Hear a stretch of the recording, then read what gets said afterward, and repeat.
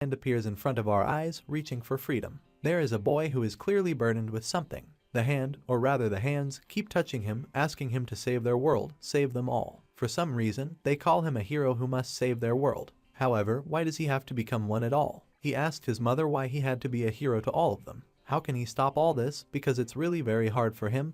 It was very strange for him. But at the same moment, the mother of our protagonist told us that he is the hope of this whole world. She tried to soothe him with her touch and told him that this was the only reason he had to become what they wanted him to be. Our hero thought that now his mother would calm him down, but she pushed him away, as if into the abyss, and said that her son was not so weak. It was necessary to die like a hero. At the same time, the body of our character immediately began to fall into a tornado, which remained only from ghostly hands. A certain person is lying on the floor, a drop fell on his face, a lot of drops began to fall on his face, so our protagonist woke up. He was clearly not in the best condition. In front of us was an awakened named Kim Sung-in. Of course, everyone knew that he should have just rested quietly, but he had definitely already overslept the moment when he wanted to get up. The man walked to the edge, or rather to the hole in the wall. He, on the ground, saw a crowd of monsters that clearly did not give him a single second to rest. There were definitely too many monsters running under the building at that moment. We also keep statistics that say that the mana coefficient was 97, but the rank itself reached 9. Many monsters noticed our enemy, so our hero had no choice but to simply break through them. He ran at them and began to cut up all the bodies, because he had the hero rank. He performed flips in the air, dodging punches and fangs, and continued to throw punches that crushed the ground beneath him. All the ground that was under his feet, all the monsters were damaged, until a voice was heard that said that finally a truly human hero was in front of him. A huge purple monster came out from behind one of the buildings. It felt the incredible life force from Kim Sung-yoon, so the monster confessed that its name was Fafnir. He recognized that our protagonist deserved to be a part of a creature like him. He said that he would quickly defeat the hero and immediately gain his strength. A kick followed, so our hero's body immediately bounced to the side. The system said that the level of fatigue had already reached 98%, which could definitely affect your well-being. Kim Sung-yoon only thought that this was probably the end, that there was nothing he could do about what fate had in store for him. Monsters, a countless army of monsters was already approaching the place where our poor character was lying. His entire body was trembling, many broken bones tormenting him. But even at that moment, remembering his mother's words, he realized that he couldn't protect anyone. Fafnir immediately realized his hand and wanted to finish off his opponent, and all that was left for our hero to do was look and understand that he was a simple non-entity who also could not protect anyone. It was pitch dark, but at one point, for some reason, the eyes immediately began to open. Many people were standing over the body and did not understand why their friend just fainted. Many thought that he died. But what exactly happened? Our hero immediately got up, which really scared everyone, because why does he even act like a ghost? But our character still didn't understand anything at all. Why does he breathe, see his hands, see a clear sky above him? Many people thought that he had gone mad, but Kim Sung-in only thought that a second ago he saw Fafnir kill him. Of course, at the same time, we realize that the guys are not his friends, they are people who have gathered to beat him up. The man immediately wanted to strike at the young hero, but his instincts made themselves felt, so the hand was immediately moved to the side. The guys couldn't understand what was going on, but it was too late because our protagonist took down one of them and threw it to the side. Everyone was shocked, but Kim Sung-in, without realizing it, began to apologize. Immediately, people started calling Kim Soo-hyun and saying that he was a complete freak for doing this, and then they said that they should just leave because the police were coming. They asked him not to come to school, but our main protagonist did not understand because he thought that his name was Kim Sung-in and not Kim Soo-hyun.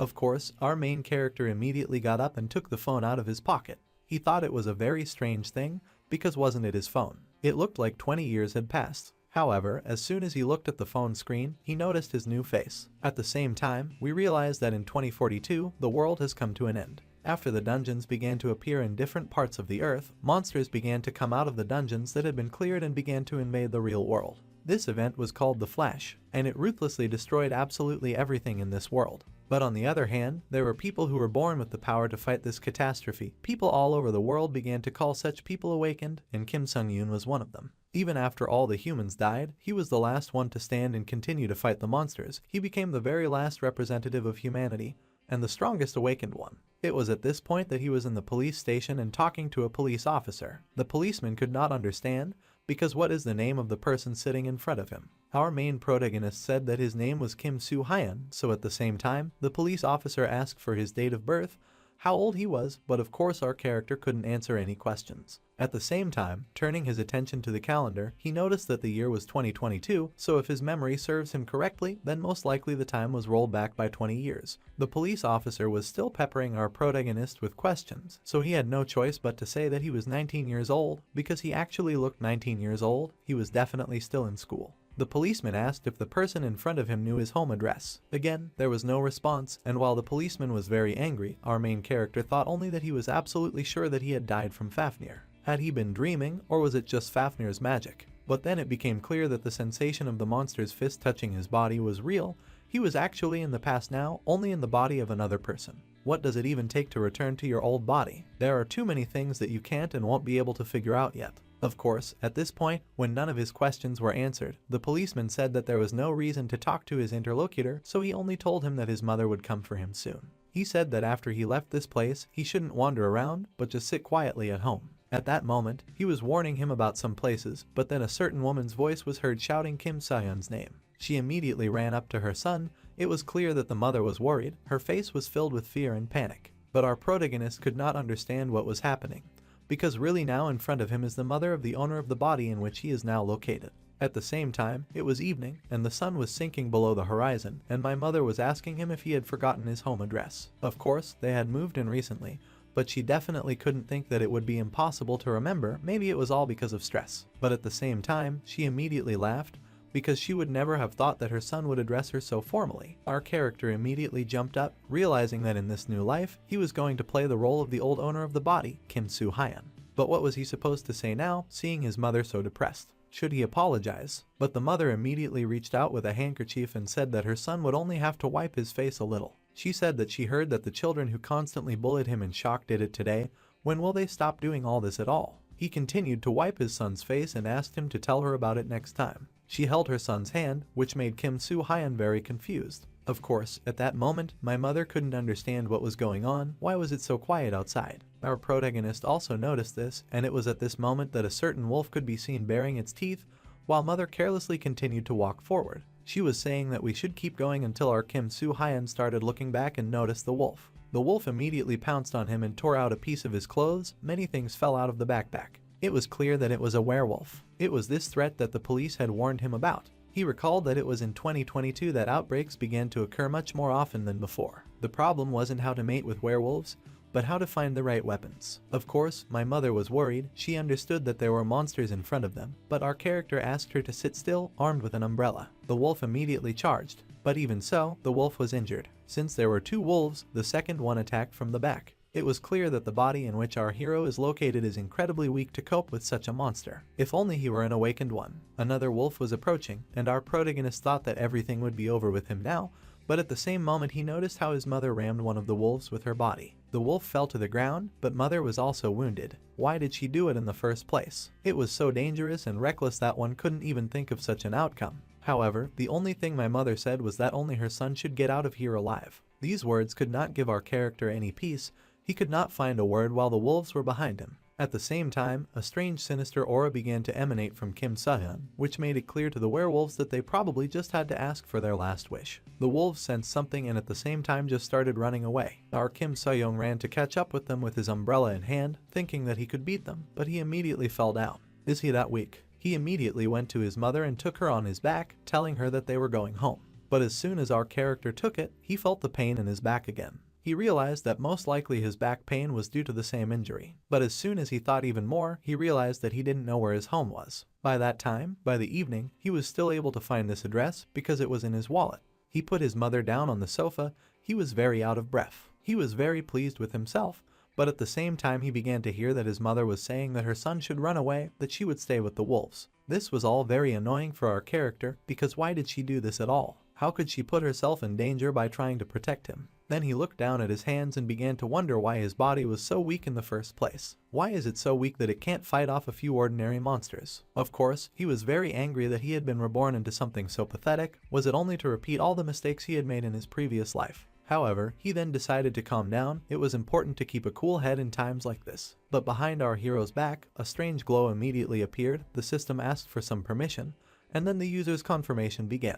Once the user was confirmed, the hole in the wall said that the gate was open. Of course, it was very similar to a certain abyss. What is it anyway? If the abyss gate opened, then this body must definitely have the talents of an awakened one, which means that it can start its journey like in the old life. He immediately looked at his hands again and realized that in 2022, in his old life, he was also an ordinary person, so it only meant that it was now possible to enter the abyss much earlier than in his previous life. He realized that there was no reason to hesitate, so at the same time, he entered the Tower of Trials. The Tower of Trials is also known as the Abyss. As soon as someone can clear the first floor, they can get the right to become problematic. With each floor, your strength will only gradually increase, so that's why many people are going and want to go as high as possible. Even so, the tower has a system that is much more important than the floors. It was at this point that our protagonist was already going to his first test, realizing that the most important thing in the tower is the complexity, and that's what he was going to choose. The most important thing was the difficulty level system of each floor. Of course, levels are a system that exists in parallel with floors. Even though it's the same first floor, the higher the level, the stronger the enemies. And the stronger the enemies, the higher the reward.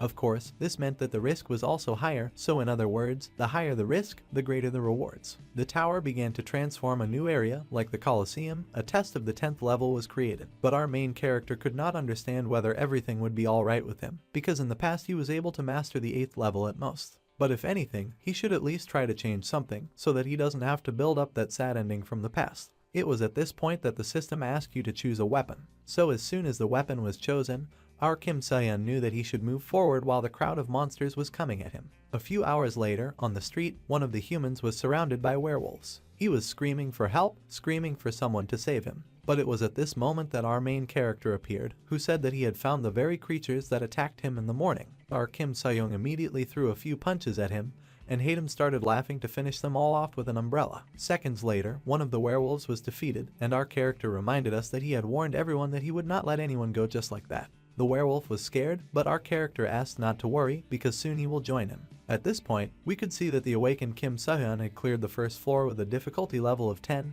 gaining incredible strength in the process. At this moment, the TV broadcast that recently the number of gates has been increased. Compared to how many dungeons appeared for the first time in 2019, now they have become 3 times more. The sudden appearance of the dungeons had a huge impact, causing a lot of discussion. Of course, everyone had to understand that the challenge tower and dungeons were similar, but they had different shapes. On the phone, they began to study them. Of course, the Hangover, the Tower of Trials, and the system all appeared around the same time. No one knew what they were, and the whole world was interested in them. Attention and desire for the unknown began to grow day by day. As long as people found more and more ways to use the energy from the resources they found, the ethereal stones, the price of them just skyrocketed.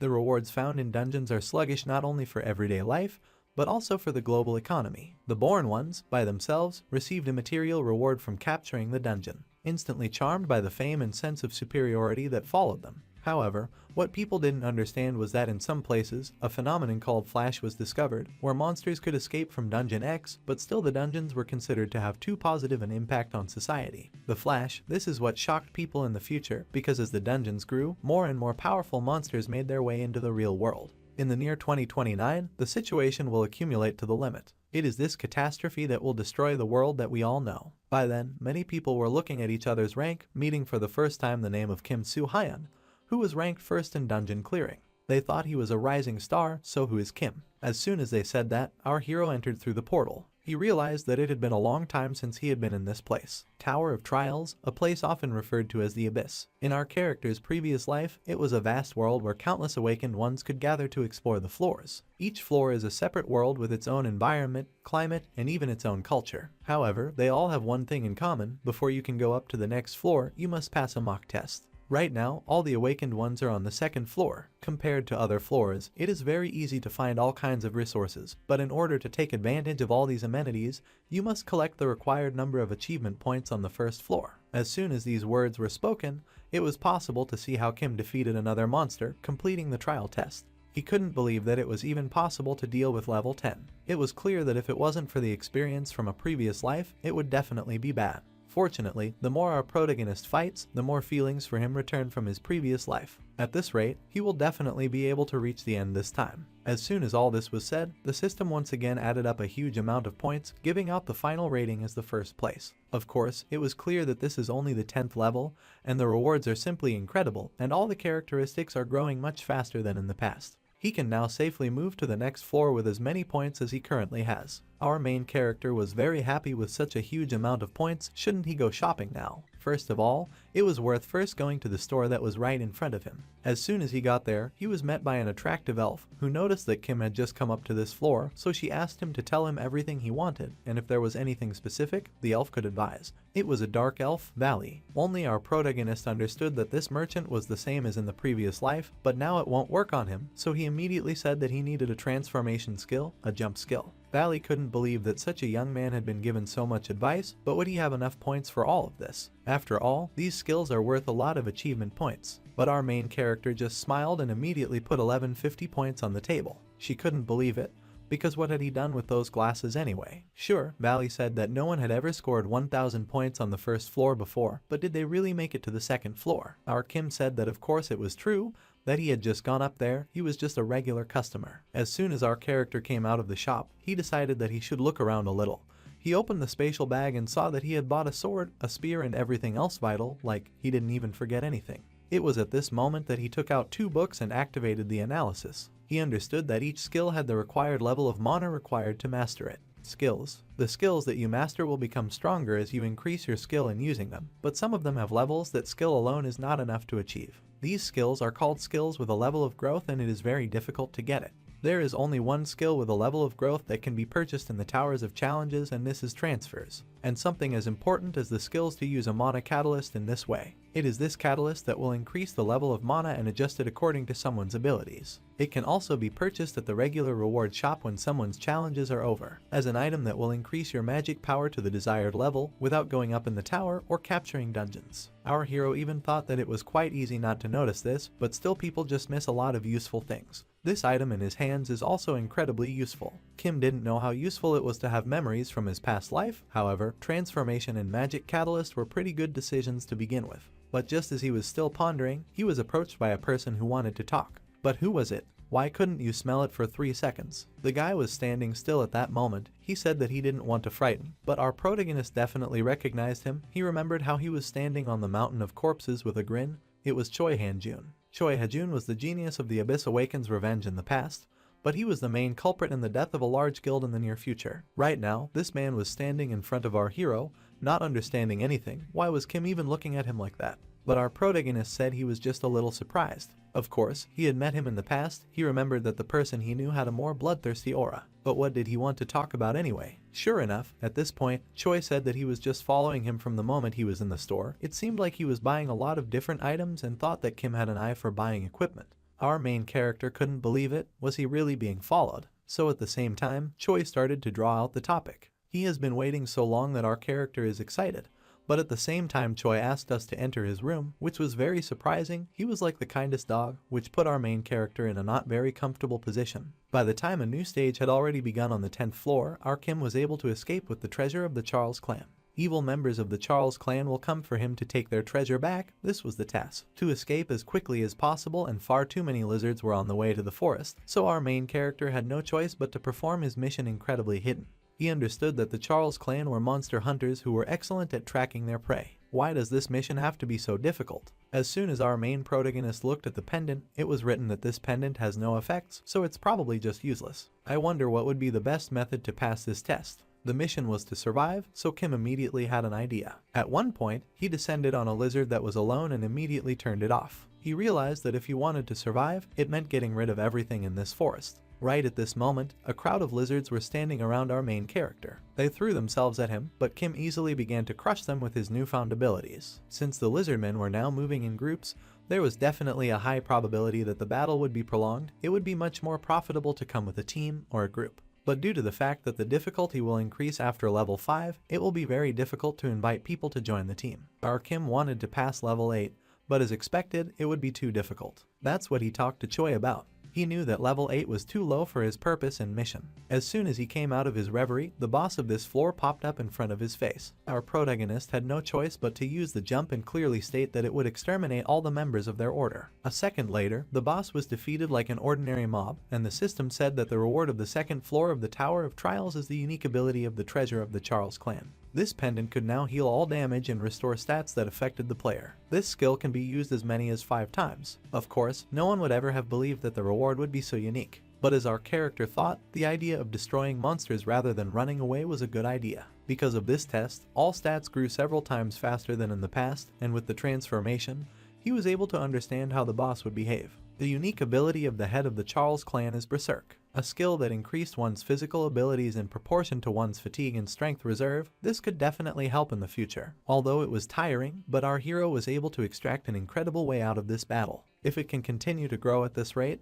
then it will definitely be able to do something in the future. However, as soon as he thought about it, the system alerted him to his fatigue again, so it was decided to think about it later. By the time he got out of the dungeon, he immediately returned to his house, where he saw that his mother had prepared an incredible amount of dishes. His mother said it was because her son saved her, but Kim himself said that his mother must be tired, so she should definitely go get some rest. But my mother said that she did not regret anything for her beloved son. Kim lowered his gaze back to the table and immediately began to eat his food. He was incredibly grateful for such a great chance. He knew that even though he couldn't become her real son, he would also thank her today by eating everything off the table, and he would definitely protect her in the future. At this moment, the news was once again breaking that the second floor of the tower had been passed by the points leader, Kim Soo-hyun.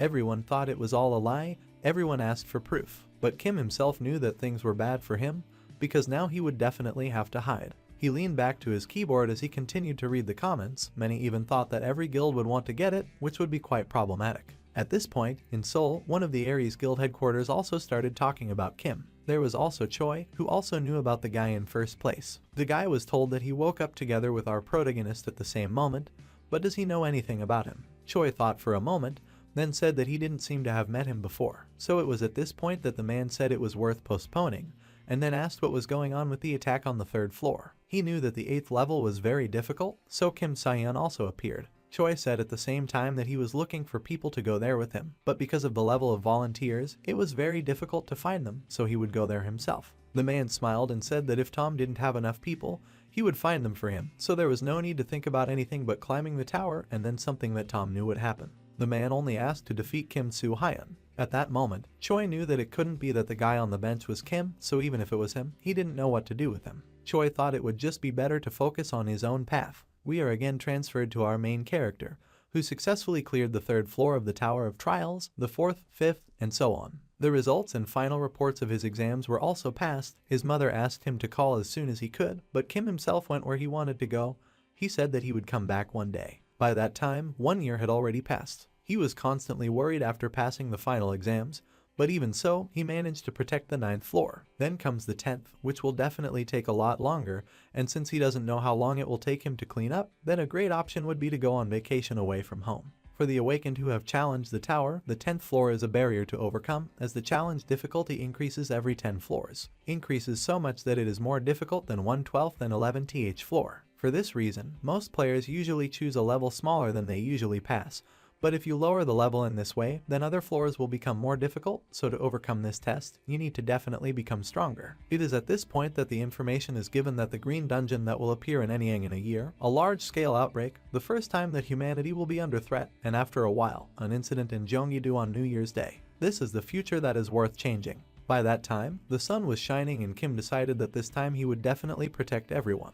The entrance to the 10th floor of the Tower of Trials, our protagonist was making his way to it and he was met by an old man. He said he wasn't trying to stop anyone, but would our character give him a coin before he went. It was the gatekeeper of the 10th floor. Most people, seeing this beggar, just pass by, but the role of this person is incredibly important. Our main character gave him as many as 5,000 points. The old man was very surprised, because for some reason many people just ignore him and leave, but he was generous. Our Kim immediately said that he was quite an important person, so he wasn't sorry. The old man immediately thanked him for such kind words, but does our main character need any information? Kim immediately asked for information about the 10th floor. The old man initially thought that this was all quite valuable information, but now he just can't refuse after receiving so many chokes. So at the same time, the old man asked to be careful with the village head. Kim wondered if that was all. Our peritonitis understood that if this was all, then so be it, because you cannot doubt the words of the gatekeeper. He immediately entered the portal, was asked to choose a difficulty, so our character immediately said that he chooses a difficulty of 10.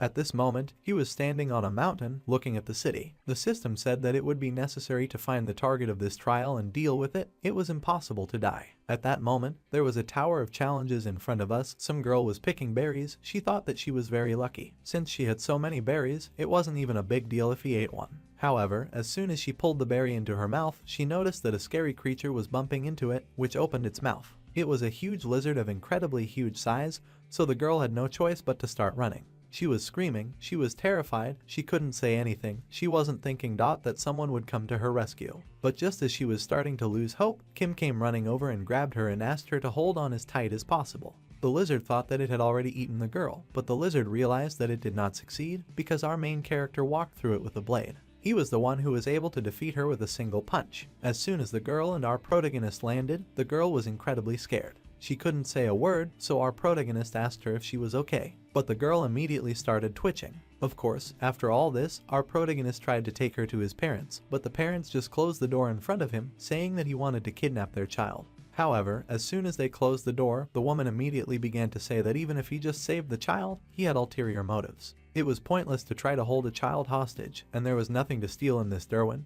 He was being asked to get out of their sight as soon as possible. Kim didn't understand anything. He said that he was probably misunderstood and all that, but it was too late. Most likely he was actually considered a kidnapper. He didn't say anything like that. However, just at that moment, the girl was looking out the window at her rescuer. The system also said that it is worth saving this village because it is in danger. The protagonist knew that in addition to this atmosphere, the locals were also hostile to him. This floor is clearly going to be different from the previous one, so it's likely that the 10th floor isn't really as simple as it sounds. But here's a mission that says save the village and survive, something out of the ordinary. He's sure there's something else behind it. Where else can I get information? But the worst part is that every person in the village is either watching him or hiding in terror. They imitate the behavior of real people, but in reality they are just copies based on the similarity of people. Our character just stood up in the middle of the street and started thinking that they were too human. It was like these people were just afraid of something, but what exactly was it? Like their world was about to end. For people who didn't feel it, it's not so easy to understand, but our protagonist understood everything they were up to. He sat down under a tree and began to realize that he simply had to meet someone who would have at least some information, so that there would be at least some progress. But he didn't even see a single ant, let alone humans. However,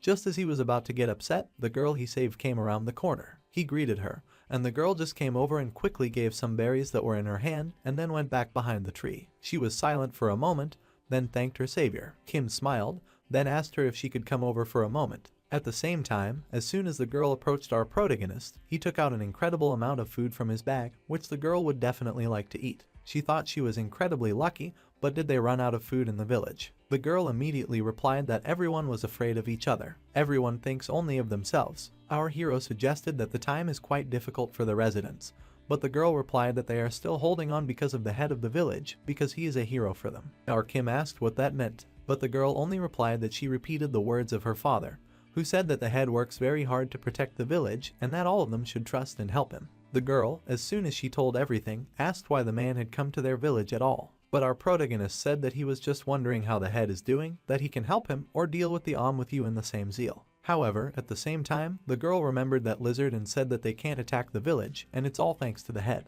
Our main character immediately asked to tell us more about the whole situation, but at the same time an old man appeared who asked what kind of stranger had come to their village. The old man immediately said that he was the head of this village. All the advice from the old man at the entrance immediately popped up in Kim's head, but the old man continued to say that he was sorry. But at this point in their meeting, their village clearly needed food, so giving out due in this way might cause trouble for our protagonist. So the head has made it clear that our Kim will stop distributing food in this way. He would really appreciate it if they refrained from exceeding the limit. As soon as the chapter was finished, our protagonist asked if he was really the head. After all, this was the one he wanted to meet. Kim said that he was just a passerby who happened to come across the village, so if the head himself would allow it, he would like to stay for a couple of days. The approximate asked the head to listen, but he immediately apologized, but still said that the locals were afraid of wanderers. Kim could see that he was still being cautious about his leash, and then he turned to the child in general and asked if he hadn't told her not to take food without asking. The girl immediately began to apologize. Fear appeared on her face, but Kim went up to her, put his hand on her head and asked her not to worry because he shared his food with her and also does not intend to harm the village. At the same time, Kim threw a spatial bag on the ground, and the person was able to discover that it contained an incredible amount of food. Our protagonist said that if the head allows him to live in the village for a while, he will share it while he lives here. Kim said that he could get even more, but the head said that it would be enough and then asked to follow him, saying that he would leave our main character in one of the vacant houses. At the same time, as our character was passing behind the head, he saw a strange performance on the square, where most likely the whole city was going. Many people were praying at this moment, so it was probably some kind of religious ceremony. It is on the verge of the death of the world that people start to go crazy all in their own way. Some hide behind the face of faith, others deny reality and start doing terrible things, and naturally, in the end, there is nothing left. Of course, Kim thought that none of the people were throwing themselves at each other, but as soon as he looked at the scene, he noticed that a certain person with a dagger in his hand was saying that they were about to sacrifice a corrupted soul. As soon as the sentence was said, the rope was cut off with a dagger so that the person who was sitting on the stage immediately fell under it. This gave our main character a shock. He realized that all places of the same plan are always the same, no matter what happens there. While he was leaving, the people began to confer and say that they were obliged to do this, because if not for this, the spell of the gods would have passed. It was the spell of the gods that the village chief was able to obtain. They knew that they should sacrifice someone in 3 days, but at the same time, they immediately looked at the person behind them and realized that it would most likely be him. At that moment, the head's confidant reported to the old man and said that the ceremony was successful, but they had not yet found a new victim. The old man immediately asked about the wanderer who had come to their city, but the attendant said that he had not done anything like this yet. But did the old man really want to use him for a sacrifice? The old man didn't deny it, he just took out a certain potion and said that God had sent him for this, and the hypnotic potion that he had on the table would help them get rid of the wanderer. They all had to understand that one life was nothing compared to the safety of the village. Does the confidant want people from the village to die? At this point, it was said that the snake monster appeared under the village and it only eats people. Fortunately, the rest of the monsters this snake stops from invading the village, so that's why the village is safe. All the villagers are in a panic right now because they don't know when the monsters will attack them. And there's only one thing the old man can do as village chief, and that's the price of the villagers. So he doesn't regret anything right now, he just needed to do what he needed to do. 4 days later, people in Kapuganesh brought our main character to that wooden thing. They apologized to him, but said it was for the sake of the village. At the same time, the Vervica was cut off again, so that our Kim immediately began to fall down, where a huge snake was hiding, under which the eggs were located. By the time the old man himself entered the room, he realized that it had been a day since they had thrown him into the abyss, so it must have been clear that the snake had to be digested and soon become extinct. However, as soon as the old man entered the dungeon, he couldn't believe his eyes, because the snake was now cut into even pieces. Kim asked him what had brought him to him. The old man couldn't understand what that meant. Did the person in front of him kill the monster? However, at the same time, our hero said that the old man was so wonderful, as if he did not want this monster to die. The old man didn't understand anything. He immediately gritted his teeth and started shouting that it was all for the sake of the village, that he was acting in this way. However, as soon as that was said, our Kim asked, after all, wasn't it for his own personal gain too? The old man was shocked by this information, and then our character started talking about the snake behind him. He said that this snake spends most of its time eating and sleeping like a lazy. It nests and marks its territory until it leaves it, which is why weaker monsters would never dare to enter the territory. But it also means that to save the nest, you need to feed it. However, the main reason was that the person who feeds her will never become her prey. The old man was shocked, he could not believe a single word. But our hero was already walking towards him and started saying that most likely all his words were just assumptions. But it seems that knowing about these nuances, he pretended to be a hero, feeding the locals to this monster. But it was at this moment that his hypocrisy came to an end, and the snake was defeated. At this moment, our main character appeared on the square with the snake's head and told the residents about the whole situation. They couldn't believe that the chief was lying to them. Of course, everyone was thinking that it was a religious ceremony, but they could not believe that they were losing their loved ones because of it. Many were dissatisfied, but also upset because they thought that now the monster will start attacking them. What is Kim going to do in turn? But at the same time, he said that he would just help all of them. The residents did not believe and did not understand anything, so our main character said that now he would show one thing. He also showed snake eggs at the same time. Many people were shocked, but our character asked to listen to it. Of course, he already told everyone that this predatory snake has a special feature that always leaves its breadwinner unharmed, so that with the help of this feature, you can raise baby snakes. Our protagonist asked us not to worry, they won't have to sacrifice people. Residents immediately calmed down, But what should they do? So Kim said they would feed the snakes to other monsters. However, who will catch them at all? Our hero said that at first he will help them all in this, but he is just a wanderer who will soon leave the village and everyone will have to take care of themselves. The villagers immediately started shouting and telling him to stop talking nonsense, because all they have is farming tools and he thinks they can catch monsters. But our protagonist asked them a question: is this their village? After all, if so, then most likely they will and should protect. But if they have any objections, they can just give up or start sacrificing the locals again. It is the unwillingness to protect yourself and have a constant dependence on others that gives rise to the so-called heroes. But a weak hero formed by someone else's will cannot be a hero. But were all his words too much just now? He thought that all was lost, but they immediately shouted that they would do it. There was even the same girl who said that no matter how dangerous everything will be, but she wants to teach how to protect her loved ones. Kim told her that she was doing a great job, so if everyone joined forces, they would definitely succeed. Of course, at this moment the girl was glowing, and our hero turned to everyone and said that even if the girl says that she will do it, then they are even more obliged. At this point, a chain reaction began. One by one they began to agree to the conditions, but the approximate of the last chapter said that while the Wanderer is with them, they would all like to learn how to manage everything that will be needed in the future. At this point, the system announced that the villagers had gained willpower, so that the progress of the task increased to 60%, and our character could not understand where he should start. By then, we could have outshone the old man who was going down some stairs to the cave. He really didn't like being humiliated by the Wanderer. The old man thought that he would destroy everyone now because there was another bird monster in front of him. By that time, many residents in Servany were already continuing to learn how to catch food and so on. They knew that if they put the baby monsters in the rain and started feeding them, they wouldn't be eaten. They thought that the Wanderer was simply incredible at everything, because at this moment he was fighting a huge monster alone, continuing to deal fatal blows to all his enemies. Of course, it was already getting dark, so people from the village were calling for the Wanderer to come back. Our hero said that as soon as he finishes with this creature that is under him, they will immediately return. Of course, the system kept repeating that the tower was already 90% completed, but it was not clear why the strip was exactly standing in one place. Of course, I wanted to finish everything as soon as possible and move on. But just as he thought about it, something very strange was released from the ground. The only capable monster that could attack their land was able to get out, the blue fire divine bird. Our character realized that most likely it was because of the old man. The old man believed that since the monster would destroy the village now, everyone would definitely think that he was a hero because he could control the monsters. He shouted to the bird that he had raised her, but the bird immediately took and used its fire on him, which turned the head's body into ashes. Only our protagonist could feel how strong the bird was. He decided to run after her because he understood that he was moving towards the eagerness he used to jump. He tried to get close to the bird, but it only dodged him. Why couldn't Kim have hit it? However, at the same time, he was sent flying further with an attack. Our character was very upset that he just managed to convince the villagers and this happened. Many people talked about it while our protagonist was in flight.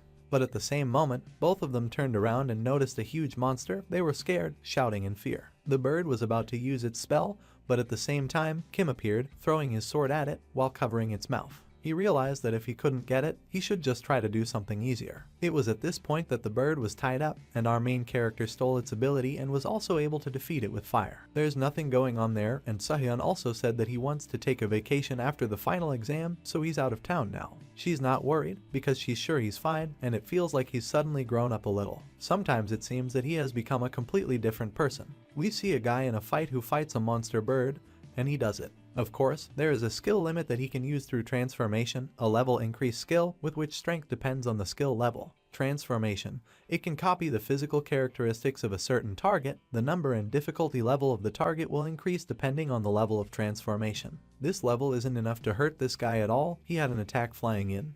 He was trying to hold back, but it was too hot. He doesn't want to die here. And he was also asked to save the village, which is in danger, and survive. The pendant will also be useful for him, except that he needs to protect it. The guy remembered it. He needs to focus. He can still fight. The guy took his pendant. It's a recovery element. All the injuries on his body were healed, and the number of remaining uses was 4 out of 5. The bird flew away, and the guy flew after it to attack, took out his sword and stuck it right in the back. He and the birds fell to the ground. She died, and the guy finally managed to defeat her. Then we see how someone screamed, and the hero also screamed. He was in the hospital, injured. What a relief it was for the people nearby.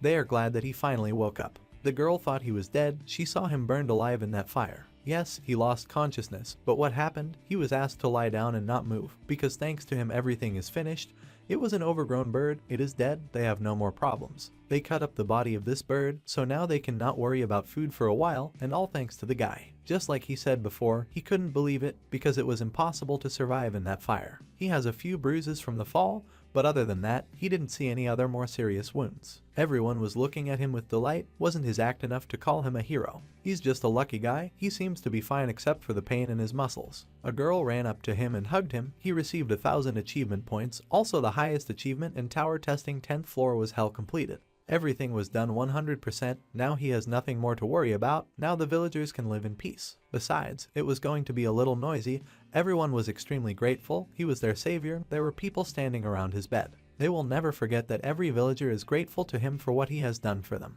He didn't believe that he had become a hero to them, but when it was time to leave, the teleport in the wall opened. A girl ran up to him. Why was he leaving? At this moment she scared him. Why did he leave without saying anything, and what is it behind him? Maybe he's leaving to save another village, and maybe he really should go anyway. He was confused because he wanted to leave quietly, but the girl was very grateful and handed him a certain bag. Wishing them luck, she said that no matter where or when he was, they would never forget him. This bag contained some fruit that she had picked, which he could eat whenever he wanted, and her name was Melly. She thanked her uncle again, and he said goodbye. Then we see a car driving down the road. A guy, June, is sitting in it. He was looking out of the window.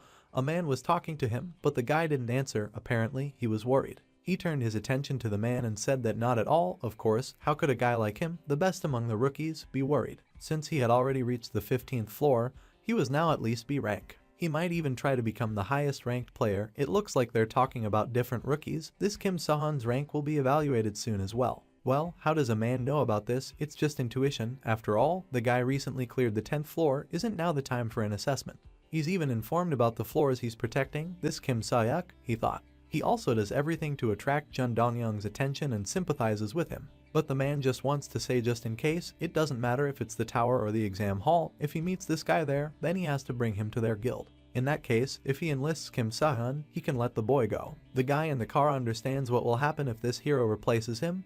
He can be free. We can see the building. This is the Awakened Certification Commission. That same guy came there. He remembered the man telling him that when he was done, he would prepare everything for him to climb to the top of the abyss. He should speed up after he finishes the exam. If he comes up with anything else, let him remember that everyone will suffer because of this. The guy smiled back at him and agreed now that he was standing in front of this building. What an idiot he was. When he started going in, there was a hero standing behind him. Great, he came on time. It's been a long time since he confirmed his rank. The Awakened Certification Commission is a government-run commission where awakened people can find out their rank. Whether they are newbies or foreign awakened people, they have to mess with everyone. Many awakened ones often visit this place. To enter the dungeon, you need to get a rank, and you need to get into them to earn money. Even though he had come here just to enter the dungeon and not work, he still had to wait here. Those who have confirmed their rank become active awakened ones. If they possess both a good physique and unique skills, they will be recognized as an awakened one. Therefore, they often come here from the guild to recruit others as a promising person.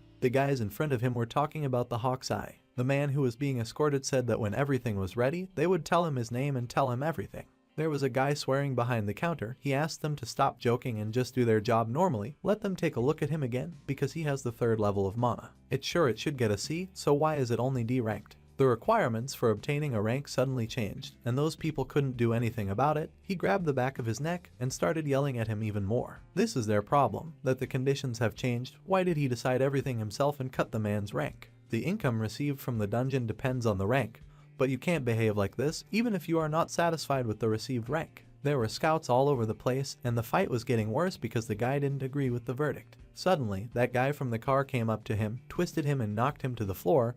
Are there still people who use such tricks? The hero did not understand what was going on, but he saw the guy's bracelet. It was an artifact. It temporarily increases magic power. This is a rare item that is not available in normal shops. He does not know where such a player got such a bracelet. Although his rank is small, it seems that he still has money. The man was still more angry, but the man wouldn't let go. Does he think there are stupid people working here who just look at abilities? If so, why wouldn't he take the test without this bracelet? The guy laughed. That's right, he wouldn't even get the lowest rank then. That's ridiculous. This guy was taken away by security.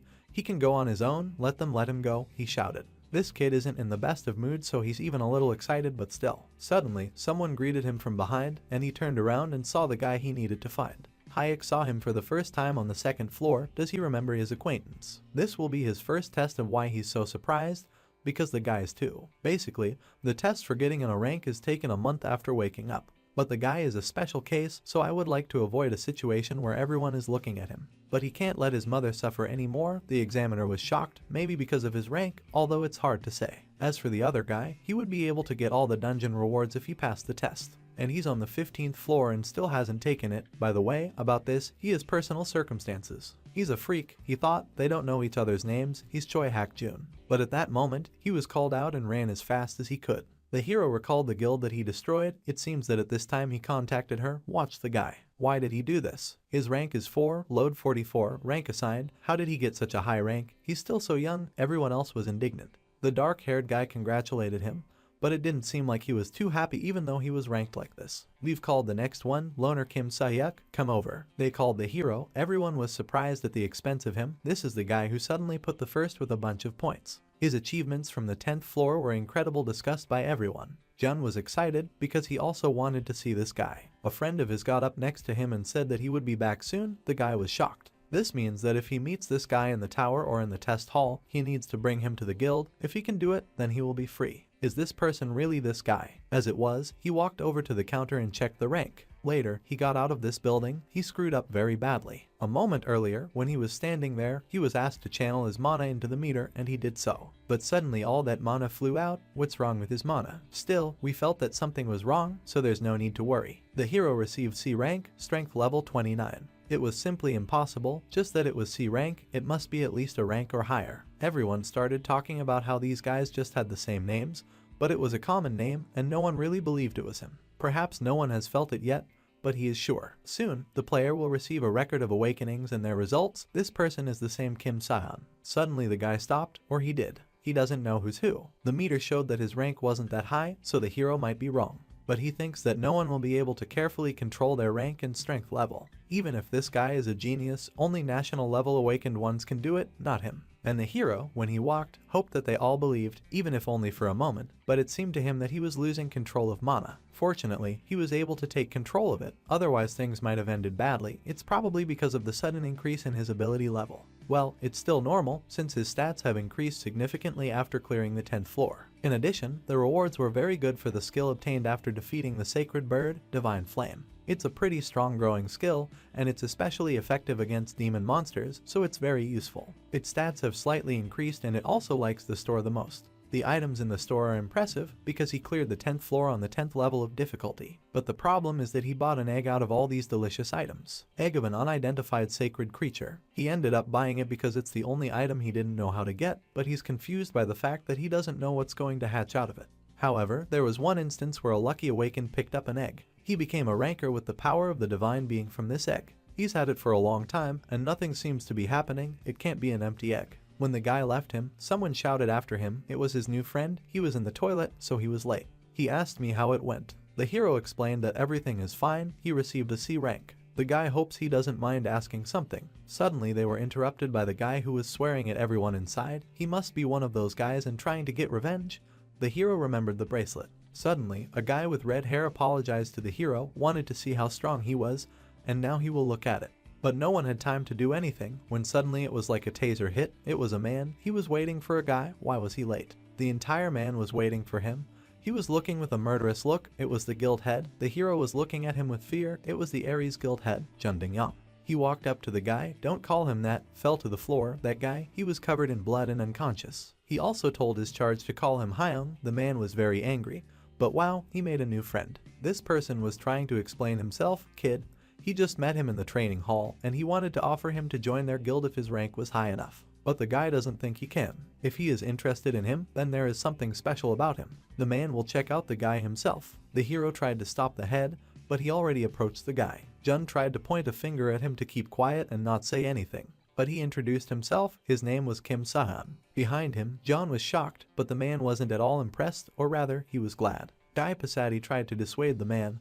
It was not the same player. He is C rank. This is definitely not the person they are looking for. The guy evaluated him, but the man told him to shut up because he decides everything here. If the guy doesn't mind, then let him show him his awakened card. Indeed, C rank, the man has changed because he is very similar to the guy they are looking for. Their names are similar, so he got mixed up. Well, if the guy turned out to be him, the man would have called him over. At the head of the guild, like he didn't have time to call an ordinary player, he apologized for disturbing them. Well, if he's interested, then let him come to their guild for the test. Even if he was that rumored guy, he wouldn't have joined them for anything. The man was surprised. If he joined a guild where the leader didn't know the value of people's lives, what would happen to him? There was already one, such a viddle that happens to those who challenge their guild members, right? Such people deserve to be punished. This player was low ranked, isn't it too much for self-defense? The man thought about it. It seems that they think differently with the player. There is an unspoken rule that no one can engage in a battle between awakened ones, even if one of them dies in the process. And the stronger the awakened one is, the higher the chance that he will get away with it. A guild that has such a strong head, a guild that won't get anything even if they start a massacre. Doesn't everyone really want to get into a guild like this? Of course, as the man said, they think differently. They don't have anything else to talk about, they leave with the guy. He apologized to the hero for this and went after the man. Well, while he was walking, the guy handed him a note. If suddenly he needs help, then let him call the hero at any time. He left with a man, Jun Dingyang, the head of the Middle Aries Guild and in a rank awakened. The guy was sitting at his computer at home and studying the history of this man. He used to be a criminal and was known for throwing his fists into battle before becoming an awakened one. When he awoke, he was done with crime and started a guild. But services, interest-bearing loans, human and drug trafficking. It's all left over from his past life. Aries is a dirty guild, so people say. And the way he killed a man confirms it. They say a leopard won't change its spots. The guy is sure that the man is hiding something, so he thinks that the other guy, Jun, also has something against him. But nothing came to mind yet, so what exactly happened between Jun and the Aries Guild? It looks like he'll have to find out. He still has so much work to do, but it's snowing outside. When the end came, the world seemed to freeze. There was no snow or rain. The situation was getting worse and worse every day. At that time, he didn't know that peace and quiet was also a luxury. It's supposed to be New Year's Eve soon for sure. He almost forgot because of the meeting with this guy and the test. He has another reason to go to the tower. The reason he stopped climbing further wasn't because of his rank. It was because he needed to get an Awakened certificate from the Awakened Commission in order to participate in the raids, which was why he had to take the test. He wouldn't have been in such a hurry to get there, but he couldn't wait any longer because he knows the incident will happen soon. But what if it doesn't work out, even if it fits? He didn't even think about it. After all, he's the only C-ranked one out there. According to the database, he doesn't even have any experience in dungeons. Well, they choose him for this. Right after all, there was a set of people for a raid in the dungeon, the difficulty was orange, and the location of Gyeonggi to Gwangju. He didn't want to do this, but should he try to trick them? We see two people sitting in a cafe. On Minseok, C-rank hunter, level 12 dungeon clearing, Lianmi, C-rank man, level 8 dungeon clearing. And Kim Yoon, a C-rank healer, the 5th level of dungeon clearing. It seems like nothing special is good, but the girl thinks that they work well together. These guys are just mediocre singles. Well, that's rude. She's also one of the candidates. Does it matter to them who will be in the squad if there is one in the squad? We need to calm down now. Mr. B rank awakened. In front of her was a man named Li Zhuo. Even so, it wouldn't do. They needed at least one more participant, he explained to her. Then they will not receive less. Is the man sure of this? He is already a high-ranking person. What is he afraid of? But safety must come first. She knows how high the death statistics in the dungeons are right now. He stopped climbing the tower because he didn't want to waste his life. So what's the point if he dies in the 4th dungeon? It's just an orange dungeon, he doesn't have to worry, she said. Let him do what he wants, she has to obey the leader, so what can she do for him? She reached out to him. There's someone useful here, isn't there? Luckily they've just received an application. But this person's name is Kim Sahyun. The easiest way to show differences in dungeon difficulty is by using colors. The closer the color gets to purple, the harder it gets. The orange dungeon is the second easiest in the ranking. If there are C-rank awakened ones in their squad, they won't be able to clear it out without any problems. But this orange dungeon is somewhat different from the others. On January 1st, 2024, he was in this dungeon, welcomed and long awaited. It seems to be the last one, but that's okay, they just came here themselves. He was greeted formally once again by a man named Lai Zhuho, the leader of this squad. He introduced the guy to the team. This is the same Kim Soyeon. Isn't he currently ranked first in the Challenge Tower ranking? The man explained that this is not so. These guys just have the same names. This guy has C rank. This is the first time he goes to the dungeon. Uran, and he also studied first. The guy from the team understood everything. But it's good that the hero faked his rank. If everyone believes it, he will be happy. It's better not to show his skill level. Right now she wanted to see Kim Sahyun. But it's just a match with the same name. The girl was disappointed. She walked over to them, wearing a bright red jacket and wondering if the guy was too small for that, or even if he would be of any use at all. He doesn't think it's necessary to hear this from a hunter of the same C rank as him. The girl was very angry about this. She was very angry because she didn't look alike just because of her rank. They need to calm down, they're all ready to move out. Are they really energetic enough to waste their energy before entering the dungeon? The girl asked them. They'll see how nice the guy inside the dungeon is. What's the typical response for a third-rate? This woman next to the red-haired Kim Burun. She is the leader's friend and helper. Later, another girl came up to him. She said that her name was Kim Yoon. She would be the healer in this squad. He also greeted her back. There's no need to worry too much about what just happened, she said. Some of them like to show off to other awakened ones. But I'm sure the girl didn't mean to say what she said. If she didn't mean it, what else could it have been the guy was thinking? In any case, he asks you to take care of him, and everyone around you should take care of each other. But who is this person on the side? He asked the girl. She doesn't really know him. It seems that the leaders don't know who it is either. But what was the point of him telling them that he wouldn't show their face or name for personal reasons? But they've made sure of his rank, so she's confident that everything will be fine. The hero does not think so. Now they will enter the dungeon. There is a reason why he stopped climbing up the tower and came to the orange dungeon. The first is because everyone here is going to die soon. On January 1st, 2024, all squad members were killed in the dungeon. Strange occurrences that occurred in a dungeon with a not very high level. The reason why it attracted so much attention was the confirmed death of 5 people. But at the same time, it was revealed that there were 6 people in the squad, which meant that the real killer was among them. And now, because of the presence of the hero, there are 7 of them. But this only means that now the killer will have 1 more victim. Protects the squad members, he must find the culprit among them. Well, what should he do? He thought as the rules were explained to them. Suddenly the man broke off and asked if the guy understood everything. He replied that, of course, yes, they don't have to worry too much. After all, this is just an orange dungeon. There won't be any monsters here, and even they will be animal type like wolves. Suddenly turning around, he saw behind him a huge monster with 1 eye, which swung at them broken. It was a cyclops. Why were they in the orange dungeon now? There was an explosion. No one believed that it was an orange dungeon. The guys were thrown several meters away. Cyclops in the orange dungeon. Something strange is happening here. They only appear in yellow level and higher dungeons, which means a dungeon with a growing level. It's just like a transformation, a growing skill. There are also dungeons that gradually increase their level. So the reason for conquering this dungeon is because of an unexpected level up. Not at all. This reason doesn't explain much. Even if they are criminals, they can't change the level of the dungeon. If they just wanted to kill everyone, this situation is just the way to go. But who was this man guarding his charges among all the surprised faces? A man who was truly happy. The girl screamed and said that they should run because of this dungeon reward. What is more important than her life? How are they going to kill such a monster? She's leaving. If she leaves now, what will happen to the others then? Now is not the time to fight. They were attacked by a monster. They weren't exactly busy right now. The man was stopping the monster's strike. He wasn't lying about being a high-ranked player, however. He is not yet able to resist the Cyclops. The man was thrown into the walls. He was lying unconscious. You need to take control of the awakened B rank in 1 blow. The guys didn't know what to do, but suddenly everything lit up. What was it? It was our hero. He attacked with a monster. Suddenly a girl ran up to the leader to save him. Thank God the man didn't seem to be hurt, the guy thought, defending himself from the monster. He threw punches at him and flew back as he dodged that punch so easily. From the Cyclops attack, how long they will stand like this? Let them pull themselves together. Even if they want to run away, they can't just run away. But why there was no way out, the way was blocked, the hooded man explained to them. Starting from the yellow level, the entrance and exit work differently. As soon as they enter, they will not leave until they find a path. The guy is right, the man doesn't know why the dungeon level has changed. Now they will have to fight to escape from all these monsters. They can leave the Cyclops for a man, but they will have to fight the others to keep the monsters growing. We need to gather. There were about 30 monsters here. The guy hit them, with the exception of Cyclops. The rest of the monsters are still orange level. You can leave them on the rest. Of course, even in such numbers, he would deal with them in an instant with this skill. But now is not the time to focus on the main monster. Usually the Cyclops' weakness is his eye. But that's not the eye that's on his head. His real weakness, his hidden eye. The guy flew and landed on his hand. This eye, here. He hit Cyclops' hand. The reason he's gripping the club so tightly is because of the eye inside his palm. Cyclops not only attacks, but also protects his hand with a club. This monster was finished.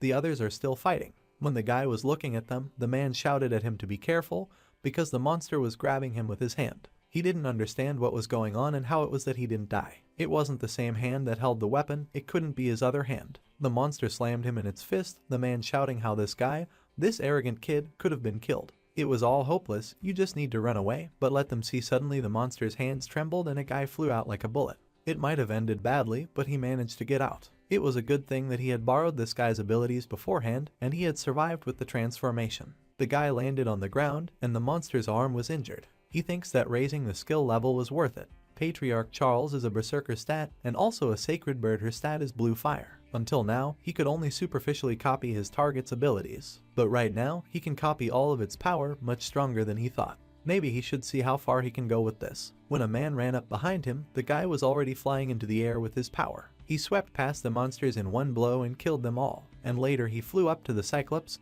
but where is he looking? The guy hit him over the head. His speed was simply incredible, and his technique was also admired by the man. It can't be that these are C-rank abilities. But suddenly, he was also attacked by a monster. They must deal with it all together. It doesn't matter what happened now. Now a man must fulfill his duty as well as girls. He will take the front position and let her remember to support Minseok and UNSSI. You've heard it, haven't you? You've got to stand up straight. The hero noticed how they start working together. That's right, now it's time to end it all. He hit the Cyclops on his arm and all over his body. He died without a trace. They barely managed to deal with all the monsters. The girl thought she was going to die. What should they do now? Even though they've defeated these monsters, they still don't know where the exit is. If more of these monsters appeared in the future, nothing would change. Isn't it worth asking for support from your superiors? The man asked. To be honest, this is also his first time in such a situation and he doesn't think that there are any recommendations for such situations. Now the guys are safe and can rest. The man asked if the hero was okay. He was not injured in any way. But he's still C-ranked, it was an emergency,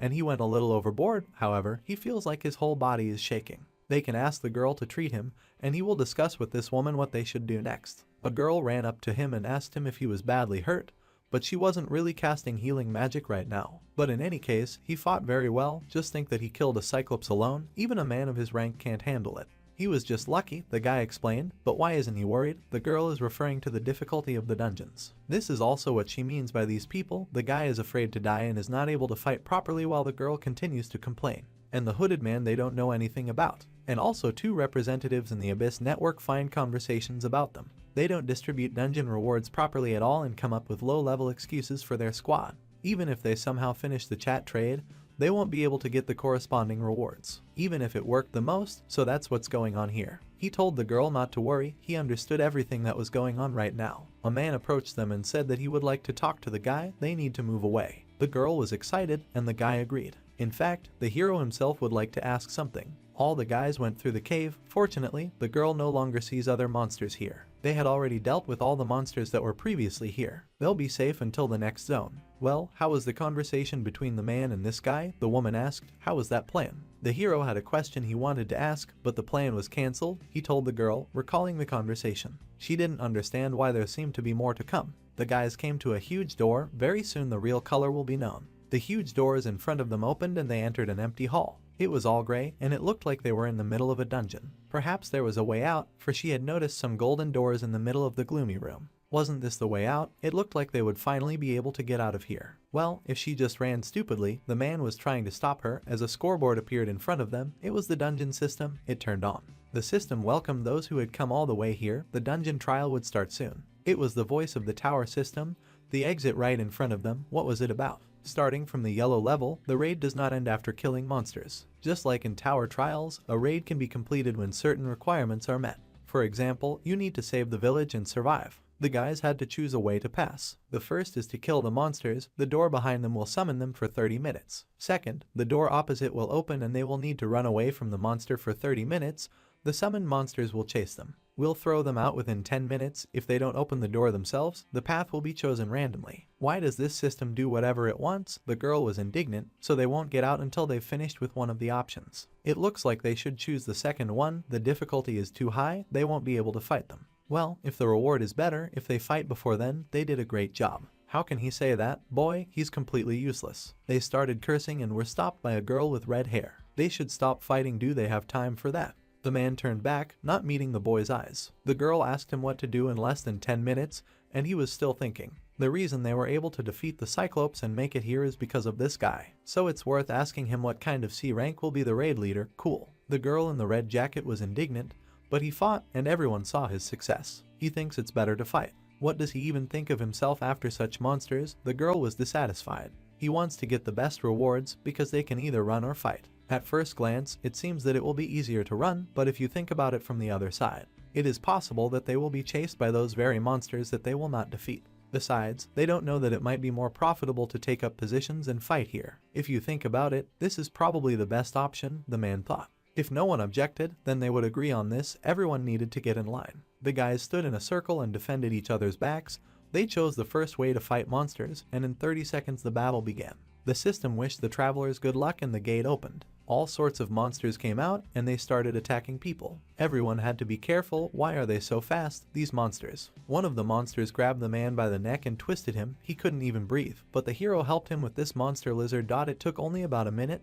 The guys were fighting. Very soon, what will they do next? Show their real face or wait and see how everything will happen? While everyone was fighting, but suddenly they noticed the door. What was it? The healer girl was almost crying, and the guy in the hood was outside the door and he was stabbed with cues. No one understood what had just happened. They had to focus. The wave wasn't over yet. They had to keep fighting. But the first route was forcibly closed. They would start the second route in 10 minutes.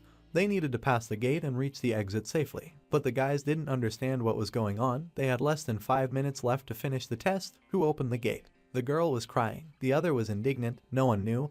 This person just opened the door and ran. What a terrible person. Will they be able to defeat these monsters or not? That's just not possible, the man said. As they just heard, they are surely stronger than the ones they were fighting just now. And since they've already been in combat, they don't have enough health and mana to deal with the rest. And if they run, there will be traps. There's nothing to worry about. They should go, the guy said. Don't they see these corpses? How does he think? Where is he going now? It's just suicide. Indeed, they don't know anything about what the system said about the second route. This means that the summoned monsters will chase after them. It doesn't say that you need to avoid traps, but they can see the trap right there. The system isn't lying. Maybe they are only activated for people who have abandoned the chosen route. Everyone here was already going to the tower and exploring the dungeon, and they still don't know. Just thinking about it, they would still be dead in 3 minutes. Wouldn't it be better to try to do something before that? The man set everyone up and said that it was worth getting out. If someone has an objection, they can stay here. But he agrees with the hero. He thinks it's better this way. They can then accuse the man of not being worthy of being a squad leader, but for now they need to focus on how they can all survive and get out of here alive. The team didn't say anything at first. In response, the girl agreed it would be better if they went. Altogether they need to hurry. They don't have much time left. Well, if they go out, well, the door is close. The girl killer asked the guy and whether he goes with them at all. He said he would stay here, but why does he want to stay? Is he crazy? Does he want to fight monsters alone or something? He certainly wouldn't stay here alone. He had to take someone with him for the sake of them guys. Isn't that right? He will take the girl with him, but she objected and she wants to leave. Why should she stay here with him? While she was talking, the man had closed the door and she wouldn't be able to get out. The girl did not understand what her friend was doing. He would tell her everything a little later. She shouted after them that she didn't want to stay here and asked them to take her with them. But the man did not forget about them in the contract. He did not forget everything. She kept shouting after them, even through the closed door, and then she fell to her knees and began to cry. Why would the guy do this to her? They would both die if they stayed here. She wanted to live, and he also wants to live once. She wants to live. Maybe she will say it after she removes this dagger from her hands. She thinks that he didn't realize that she was one of those Scavengers Guild members. The guy cut open her t-shirt and saw the sign, the most terrible guild of criminals. Scavengers are a hotbed of all kinds of crime, a crazy group of killers. They will sow even more evil in the future. Now the name Scavengers is not particularly known in society, but in a couple of years they will become a group that threatens humanity at the level of the end of the world. Also, their company became the culprit of a terrorist attack. If the guy wants to save the world, he must get rid of them all as soon as possible. The girl was going to kill the entire group to get an achievement corresponding to her guild. She was smart, she was less sociable, and she was too worried about her life. She was constantly thinking about how to escape from the battlefield. The guy wanted to clear the dungeon, but his skills aren't enough to kill everyone. This mysterious person, because he hid his identity, he looked the most suspicious. For this reason, she chose him as her first victim. She deliberately told the guy a story about the leaders, which made them suspect them after this incident. That's how he found out. But the girl noticed it when he still killed Cyclops. He really pretends to be someone else. After all, he is the same Kim Se-hyun from the ranking. Then what's the point of him dying in a matter of seconds? When he dies surrounded by monsters, she opens the door and escapes. The girl has the invisibility skill of her healer class. Lie?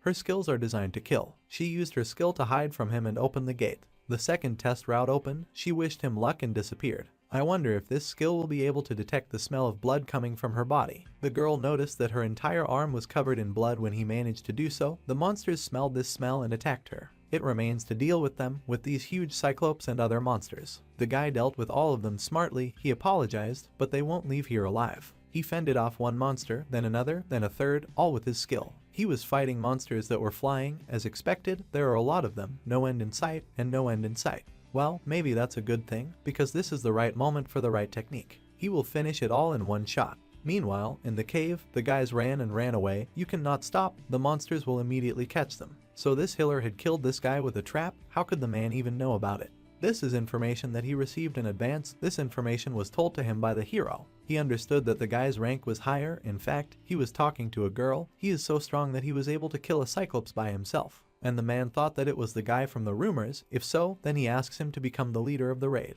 Due to such a dangerous situation, he thinks that the guy is more suitable for this role than the man. He asked again about the guy's rank and the guy said that was how he was going to tell it. The man was right, he was the rumored guy. The man knew that he was deliberately hiding it. The guy has personal reasons, but the man seems to be someone who can be trusted, so he decided not to lie to him. What is he talking about? The guy refuses his request. He must be the leader of the raid. The guy was convinced of this after the man tried to assign it to them. When they were all in danger, he was able to control them, and he is willing to sacrifice himself for others. A man is a real leader. He is better suited to this role than the hero himself. So let him listen to the guy's request. He said he had something to tell him, right? In short, their raid group will open a murder case. The man was shocked at what the guy was talking about. He will briefly explain everything, but the man must promise that he will bring everyone out except him. He has to promise that the hero will stay behind because he came here to catch the criminal. The strongest rookie lost in the abyss, Kim Seon.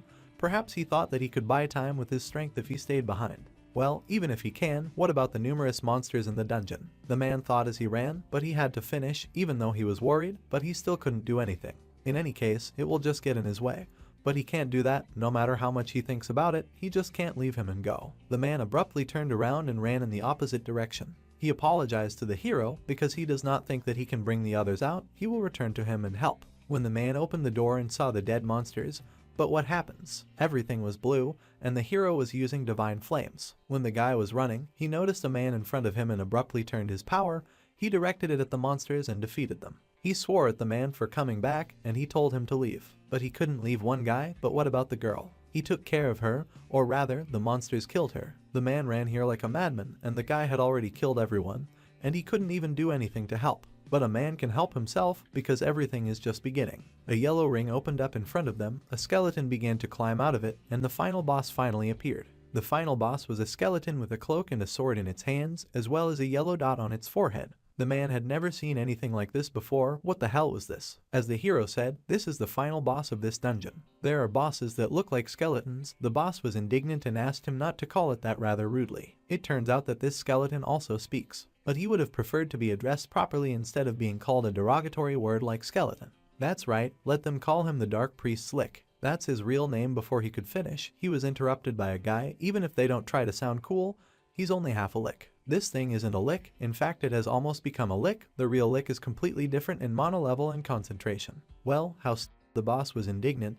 Does the guy think that such a trivial taunt will work on a halfling? Underdeveloped, it is a mistake, a carbon copy, half-hearted. The man was shocked by the way the guy called this boss names. The skeleton gets angry. It will tear off all their limbs and feed them to the monsters. He flew into the air and summoned his army. They were the dead. He thinks it's only half personal, but he still has the ability to do necromancy. This is probably the reason why the dungeon turned yellow. Why is he teasing him? He shouldn't do it, the man told the guy, but the hero did it on purpose. This was the only way to provoke him to attack them. The guys stood in a stance with their swords. The hero held his weapon in a circle and something blue appeared around them, similar to a ring. The guy doesn't want to say this to the man, but at the moment, he's not strong enough to fight these monsters. It will be difficult for him to fight in parallel with the monsters and protect the man. The rebels will not be able to cross this circle. It should just distract the monsters without going beyond the circle. Well, as for the hero, his opponent is the mounting thing, or rather, the boss. The guy flew into the air with a jump and headed for the skeleton. The boss dodged the guy, a very fast person, but he still couldn't reach it. It was teleportation. Usually liches don't have the skills for physical combat. They use the undead to avoid physical attacks, all to hide their fatal weakness. Their weak point is the life crystal on their forehead, the mana crystal that serves as their lifeblood. Liches must keep their distance from the enemy to protect this crystal. Their teleportation skill has also been developed due to this feature. Either way, it also means that you only need to catch it to kill it. The guy tried to hit the monster, but it constantly dodged. It uses the cloak to create a blind spot for the hero. The guy fended off his attacks and used his own. He used a divine flame attack, but he wasn't sure if it hit.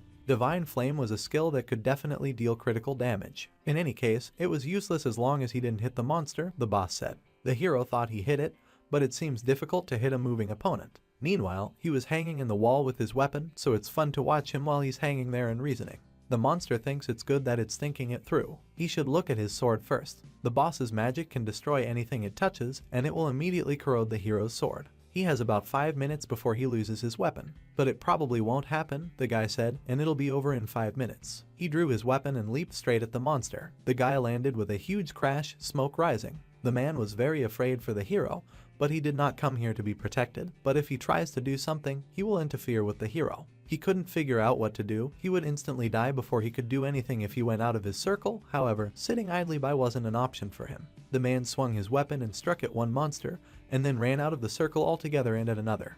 So, in front of us, we can still see that the guy was able to defeat the same lizard, which really surprised Kim, in which really Kim Lee Juho sits down with the help of a divine flame, while not being in it. However, how is Tut even able to use it to fight now? How is that even possible? But as soon as our hero looked with his eyes at the Eric around that guy, it immediately became clear that in fact the mana level of that guy had increased since entering the dungeon. Did he become so much stronger in a short amount of time? Great, because if this is all true, then you need to change your plans. As soon as our protagonist thought about this, the skeleton immediately asked why he was running away. However, at the same time, our hero simply took and tore to shreds all the enemies. Our hero said that he wasn't really running away, he just started putting his plan into practice. The skeleton was shocked, but Lee Ju HR just asked why our character approached him. But Kim didn't say anything, he just said that he wanted to apologize for what he said earlier.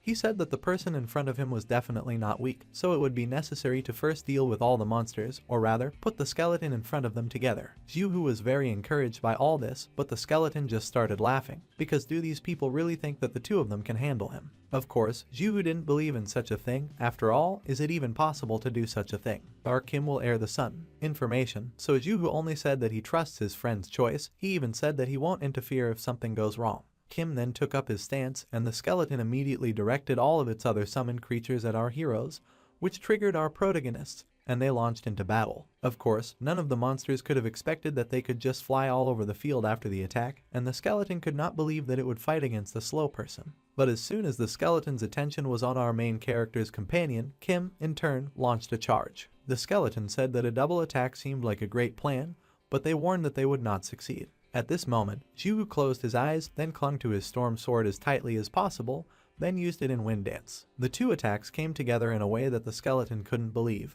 because it would never have thought that two people would be able to combine two of their enemies so quickly and gracefully. While the skeleton was thinking, the attack still reached it. This made it clear to our characters that it was time to combine their efforts again, and after jumping on Kim's sword, Juhu immediately jumped towards the skeleton. The skeleton wanted to protect himself from this trick, said that he would not fall for it again. He thought that with his attack, he would be able to hit Juhu, but what he didn't know was that at that moment, our Kim was behind him, who had been ready to strike all along. That Pradrajita that this is the end for the skeleton. He hit him with his sword, but what happened was something that no one could have expected. What happened was that the sword just took off and split in half. The skeleton was very happy with this information.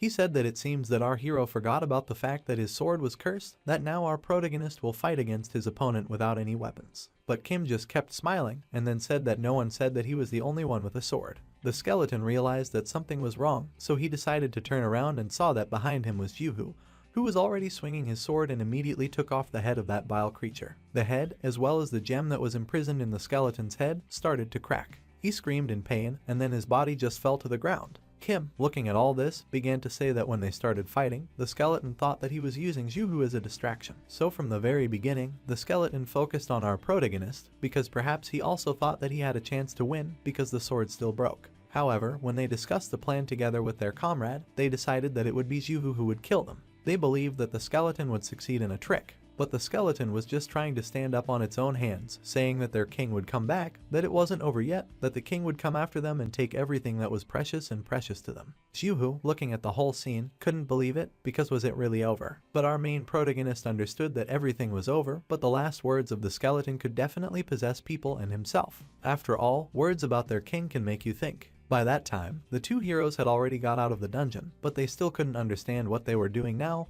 why they were sitting in the bushes watching other people being evacuated. One of the girls was asked what happened to her colleague, but the girl just cried and said that she hoped that he got out alive, but it may even be so that he was already dead. Of course, Juho himself was also looking at everything. He said that it seems that Baran called the rescue team, which may be bad for both characters, because most likely Kim wants no one to know about this situation. He doesn't want people to know that Kim is actually the person who is ranked first in the rankings. Of course, Kim was immediately worried, because he knew that sooner or later people would find out about it, but now he definitely doesn't want to face fame. After these words, Juho himself got up and said that he would then go himself. Kim was shocked, because would he really go there alone? But Juho replied that he was just very good at dealing with such situations, but there was still one condition. He wants to make sure that his part of the reward still belongs to our protagonist and not to him. Of course, Kim knew that such a large number of stones would cost hundreds of millions, but did Julian want to do it? However, Juho was definitely sure that he didn't want to take this award, he just felt that he didn't deserve it all. But why would he do that?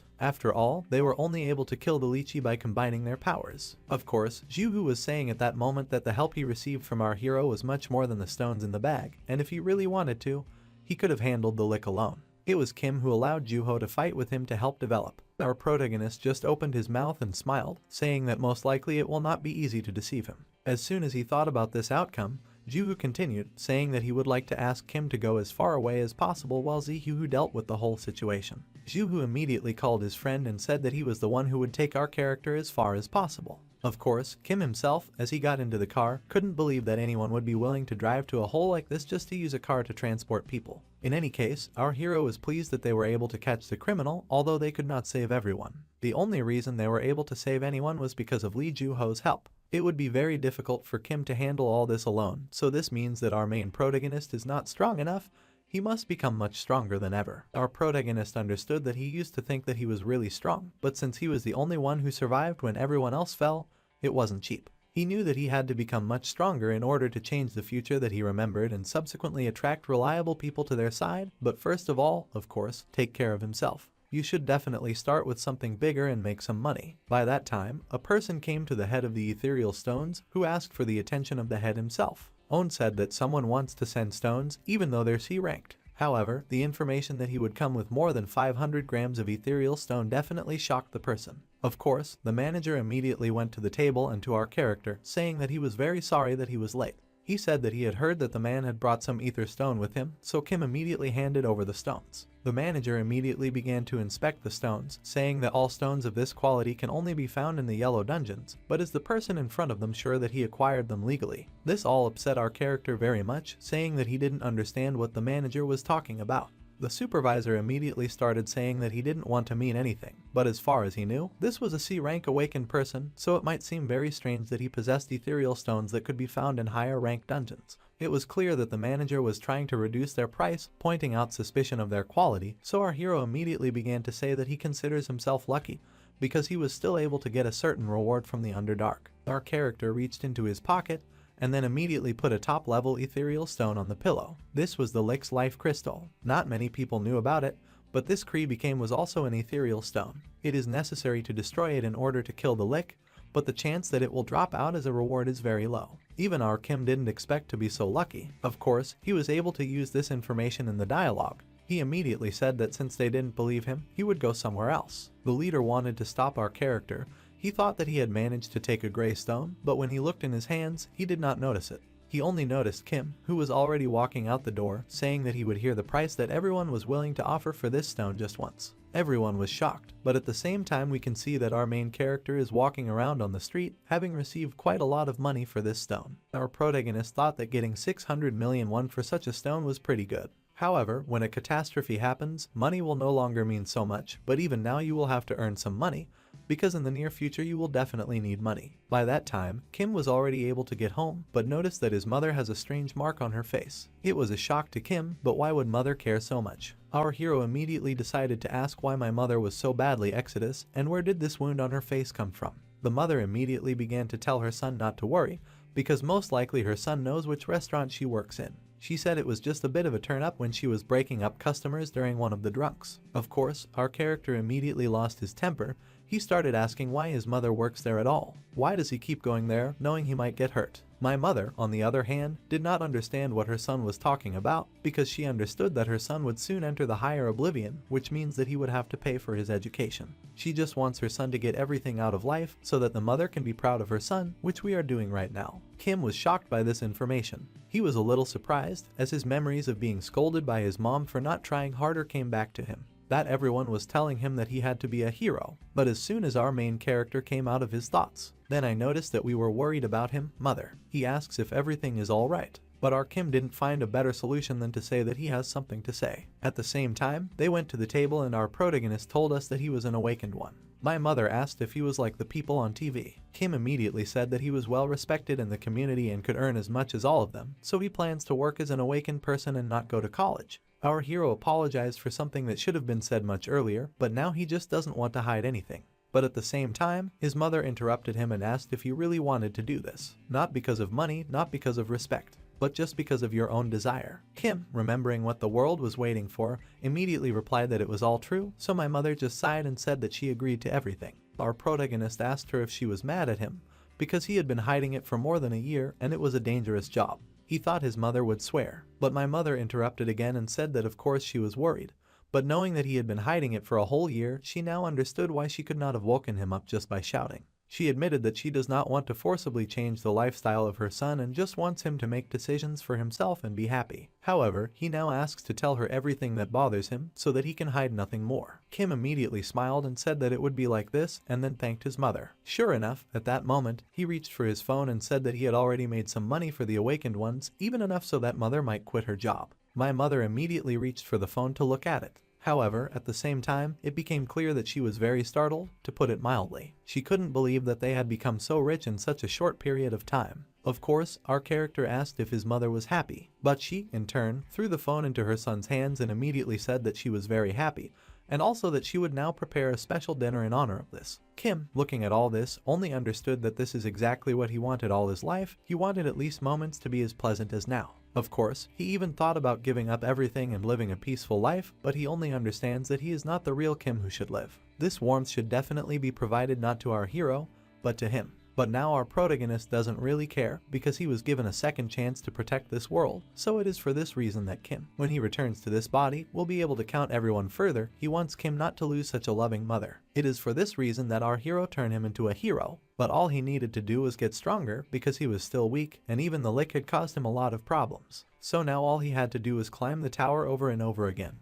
And to do that, he needed a weapon, not the junk he would get from the authorities, but a legal weapon. So it was only necessary to turn to one person, the human blacksmith Kim Daho. Our main character at the same time began to knock on this blacksmith, preventing him from working. As soon as Daho opened the door, our Kim got in his way and said that he was very pleased to meet you. By that time, we can see the holy sword Bama. Its name means sacred sword that kills dragons, and it was borrowed from the sword that Siegfried used. This was the sword used by the previous Kim when he was still called Kim Sungjin, the greatest sword created from countless rare materials and the efforts of the awakened ones. And the creator of this sword was Kim Daho. At one point, Kim Sung came to the blacksmith in rainy weather. Sungjin asked what was in there about the thing he asked to be done. The blacksmith immediately said that he was done, so now the very sword that looked just lovely appeared in front of him. Daho himself called it his masterpiece, which he created in his entire life. It was at this point that Kim said that he couldn't accept this sword, which shocked the blacksmith, but our character said that he understood what the blacksmith went through while trying to create this sword.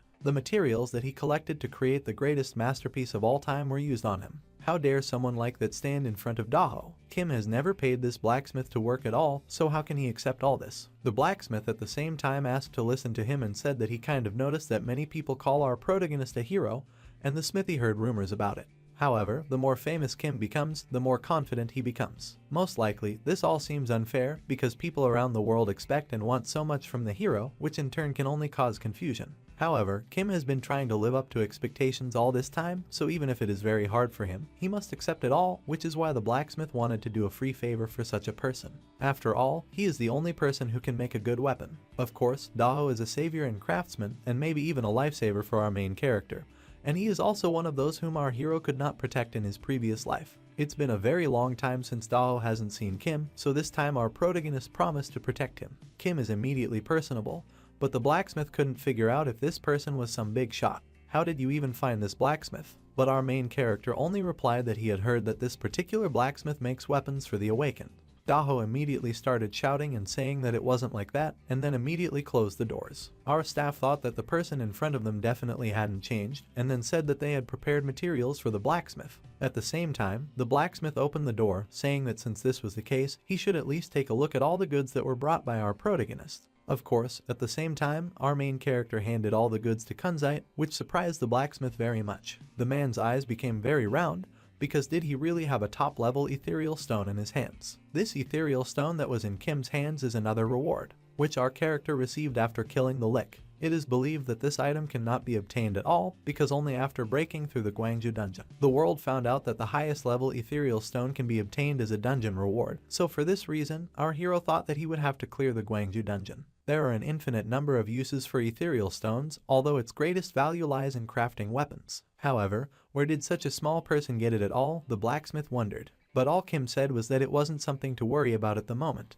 The blacksmith asked, "So what does our main character want to make of these stones?" Immediately, Kim said that he needed a great sword. At the same time, Daho immediately led our hero inside and said that he had found the right person, and most likely he would not need payment, because he had already brought the best material. The blacksmith said that now it is possible to encode the contract, but our protagonist said that he did not need a contract, which surprised the blacksmith very much, because does the blacksmith really not understand how valuable the material that is in the blacksmith's hands is? But our main character immediately said that he trusts the person in front of him, because he knows that Kun Price is attracted to the process of creating a dream using the ethereal stone, and not the sword itself. The blacksmith immediately began to laugh, and he said that he was just a beautiful boy, that he liked everything in this case, so he would take the order with great pleasure. LN Outlaws for a guy is the greatest sword that will fit the material. Kim immediately thanked the master and shook his hand. Of course, the blacksmith said that it would take time to make this sword, so our protagonist could take anything from the blacksmith's forge. By the time Kim came out of the forge, he had taken the sword with him, which was lying in the most visible place, so he knew that it was time to go back on the road, or rather to the tower. At the same time, Kim passed through the old man, passing the 11th test, then the 12th, the 13th, and so on. Time after time, he fought monsters, rising in the rankings, getting paid for their work, so that 6 months later we can notice the same colleague with whom our main character fought in one of the dungeons. The girl brainwashed Tom all the time, because no one could have expected that his treatment would take so long. Who would have thought that he would challenge and raise the difficulty level to 5?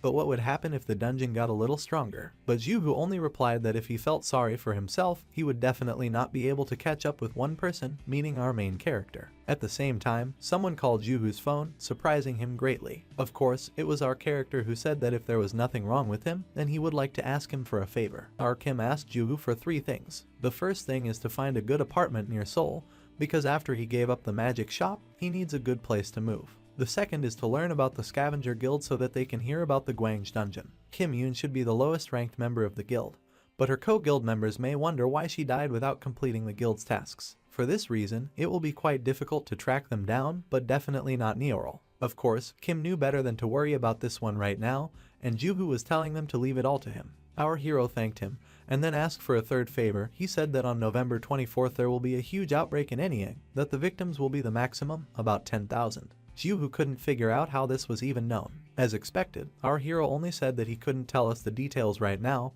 and he said all this to Juho because he had to believe him. Juho and Kim smiled at that moment, letting each other know that they believed in each other. It was help in this outbreak that became the third request. Arsu Arst is less than 6 months away from Christmas, so he definitely needs to get stronger. He will definitely have time to get the weapon created by Dahl. And once he clears the 20th floor of the dungeon, he will need to meet the Flash, but before that, you need to clear the 19th floor perfectly. At the same time, we can see that the entrance to the 19th floor was made. There was a huge desert, a lot of rodents were near the skeletons. The task was to escape from them and survive because there were too many of them. At the same time, as soon as our protagonist landed, he noticed that these rats had gnawed the body of one of the creatures, so most likely our character will be the next target for them. As soon as the rats moved forward, it was the trigger to start fighting against them. These rats were small and quite sharp. They tried in every possible way to ram with their body, so only one spell helped against such a number, Divine Flame. Of course, our character immediately used it, thereby burning all the rats. However, as soon as I looked more closely, I noticed that they were climbing up the creature's skeleton and running straight at it. There was nothing else to do but try to fight them off with his body again. More and more of them were coming, but at the same time, Kim noticed that there was a crack in the ground, so it would be possible to think of something, or rather get rid of them all at once, by throwing the sword directly into the crack itself. He realized that it was only necessary to remove the ground on which these rats run. As soon as the earth collapsed, our Kim got to a certain place that looks like a temple. It is likely that the real test will begin there. He looked at one of the rats that had survived, but he didn't understand why it was shaking. What was it afraid of? However, as soon as the rats started to run away, they accidentally stepped on the pressure plate and immediately went to another world. It was at this point that Kim realized that his guesses were correct, because there was a real defender of this test. A huge snake appeared, which also began to attack our hero. However, as soon as the first attack was aimed at the snake, it became clear that it was not taken by ordinary attacks, as well as the spirit sword, which definitely has better properties than ordinary swords. At the same time, our character tried to use magic. He immediately began to say the divine flame, but this time the snake did not feel anything. Kim just realized that it wasn't as strong as physical damage, but it was still possible to understand that the snake had resistance to magic and effects, and using the divine flame wouldn't do as much good if you thought about it. While he was thinking about all this, the snake immediately launched into battle again. It just took and made a diversionary attack with its tail, and then tried to bite off part of our Kim's body. Kim managed to react by blocking the snake's mouth with his sword, but the snake still gave him a good pat. At first glance, one would think that the snake had no weaknesses, but if this battle had happened a month ago, there would have been no chance. But now our protagonist had everything to win. The snake, of course, did not like this. It opened its mouth and again launched an attack. Our protagonist understood that he had half as much mana left as he did after a typical battle, so before he used up all of it to the end, he had to at least immobilize the snake. At the same time, our main character rose into the air and tried to stun the snake and then jump away from it. As he jumped quite high, he noticed that there were vines all over the surface that he could cling to and shift his position over and over again. Kim thought that no matter how high his magic level was, all he had to do was hit the right spot. At the same time, the blow was delivered, the snake began to cry out in pain. It was clear that he still felt discomfort. So once the snake was immobilized, there was nothing better to do than just launch an attack. Our character just took and tried to put his attack on the belly of the snake. The blow was carried out, the snake began to scream, but there was no effect as such. The snake immediately flew towards Kim at its own speed, but for some reason, Kim was smiling. As soon as there were fractions of seconds left before the collision, the snake felt that it had stopped. Our character was able to use creepers, with which he simply tied the snake. This monster was strong, it had resistance to almost everything, high regeneration, but it was possible to say with accuracy that this snake could not defeat our hero because he believed that he had more power than the snake itself. Kim immediately used divine fire to summon a phoenix bird. It was a skill he had obtained not long ago on the 18th floor when the level of the divine flame had increased. It's not exactly a simple skill, but you can use it to summon a beast that you can give orders to and control. However, the drawback is that it consumes much more mana than first thought. However, even so, the result was worth it, because the destructive power of the phoenix is 10 times stronger than the divine flame itself. The main character immediately gave the order to the phoenix to fly, so at the same time, the phoenix just went right through the snake's neck. The 19th floor was finished. Of course, it was clear and everyone remembered that the difficulty of the challenge tower increases dramatically every 10 floors. So just like last time on the 10th floor, most likely on the 20th floor, our Prius now will also have a hard time. In these half a year, he had done everything he could to prepare for it. However, there was only one thing left, that sword made by Daho. By the time many people in the city started discussing Kim again, they couldn't believe if it was really a person. How do you get so much out of your own opportunities, ignoring all the association's attempts to connect with them? I wonder if anyone knows who he is. Juhu was already waiting in the cafe, nervous that no one was coming. However, a few seconds later, a car cut off to the restaurant, from which our main character got out. He apologized for keeping us waiting, but Juhu kept asking if our protagonist liked the car that he gave him. Of course, at this moment, Kim knew that she was too gorgeous, many people were attracted to her, but Juhu didn't see anything wrong with this, because when he found out what kind of transport he uses, he was simply shocked. Juhu started to talk about all the advantages of this car, but Kim immediately asked him to go to the cafe and discuss everything there. As soon as the two heroes entered the cafe, Zihu asked if he was ready for the 20th floor. Our protagonist said that everything is fine except for one thing, that he has been putting it off all this time, but he will definitely be able to pick it up today, and also said that he is grateful that Joju was able to stop by Mama Kim's store. At the same time, their conversation got off to the right track. They started talking about cities and all the possible possibilities of outbreaks. Juhu even said that he had managed to arrange a meeting with the director at one agency next month, so many people would help Kim if he told them everything that happened. Kim immediately started thinking about realized that if all this happens next month, then there are about 2 months left until the next outbreak. However, his first question was about the scavengers. Juhu immediately changed the subject, saying that he had asked everyone, but no one had answered, so it looked like they were hiding very well. But still, he managed to find out that the death rate and missing awakened ones had increased due to the recent increase in dungeon difficulty, so there was nothing to be done about this information. However, he found a couple of cases where awakened people died right in the middle of the street. After an investigation, it turned out that they were poisoned. At the same time, a flashback flashed through Kim's mind, so he immediately asked her to tell him more about it. Juhu agreed, so enough time had passed for these conversations. It was already evening. Our hero went out on the street and began to count the days until that very situation. He even realized that Juhu was trying his best, but so far nothing positive had come out, so it became clear that the best way to sort things out was to step in personally and independently. At this point, our character's car pulled up to Mother Daho. He was looking at all the items in the window. While he was waiting for his product, he quietly opened the door at the same time and apologized for waiting so long, because it was difficult to cope with such a truly amazing product, but he really enjoyed working with it. Daho just guaranteed its power, and it was easier to just open it and test it yourself. As soon as I was unsheathed, our Kim could not understand, was it really a normal sword in front of him compared to Bomum? But even before he picked it up, he realized that the sword in front of him wasn't simple, it was alive. Our Kim immediately started swinging his sword repeatedly through the air. He realized that the sharpness and durability was just perfect. Not only did he react to his mana, but he also understood what to cut and what not to cut. It was definitely an excellent sword. Daho asked if he thought of a name for his sword. After all, it was now personally his sword, it would be worth naming it. Our main protagonist understood that being so, it would be worth actually naming it. In the same second I will say the name Graham. He's going with a dragon slashing sword, Graham. Daho immediately asked if he was talking about gramophone. But in fact Graham is an alternative name for Bomung in Northern Europe. He just couldn't call the sword Bomung, but also doesn't want to get caught up in a name that means Godslayer. At the same time, as soon as they were able to talk, Daho asked when such a customer would come to see him and if he would like some tea. But Kim said he still had things to do, so he would come back sometime next time when he had more time. At this point, we might notice a kingdom or even say a castle. At one point, a man was seen approaching the guard. He asked how the guard was doing. After all, if it is normal, then it would be necessary to hold on a little longer. The castle will be in danger if the Odoram kingdom invades. The guard immediately said that he would immediately go and start surveillance. However, the knight understood that times were changing, that everything in the kingdom was changing. But just as Mark started to think, a man named Adik came up behind him. What was the follower doing there? Didn't he leave to help His Majesty the King? However, Adik replied that he had come there to make sure that the people were guarding the kingdom. How are they doing anyway? He was told that everyone had concentrated troops guarding the fortress,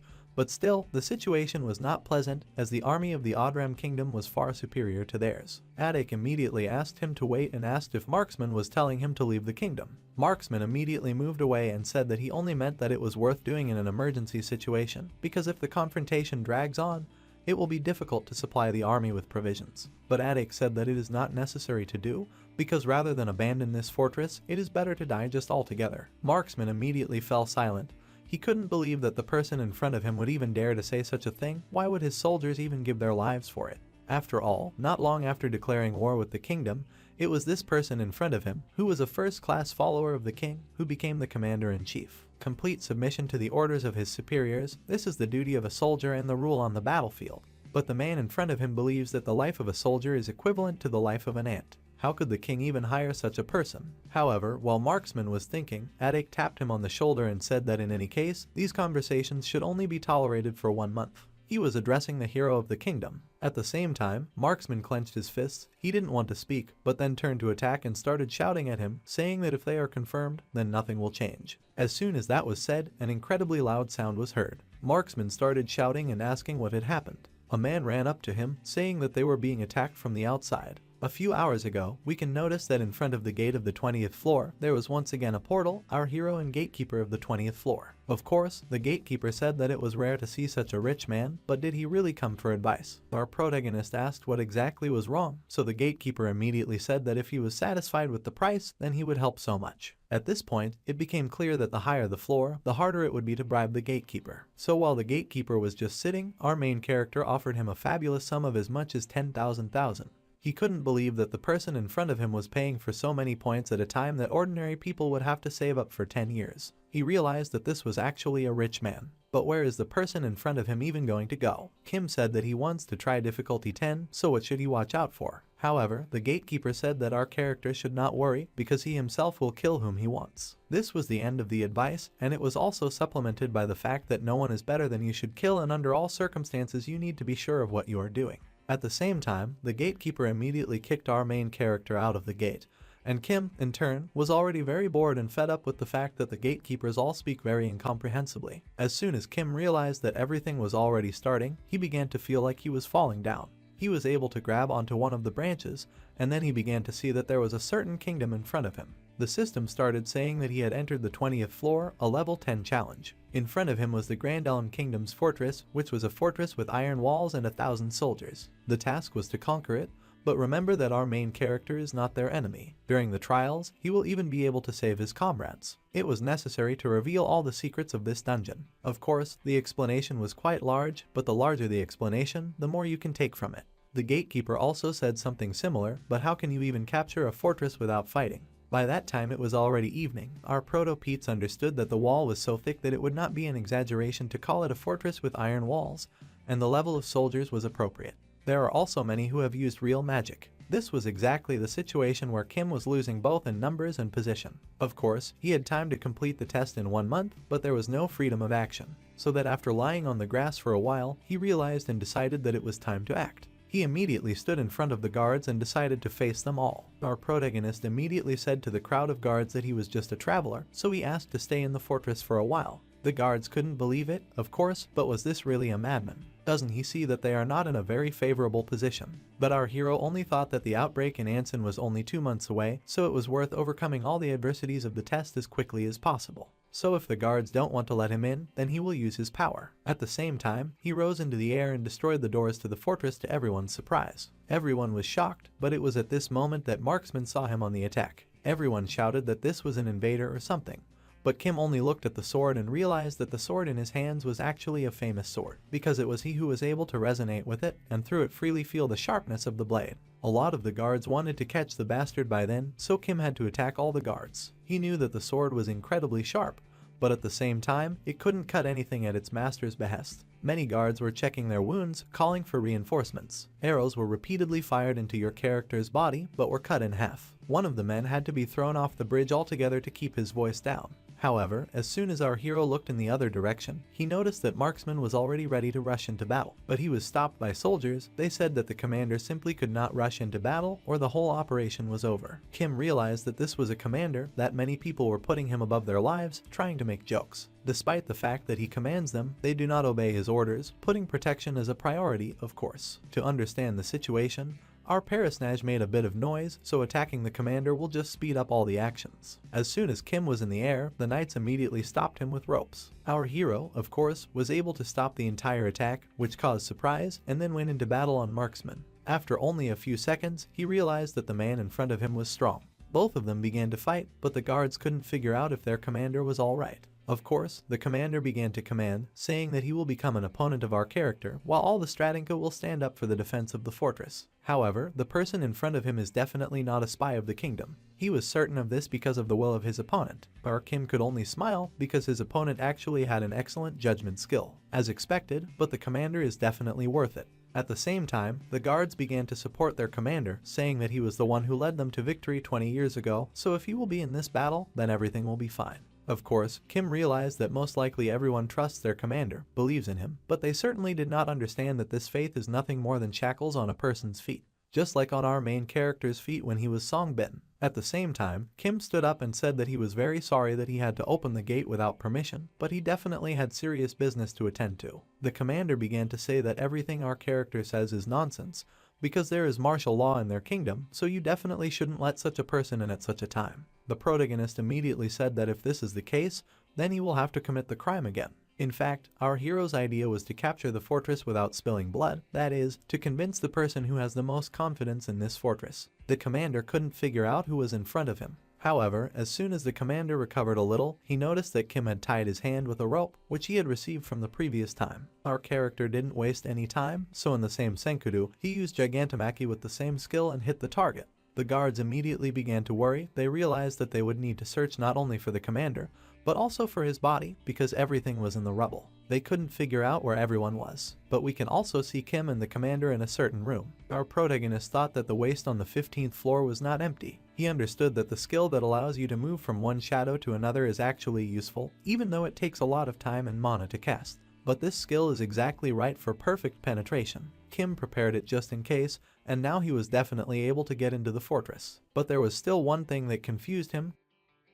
There was only one thing to do: deal with the commander. He immediately went over to him and started to get up. He started apologizing for the whole situation, but also said that it was the only way to talk in private. The commander immediately couldn't understand why it was necessary to break down the gates and attack the knights at all, since the latter didn't want to attack the kingdom. Our character just said that he had no choice, he was simply not allowed to go to the fortress, and besides, he is in a hurry. The commander couldn't understand why there was such a rush, but the hero only replied that there would be problems in this fortress, which Kim himself does not know anything about. He said that if all this happened, it would be much worse than just a battle between two kingdoms. But were any other incidents strange in the fortress? The commander recalled the attack, then stood up and asked how even he could harm the person in front of him. What would happen if he was a spy from the kingdom next door? Kim immediately exhaled and said that if he was a spy, he wouldn't have used such a complicated method, because he could single-handedly incinerate this kingdom, and also realized that this is all true, that there is not a single person like him in this queen. At the same time, the commander said that he would tell everything, but in return he would go along with KTM.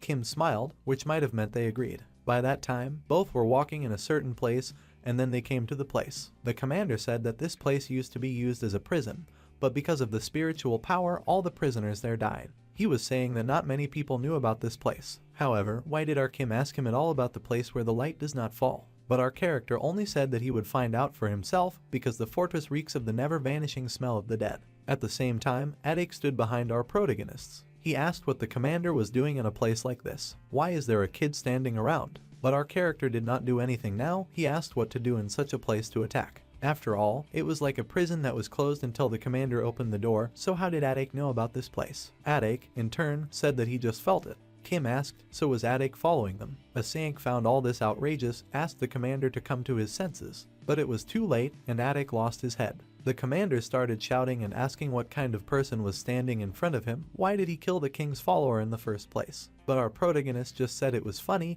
and then he turned around and they both saw the lick. Everything was clear from the first glance and smell. It was the smell of the dead that gave the lick away, and all thanks to the fact that Kim recently had experience of confrontation against such a creature. However, this time it was definitely a real lick in front of him. The lick immediately asked where the person in front of him came from, but Kim only drew his sword, which made it clear that he would not answer. Leech said that two people are preventing him from making his plans come true, so he's going to get rid of both of them. We see an attack fly at the two boys. The boy rushes at it and fights it off with his sword. The man next to him is as shocked as the kid attacking. His resistance to magic is much better than he expected. It's probably due to the fact that they used the highest grade etherstone material to create it. The sword won't break like it did last time, but the fact that the weapon is perfect won't solve all the problems. The lick is a monster with dark abilities. The attack won't work properly unless it's a critical strike, sacred attribute, or life force skill. I think that's what Maxima said. This man is powerful in his own way. It's hard to team up with someone who doesn't have sacred attribute skills. But in that case, he would use his sacred flame to suppress the monster. The guy tried to jump on top of him, but it didn't work. He fell stone-faced. The lick flew up and launched his attack again. The guy was able to fight it off. Their attacks collided and turned into a huge ball. This was something he didn't expect. His flames can't suppress the monster's deadly spirit. Its power can't be compared to other licks as it surpasses them by more than half. If he continued to use the sacred flame, he could at least hold out somehow, but he didn't want to waste his mana. In any case, if the fight dragged on, no advantage would appear. The guy had no choice but to target the stone of life with his sword. This stone is right in the monster's forehead. He did so, stepped into the attack, but he missed here too. The guy kept attacking. Even though he failed, the monster fought back, but the guy kept going on and on. When he stopped at one place, the monster managed to attack him. Hitting the wall, shards flew around. Turns out the guy had gotten back and was behind the monster's back, which gave him an advantage. The monster noticed him, but he acted quickly. Magic appeared from the lick's back. Spitting out a deadly spirit with his back, he prevented himself from falling. The monster aimed his attack at the guy, but the guy defended himself with his sword. The man asked the guy if he was okay or not, but here's the strange thing. Having so much death spirit doesn't seem like the monster is seriously opposing him. It feels like he's showing me his full power. Does he have other intentions? What is he up to? The monster stood with a smirk and was thinking about something. All set, the guy didn't realize what he was talking about. Now the games are over, said the one from the gate behind, and started to appear something dark. It suddenly flew out and headed straight for the man. The guy was able to fend off this attack by defending him. He was silent. That's what it was all about. Now he understood everything. A sudden attack from the back. The man was surprised. Such monsters are able to control the darkness even at a long distance. It wasn't like that at all. On the contrary, This was his nest. A dark, gloomy space where no light enters, and a place where human grudges, hatred and energy are entangled. He seemed to have it all figured out, the Lick remarked. Right, this was his sanctuary. The screams of dead people still echoed sweetly. It's their hideout, he added. The guys didn't realize what was going on. More monsters came out of there. This is just unbelievable. There are several Licks. There were 3 monsters against them. Now the hero is definitely sure, although the fortress is big, there are thousands of soldiers concentrated in a limited area. The Licks entered the fortress under the false pretense of royal followers. If there are 3 monsters, it only means one thing. The Lychees have procrastinated too long. They won't waste any more time on these losers. We should have killed them from the moment they came down the stairs, added one of them. Would they be able to carry out their plan that way? These reprobates, what nonsense are they talking? They were just talking about some plan. Does the man know that these monsters also have their own king? A Lick king that rules the world of the dead. There are several ways to summon him and one of them is human sacrifice. The man was scared out of his wits, wasn't he? Rather than abandon this fortress, it's better to die here together, that's right. They will sacrifice the soldiers of the kingdom and call their king to this place. And the boy is very clever, such a lowly creature, how did he know their king existed? His words are indeed true. While searching for a suitable victim to resurrect their king, they discovered the kingdom while they were traveling. After invading the kingdom and killing the king by manipulating his corpse, they appointed him as their follower. It turns out that these foul creatures are lowly monsters. The man got angry. The rite was originally supposed to take place in a month, but the altar was ready sooner than expected. The hero stopped the man with his hand. Now if the monsters would deal with these guys, they could perform their rite. He realized that the 3 foul men in front of him were difficult opponents, but not so much that he couldn't handle them alone. If the hero adjusts his magic power properly, while he was thinking, a monster drew a square around him. It turned out to be a cage. Barriers of Darkness leeches conductor, it shrinks all darkened space. It's a top level Lick skill, it's just nonsense, a normal Lick can't use it. Is this monster a King Lick apostle? He walked up to his 2 kin and said to forgive the humans. When the monster clenched his fist, this space also closed. The guy was not for such a thing. Ready, even the flames do not work against this possibility. What a horror, he tried to break through. He used the phoenix inside this wicket. Suddenly everything exploded with light.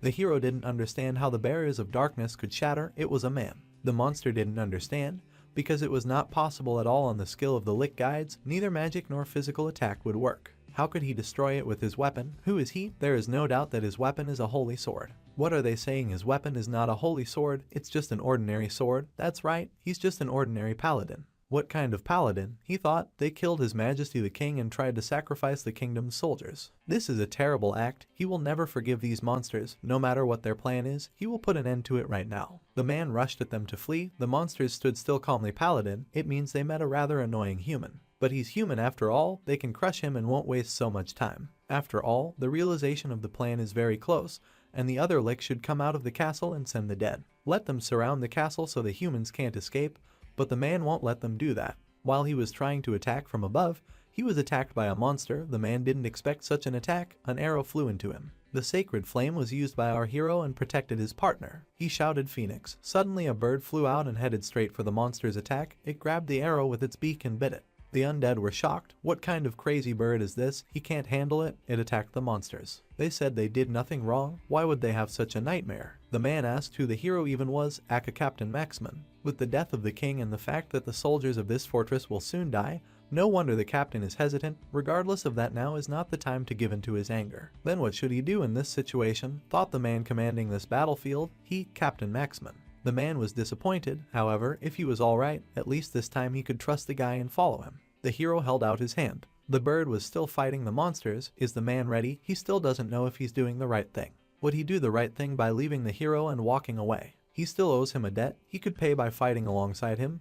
They don't have time to make a decision. It's a fortress or a life and a soldier. Which of these is more important to the man? He realized. The man stood later, rushing to run up the stairs. The gatekeeper clearly meant it. Under any circumstances, one must be sure of what one is doing. Those words mean what a hero must do in a separate task for someone else on that battlefield. He is not their enemy during the trial. He will be able to save his comrades. Captain Maximin is left to protect the soldiers. Then the hero would do what he had to do. The monsters watched him and then saw him in a completely different place. What was he even doing? The guy stopped and laid down his weapon. He held onto it still with his hand and walked through the falling rocks. This crazy kid, what had he done? The walls were crumbling and everyone inside was doomed. What was happening? The fortress was crumbling. There was a huge crack in the ceiling and a monster flew out from there. They are causing trouble because of their stupidity. He wouldn't say what he wanted to say again. The monsters should go and summon the dead. If not, they would die at his own hands before this guy. His servants immediately obeyed and the other monster must go and check the altar. The ceremony can only take place if the altar is unharmed. They understood the orders of the head and immediately ran to avoid receiving. The guys flew out of the fortress. Suddenly the unclean man in the red cloak, the guy asked where the guy was going, let him so not in a hurry. The monster did not realize when he had time, but the guy had already chopped him in half. The lick's plan was falling apart because of this cocky human offspring. The guy was attacked with an arrow, but once again he was able to fend it off. He found himself on the battlefield with the head, who sealed him into that cube again. He's still in the air. How did he end up in this space? The guy summoned the bird again, which flew out and shattered this cube. The guy fell to the ground. Maybe he went a little overboard. The monster told him to stop floundering. He realizes that this holy fire bird is consuming all his mana. If the guy gives up right now, the monster will kill him painlessly. Even though his words are true that bird is absorbing more of his mana, however, who said he would be powerless if he ran out of power. He remembered talking to the man before he left. Was there anything he could do to help? The lad shivered. After all, it was alright. The man had already done enough. Now the hero would start in earnest. There were knights outside, being shouted at to remember to keep an eye on the enemy's movements. Well, what was going on in the fortress anyway?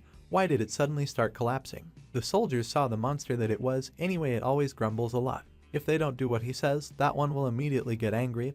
When he is angry, they get scared. The monster ordered the dead people to wake up and let his attack go. Suddenly, they all rose up from the ground. The soldiers were very scared. This guy called out these monsters. The guys didn't realize what was going on. They had to attack this monster. Captain Maxman came out to them. Everyone is very happy that he is intact after capturing the gate of the fortress and now the fortress itself. Everything was fine. He had evacuated all the nearby knights, so there shouldn't be any casualties. But that wasn't the priority right now. Had the rebuilding of the fortress gates been completed? In principle, yes, but it wasn't finished yet. It was necessary to block the gate in every possible way. It should keep the fortress safe. The man will take care of the monster and let the soldier watch the others for now. They are ready to watch the man's back. But what about the monsters climbing the walls? The others asked. One forward squad is enough for the sprint this time. The guy won't let the captain fight alone. The men were welcome. They should get on the defensive and follow him. It is not a matter of fighting them hard, the duty of men to protect their soldiers. Other matters would be completed by our hero, who was just then fighting. There was a lot of dust rising around. Monster attacks and heroes came into contact with each other. The guy tried to attack the monster and at some point he still managed to hit. The monster collapsed to the ground. He didn't understand how the kid managed to do it. For almost 100 years, he had become stronger and stronger, and now he dared to say that he was the strongest among the apostles. However, how could he not be able to stand up to just one lowly man? The guy's attack went straight through his death point. He destroyed the thing in the monster's forehead. The undead couldn't believe it. He can't fall in such a horrible place. What about their plan? This monster doesn't disappear even after cutting the stone of life. Is he really an ordinary lick? It's all in vain. No need to rant. Their plan has completely failed. Everything denied, because it is just a stupid person and his work is in vain. He thinks that only they had a plan to summon the king. Thousands of apostles labor day and night to resurrect their king. Even if the hero had 10 bodies, he still can't stop them. Eventually, the king will rise and plunge the world into darkness. Here's the hero saying it's all in vain. The Lick King, he's going to die by his hand anyway. What is this guy saying? He took a direct blow to this monster's head and he vaporized. What he told the Lick was true. Their king that invaded his past life's world because of outbreaking. And the one who killed him was exactly the hero. By the way, in the dungeon, and here is a video of the monster continuing to mention the king. Maybe his resurrection will happen sooner than the hero thought. How hard can it be? Overall progress is faster than in his last life. He will deal with everything in front of him first, then he will think further. Now there was only one monster left. That captain, was he holding up well now? The monsters kept crawling up the wall and the Lick taunted, hanging in the air. He is difficult to resist, realized the captain, as his movements are unpredictable. He takes advantage of the weakness of a man in aerial combat. No matter, the primary task is not to shoot down the monster. You need to be careful that he cannot easily approach the soldiers. Soon the hero will come, but for now you need to hold out a little longer. Suddenly, the foul man hung in the air and realized that his friend was dead. He couldn't accept it. Why did this happen and how? His friend had been killed, the commander too. The man realized that that guy had killed the monster. That guy had finally done it. But the last monster just went wild. It was out of control. Suddenly a huge purple field appeared around the entire fortress. The soldiers had nothing to breathe. It was just impossible. What kind of antics are these? Ordinary soldiers wouldn't be able to withstand this level of spiritual power if his skillet continued like this. Suddenly, an attack flew from behind the man. It was a hero. He headed towards the monster. In flight, he hit it on the head. The foul thing flew straight into the wall. What is this guy doing? Did he defeat that monster? That's right, not a good state of affairs. If the man had come a little later, there would have been nothing here by now. It's good that it ended here. The ability of absorbing the deceased, it absorbs the energy of the dead and the living within reach. It's a magic that makes the dead stronger. If possible, you wouldn't kill anyone, of course, so here's the reason why. If the number of dead increased, the magic would be stronger than it is now. Despite being an apostle of the Lich King, he shouldn't be able to do such a thing alone. The monster looks like a subordinate of the Lich the guy recently defeated, but it's still incredibly powerful. The monster will never, ever forgive such a thing. It will kill, slaughter, and disembowel everyone else and never forgive. The Lich suddenly inhaled all the blood that was in the area. He became much stronger with it. His staff was emitting magic. This someone had driven a wedge with his staff to protect the magic circle. In that case, the ability to absorb the deceased would be used again. Before that, one must reach the Stone of Life. The hero rushed to attack. They started to fight. What a fool, he will never break the monster, because it's a spell with his life as collateral. If the guy wants to dispel the spell, he has no choice but to kill the monster. The hero kept trying to attack, but there was some kind of orb around the skeleton that protected him. What should he do? He can certainly grab the creep, but if he slows down a bit, a lot of soldiers will die. No need to worry, he told himself. It's his task to defeat the monster, the man told him. And the man's job, he tucked his weapon into the ground, was to protect all the soldiers. A friend from his sword upward magic poured out. It enveloped the castle and protected it. The energy pressing on his body disappeared as it happened. The soldiers were shocked. This is a holy place. Shield is a paladin's skill. It is his best and last skill. It boosts the morale of all allies in the spreading area and destroys the attribute of darkness. The problem is that this skill takes away his life energy. Well, even if it's his last breath, he will definitely do everything to protect his wards. So he asks to take care of the rest of the hero.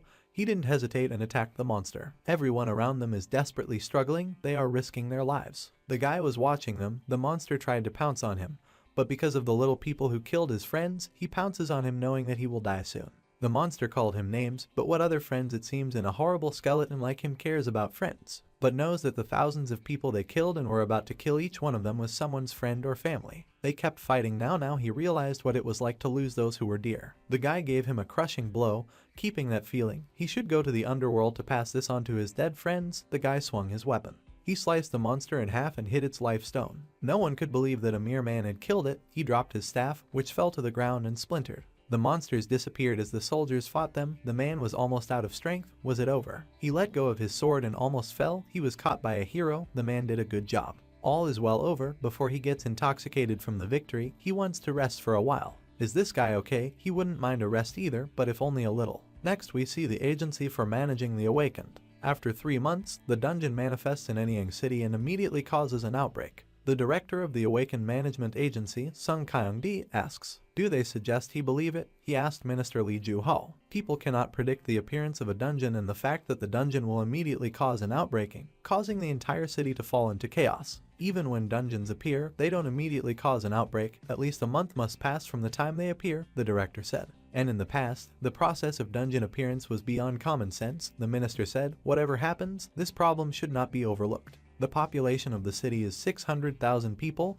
Public safety is at risk. If they do nothing, the headmaster's head would fly from his shoulders. Otherwise, instead of so many people, 60 million will be exposed to fear. A man walked into their office and said to stop this conversation. There is no end to it. It was the agency's belonging, a Renka awakened person, Kim Dowie. He heard the whole thing. What does he think about it on principle? There are no similar cases, but the minister's argument is also valid. The problem is how high the credibility of the information is. Unless he was influenced by the ogres who gave the information to the minister. The source is obvious. It's a name they've probably all heard. It's a message from Kim Soo-hyun. Changing ranks and causing a quiet commotion in the abyss, mysterious super rookie. Doesn't he know that guy? He knows that together capturing the Kwaju dungeon was a person named Kim Soo-hyun.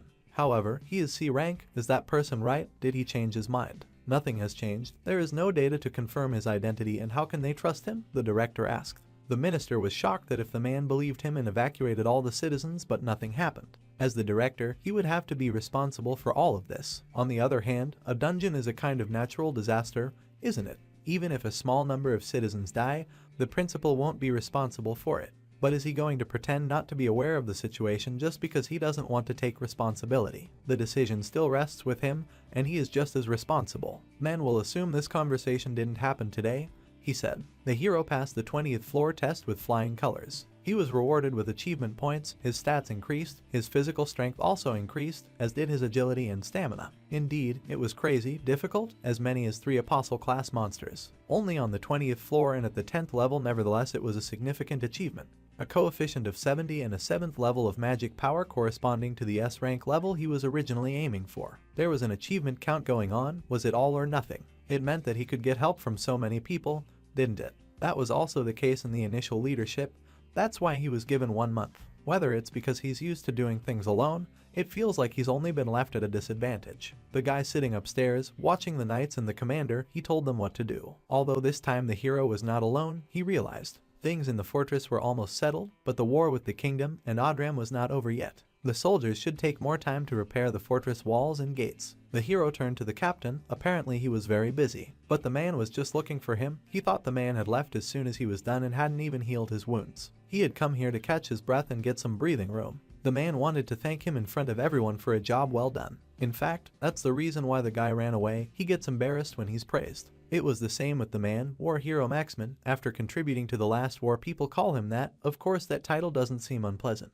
But the more time passes, the harder it is to bear, this time after he began to feel the pressure of it. Being a hero, does this man feel the same pressure as a hero in the past? However, he told the man that his job was to protect the soldiers here. Thanks to the guy, his mind came to normal. From the captain, it was obvious the answer was always closer than the man thought. That's right, life is always like that. The king has been killed and in the kingdom, now there's a lot to do. He's going to start from here right now. That's fine on this hero leave. But why does it look like all his business here is finished? He'll leave the rest to the captain. The man was silent in response, but boy did he say he was uncomfortable with receiving praise or trust. It seems rather rude to say something like that to him, but a hero for saving this fortress of soldiers and the man himself. The captain wished he could tell everyone that it was the guy. He thanked the hero and wished him a good journey. He achieved the highest achievement, got an additional award that is given according to achievements, and unlocked a new skillet. He is now a hero immortal. Yes, we see a girl practicing in the gym. She was saying to pick up the phone. She doesn't want to listen to that old-fashioned ringtone.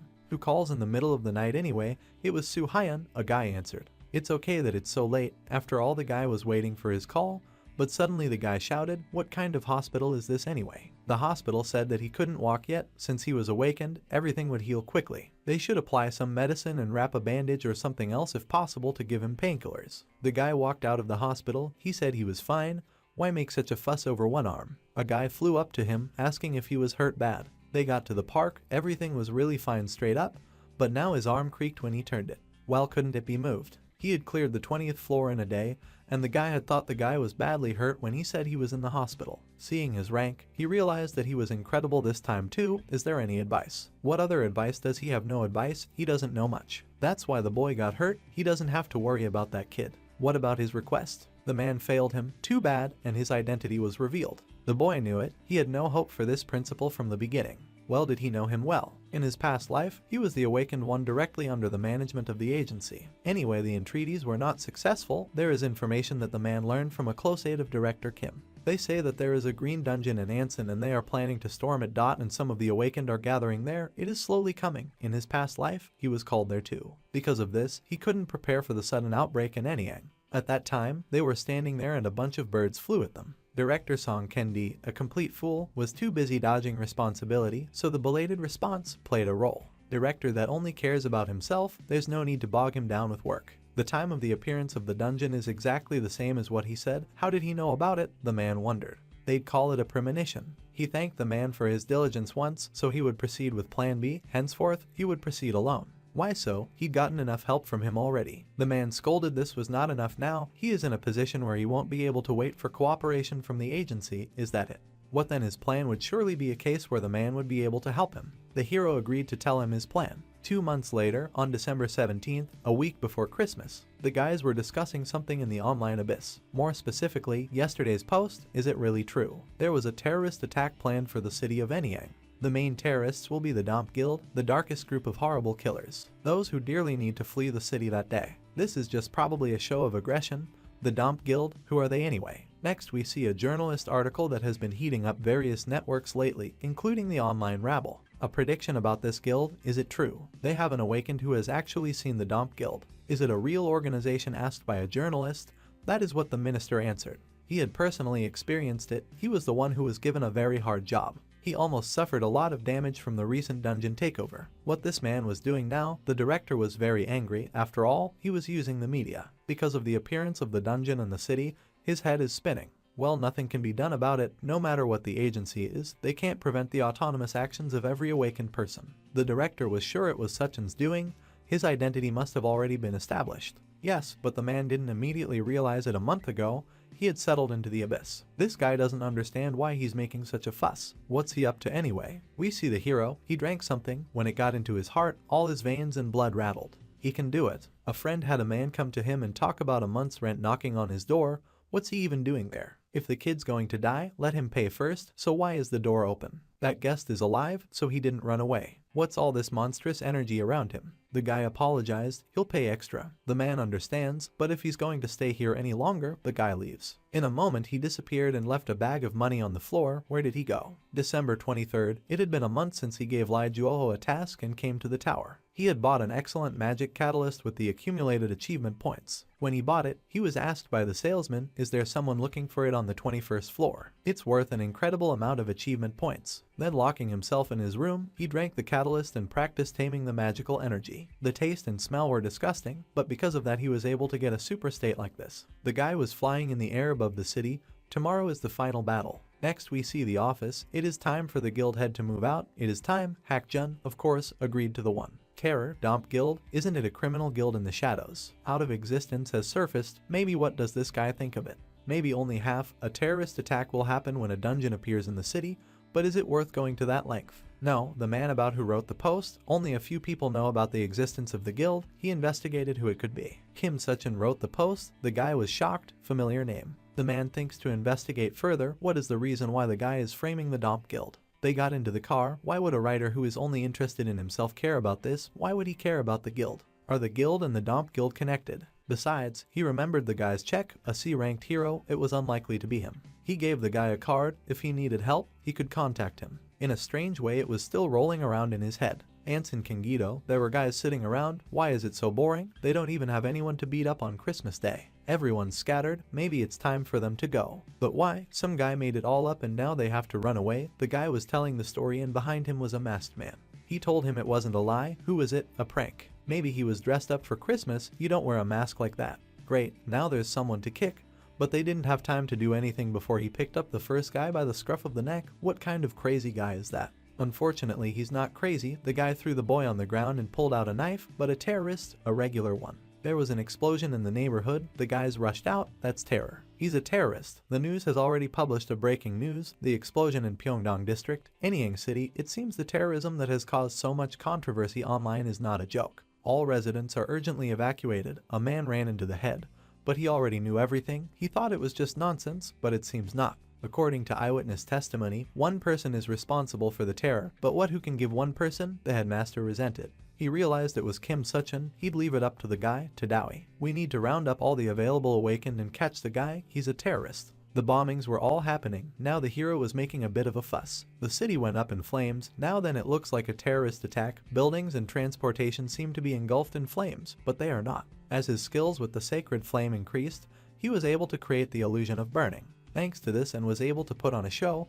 Up to this point 0 casualties, must give produced an evacuation. But this is not the end. It will go all the way to the center of the city. Anyway, the time came. Suddenly he was told to stop. It was a man, but it was scary to think about the awakened ones that came to overpower him. The man said they were from the agency of the awakened ones and would stop terrorism right now. He himself is an awakened man in the service of the state, and he is also the deputy director of the agency, Kim Dowie. Kim Suchin must obediently submit to arrest. All the awakened recognize the super rookie. They know that the guy conspired with Kim Juho to create this situation. If he agrees to cooperate, but the guy lied to the man. Too much talk. Let them attack at once without further ado. The guy has little time. The awakened got angry, and they rushed to attack. The hero fended off the attacks one by one. He should not be attacked blindly, but rather break through the gap. They are all below B rank. Why doesn't the man fight them? He is the strongest among them. He suspected something, but what is it? The guy kept attacking, but they failed. Most of the people who came here have a skill exceeding B rank. It won't work like that.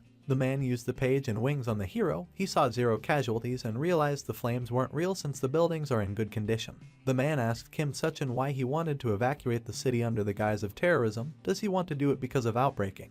It turns out he's a sorcerer. Let him overpower first and ask later. The man slammed the book shut. Since that's the case, there's nothing left for him to do, but he flew at the guy who was hanging in the air. He used the book, and 5 stars, lightning strikes. They hit the hero, there was an explosion, but they both ended up on the ground, though a building was damaged. He was attacked by so many awakened, the hero shouldn't have been able to dodge being in the air, not a scratch on him, not even a sorcerer can resist him. And this man must be at the top of the rank. Well as he is, he seems to have shown the boy enough, all his worthlessness. It's unbelievable. The awakened found them, ready to tear the hero apart. The man was asked if he was okay, but could the boys buy time? He must send a request for backup to the agency. All the forces of the awakened must be mobilized right at this point.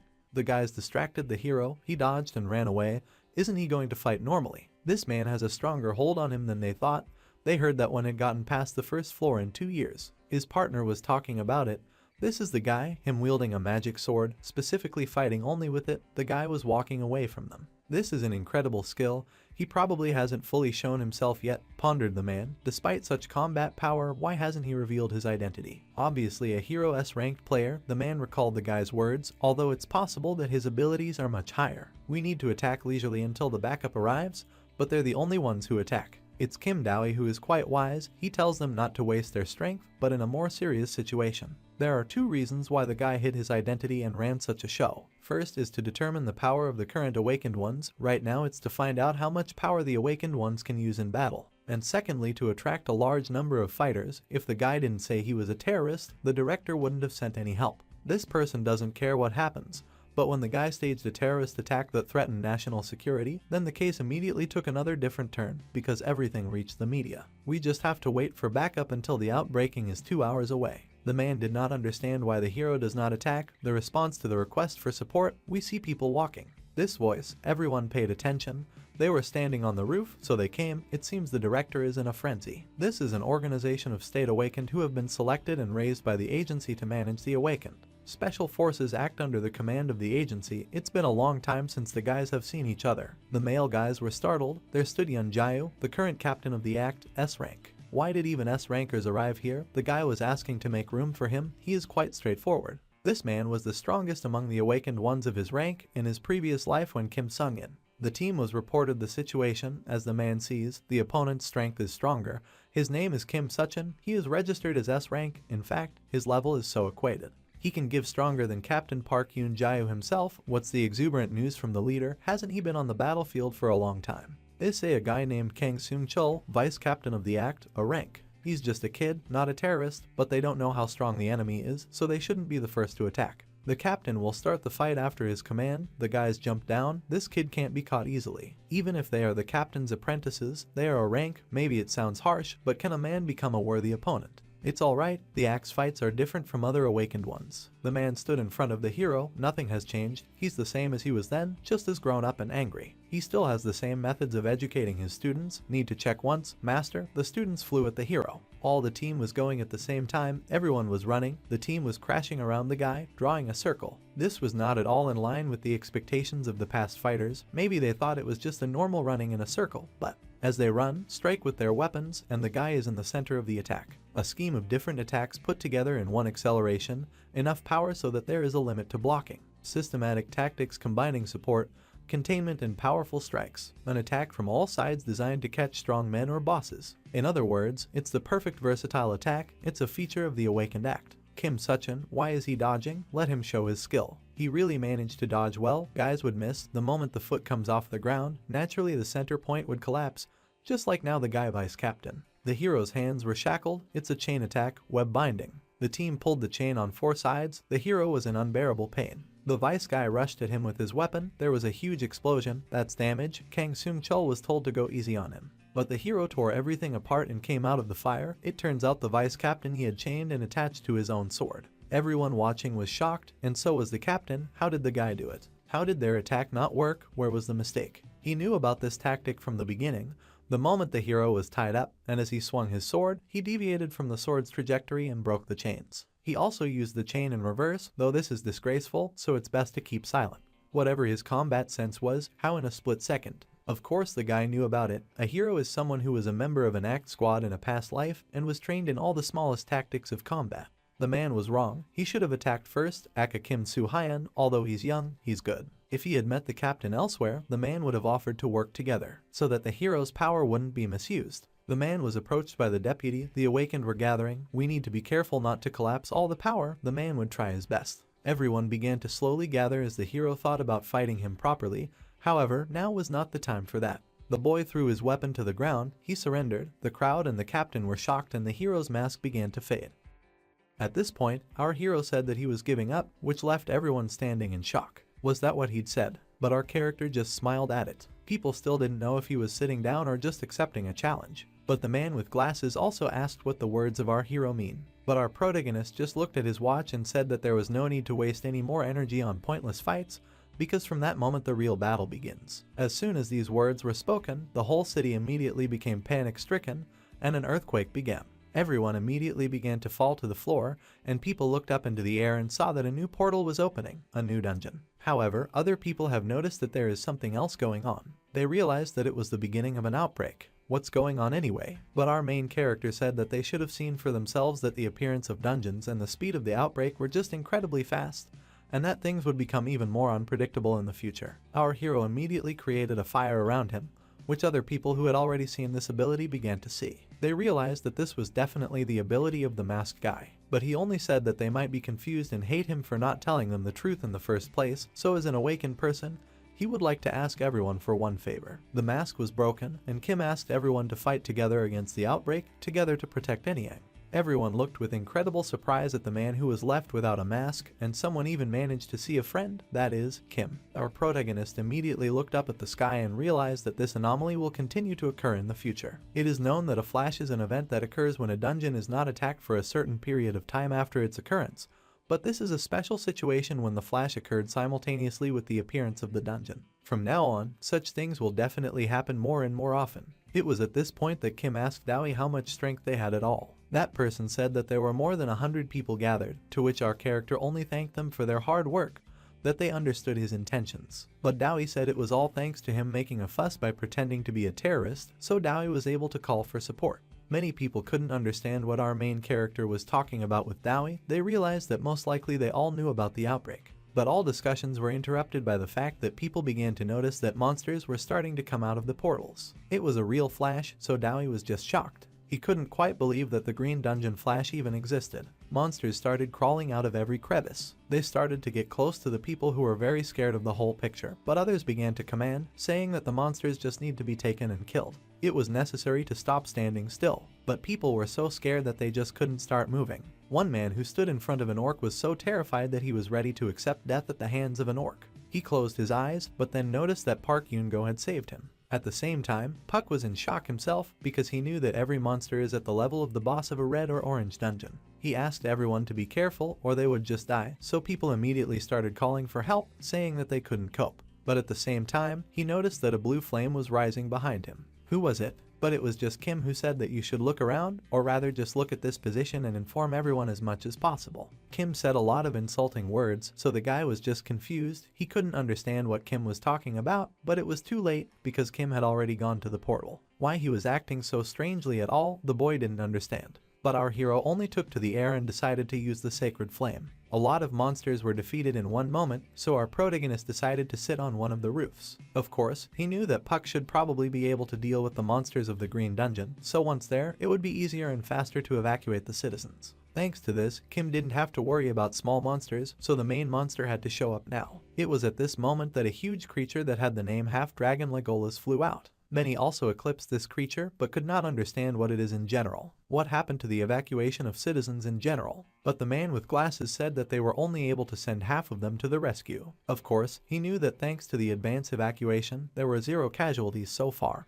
But if he delayed with this, and with the monsters, then the number of victims could definitely increase. Not only will the city of Anyang suffer, but the entire country is in danger. At the same time, the attack of the monsters continued. Our protagonist continued to command everyone, asked the citizens to remain calm and follow instructions. Of course, many people believed that the only hope of salvation was Kim, but could he still handle the dragon in front of them? It was at this moment that an ogre came up behind the bespectacled man, which definitely caught him off guard. The bespectacled man knew it was bad, but Puck came running to his rescue, telling him that Dowie had lost his grip. Dowie was startled by this appearance, but Puck only said that there was no time to say anything right now, so he would speak clearly and quickly. He said that the extermination of monsters and the evacuation of citizens will be handled by him in the act. Second in command, Dowie would have to summon the awakened, and finally, could he trust anything at all to the kid behind him? Of course, at this point, Kim said that everything can be trusted to him, so Park made the only right decision, just trusted our hero, who was clearly confident in himself and his abilities. At that moment, Kim released his phoenix, which immediately flew towards the dragon that was just flying in the air. Our feet could climb up the building in front of our protagonist. The monster was trying to hit him, but it was too slow, so Kim decided to just attack it. The dragon looked up and could only see that our character was flying at him, so I decided to block his blow with my tail. This defense was a great demon because our character simply could not break through the scales, but when he tried again, he still managed to graze the scales a little. Kim couldn't think of anything better to do than call out to Phoenix now. Phoenix once again helped our Kim jump off the dais and then disappeared again. Kim, after his attack, only realized that the dragon is too strong, so it was clearly clear that this creature is not so easy to defeat. At the same time, the dragon used its fire breath. It was huge, but still the phoenix was faster. It immediately picked up our protagonist to the side. With the phoenix fire, the dragon was blinded from its side, but the dragon's tail strike would also be worth preventing. This duel still hit Kim, who flew into the building, breaking the walls, but was fine with the help of a barrier. He also realized that the dragon in front of him was able to withstand 2 full blows, so the battle was definitely worth it. He understood that in his previous life, the outbreak in Anyang was recorded as a disaster. Losses amounted to 150,000 people, about half just died because of the dragon. In general, due to an unexpected dungeon anomaly, the number of awakened ones was insufficient. After conquering the dungeon, he also joined the battle, but he did not have the strength to defeat this reptile. The dragon let out its flames again, and Kim just watched it and knew that it wouldn't be easy for whoever its flames hit. But still, he decided to just go into the flame battle. He believed that he had already decided to cut the dragon in half. Gracefully, he cut through the flames, then remembered that after the eruption of the flame, there is a short break. A jump was used, and Kim realized that it was time to use the dragon spear, Nur, a weapon made with the motif of the mythical spear Gungnir. It is sold in the Abyss store. It is quite expensive. The disadvantage is that it is disposable. However, it is famous for being incredibly powerful in battle. As soon as the spear was taken out of the inventory, our hero decided to start his attack. He realized that now everything will be over because no one will die because of the dragon now. The spear flew at an incredible speed in the direction of the dragon, or rather in its neck. The dragon couldn't see anything, but as soon as he raised his head, it was too late as his entire body was riddled with spears. A huge amount of blood splattered all over the houses. All the windows were covered in the dragon's blood, and the dragon in turn took its last breath and began to fall down. The dragon fell, and a huge cloud of dust rose over the city. Phoenix and Kim looked down on this picture. They saw the dragon's dead body just lying on the asphalt. But did they succeed? It seems that everything went well. However, now began what our hero was waiting for. He was waiting for the very creature that only appears after inflicting fatal wounds on a dragon. Part of Legolas' soul was born into the world. It got up and started asking who dared to disturb it. But at the same time, our hero told him that before you ask him, you should first think about who he is. At the same time, Kim said that before asking such a question to him, you should first understand who he is. As soon as the monster tried to ask itself this question, it immediately started the poster. He pressed his hands to his face and then felt an incredible pain. The dragon rose, and on top of it sat this creature, which continued to cry, which is very painful for him. The dragon's blood that was in the air immediately turned into needles, sharp as a blade, and flew towards our main character. The creature began to shout to the whole of Anyang that it was suffering, that it was incredibly hard for him, while Kim tried to defend himself from these arrows of blood. The dragon raised its paw and tried to strike at the standing Kim. Kim immediately flew to the side. The dragon hovered over the body, which had flown quite far away. Many who were below couldn't figure out where Kim had gone, but others could only guess what was going on there. They saw the dragon taking Kim's body in its mouth. The man immediately started shouting at Kim, but it was too late. At one point, the system started talking about the fact that a certain level of health was now reached, so the skill was activated, which said that the hero is an immortal. As soon as this inscription appeared, Kim just smiled and said that it was good that such a stupid dragon took it in his mouth. His strength was at its limit. He immediately regained his stamina and then told the dragon that he was the one who had made him so strong. At that moment, the same creature that couldn't figure out where he was again appeared in front of us. Who is this guy that was in the dragon's mouth? What kind of dragon was in front of him anyway? Of course, he probably thought it was an opponent. However, as soon as he looked at the whole picture, this guy reminded him of someone. had he become one with the voice. By that time, our hero continued his attack, having perfectly managed to stun the dragon from above. He knew that he was in better condition, his body was so light in flight. Is this the effect of the immortal hero? So even if the wind in front of him was so strong that it wasn't easy to aim, you had to find a weak point, but where could it be? As soon as our protagonist thought about this, he immediately decided to go to one place, which was located on the dragon's tail. There was already a cut, so Kim immediately decided to hit him, after which the tail immediately flew off to the side. The dragon screamed in pain at being hurt, but our protagonist knew that now Falcon would have time to recover. At this moment, the creature that was inside remembers, and Tichoni heard the name of Falcon, that people believed in him, that he would stop the dragon plague. They said he was the only one they could trust. But the eternal years passed, nothing could be decided, how long would it even be? So Falcon realized that the only way to solve something was to find a way to control this thing. What was in front of him. At one point, Mr. Falcon was approached and made to understand that there is such a method. We can see that Falcon simply grew to the dragon, became one with it. Our protagonist was already dealing the final blow to Darken. He noticed that the dragon was injured again, so he decided to continue communicating with it again, or rather, with Falcon. He said that the people he protected, the people he saved. Did he think they all wanted him to look as creepy as he did now? The creature at this point began to say that the people he sewed up and could not protect, is it really about those people that he is talking?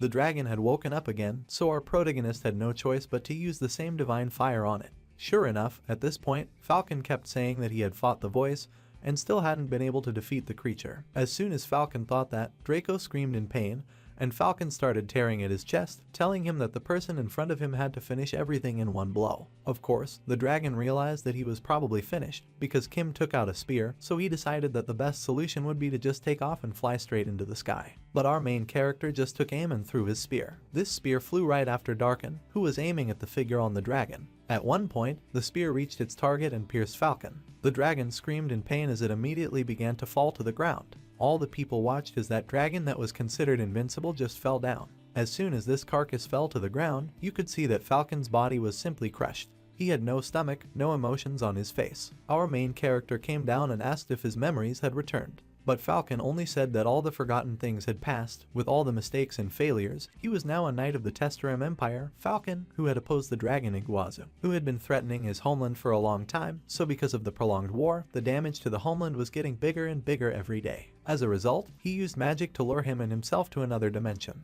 But in an endless battle, he and Nicholas merged into one being.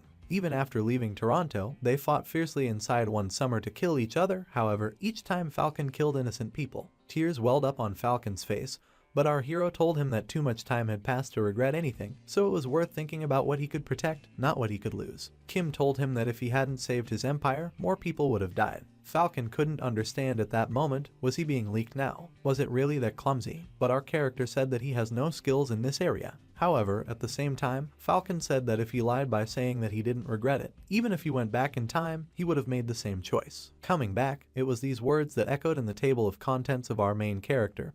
He understood that he was in this situation right now. However, Falcon interrupted him and said that it was thanks to our hero Kim that he was able to finish a long battle that he could not finish for a long time, so now Falcon would like to give our hero one thing. He said that the Tessarama Empire had made the best armor for him to resist the voice. It was at this point that Falcon's holy shoulder pads were obtained. Our Kim looked at it all without a drop of emotion, but Falcon was already connecting with another world, the sun was shining on him. He understood that this battle had dragged on for a long time, but in reality, he would be able to rest in peace now. As soon as these words were said, the appearance of Falcon that he had in the past showed up. He immediately crumbled to ash in the air, and Kim saw him off, calling him the real warrior of Tessaram. At this point, people immediately started running to our protagonist, asking if he was injured or not. But Kim said at first that he was fine, but still the dragon was much stronger than he thought, even almost died. However, at this moment, the man began to worry even more. He understood that if only a little more, then Kim would definitely die. Of course, the bespectacled man himself came up and said that thanks to Kim,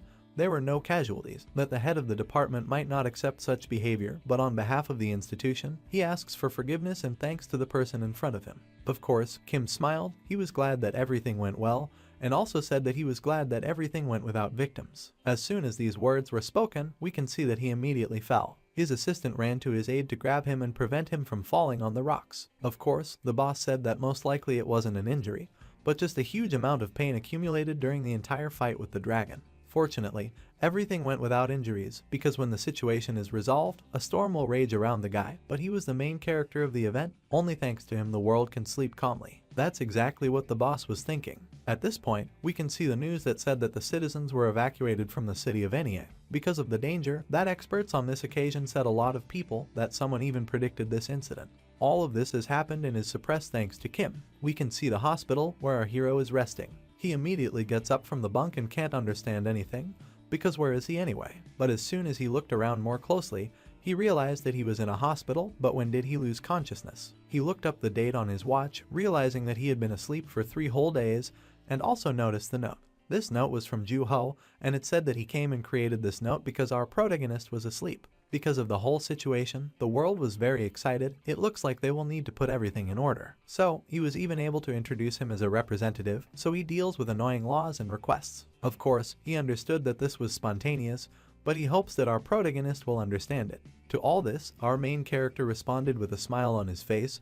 He could not understand why his phone did not ring. But now it was clear that it was all thanks to Lee Ju-ho. He was asked to rest and not think about anything, because he was able to save an incredible number of lives. However, it was clear that after the Gwangju dungeon, the outbreak in Anyang was not successfully prevented. His efforts were not in vain. Everything is radically different from his previous life. But he had too much to do in the future, so he must remain vigilant. First, you had to figure out what to do at the same minute.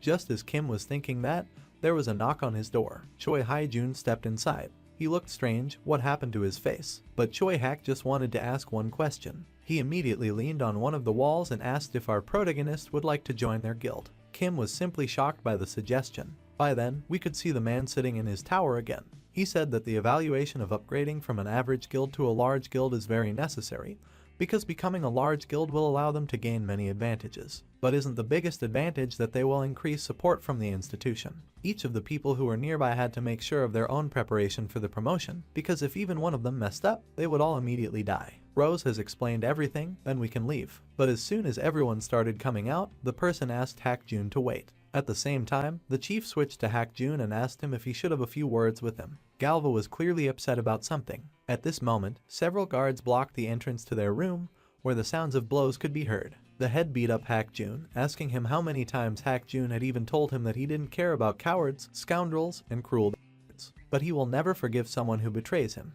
Zak-jun grabbed his hair again and the head started asking him why he had lied to him. But Hak-jun only said that it was all a lie, that he didn't know anything. But of course, Hak-jun didn't believe the head. He made a thoughtful face and said that they had already met in the abyss, and even held a rating assessment together, but Hak-jun didn't know anything. Does he mean to say that he really didn't know what Kim was like? The head had beaten Hak-jun up a lot by then, saying that he forgave him a lot already, so this was his last chance to bring Kim Soo-hyun in because having him in the guild would give them an advantage. Hak-jun recovered and asked, but how does the head even imagine Hak-jun would lead him to him? After all, they had met by chance several times and never interacted with each other again. He couldn't even use force. The head must have known exactly how strong Kim was. But the head only bought his own cigarette and asked why Hak-jun was so stupid. After all, the head of state should not worry at all. If he said to bring someone, then this means that this person must appear in his office sooner or later. However, if someone fails to complete this task, they should probably show Yoon-sung what real pain is. The words were etched into Hak-jun's mind, and his eyes filled with rage. But the head raised his bowl over his head and said that before the start of the evaluation for promotion, they needed to see Kim in their ranks. Of course, at this point, we can see Hak-jun walking away from the beating next to the girl. She asked if Yoon Dong-young did it. But as Jun said, that's not the case, it's just that the monsters in the dungeon have been strong lately. Yoon-sung knew that they probably weren't monsters, since no monster could turn a face like Jun's into such meat. But as she spoke, she coughed again. Hak-jun approaches her, asking where is the medicine. He found her medicine and immediately gave it to her. Clearly, he knew it was bad. After all, the disease that the girl suffered from is a disease that modern medicine is not able to cure. Maybe it's just as well to have a brother around.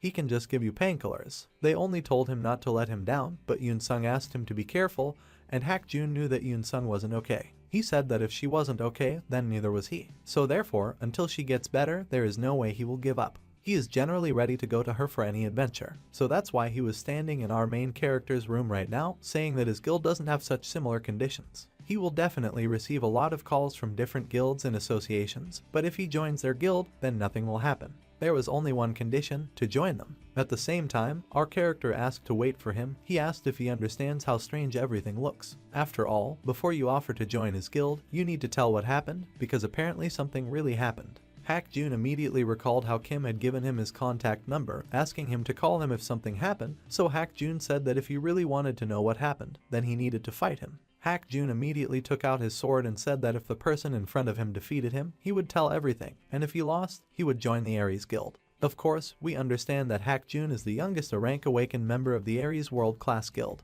They called him a genius, predicted a promising future. The night before the evaluation of promotion to S rank, he destroyed all the members of the Aries Guild. Back in Kim So-eun's time, they had run into him several times. He kept saying that becoming a hero and saving the world wasn't for him, because why would he risk it for anyone else? That person had a completely different image than he does now, but today's Hak Jun is different from that time, and Kim thinks of him as a good person. Even when they met in front of the institution, it seems that he had something to say, but in front of Young Dong-young, he tried to pretend that he didn't know Kim. But in Anyang, Kim had seen him fight to save people. Why is a guy like that even acting like this now? At the same time, Hak Jun threw his punch and said that he would take Kim's silence as consent. Kim in turn understood that the man in front of him wasn't a coward, he was fighting against him when he was so injured. That's right, it will definitely be for the best, because he needs to find out the reason why he has changed so much. The whole hospital thought that there was an earthquake, the doctors shouted that there was trouble, but only later did they realize that the awakened ones were just fighting. Kim was able to use his hands to bounce off the walls. He knew that if there was chaos in the hospital, it would be very bad, and he needed to calm the whole situation as soon as possible. But where are Kim's weapons anyway? Our protagonist noticed his weapon in the corner of the room, but only then realized that he was already flying headlong like Jun. So there was nothing better than stopping him with a blanket. As soon as Hak Jun's gaze moved away, Kim decided that it was time to go get his sword. Hak Jun was not surprised by this action, and then asked him to forgive him for such a cowardly fight, but he still won't let him take the weapon because he is much weaker than Kim. At the same time, a huge charge of a wave of energy began to float across the floor in the direction of our character. He noticed that it was bad, and then a second later the wall, as well as our Kim, just flew out. Fortunately, our main character managed to avoid the attack, but the wind pressure is simply unimaginable. Of course, he knew Hak Jun was strong, but not that strong. Our protagonist got a dagger in his hands. He understood that there were civilians below him, so it would be worth luring the enemy to the roof. After summoning the holy flame, he immediately decided to fly together with the phoenix to the roof. Hak Jun just stood there and watched. After landing on the roof, our main character understood that even if he fought him with his bare hands, he would hardly lose, but this is if he was in a normal state. But he's not even grown up yet, he doesn't have as much of the tolerance he had in Anyang.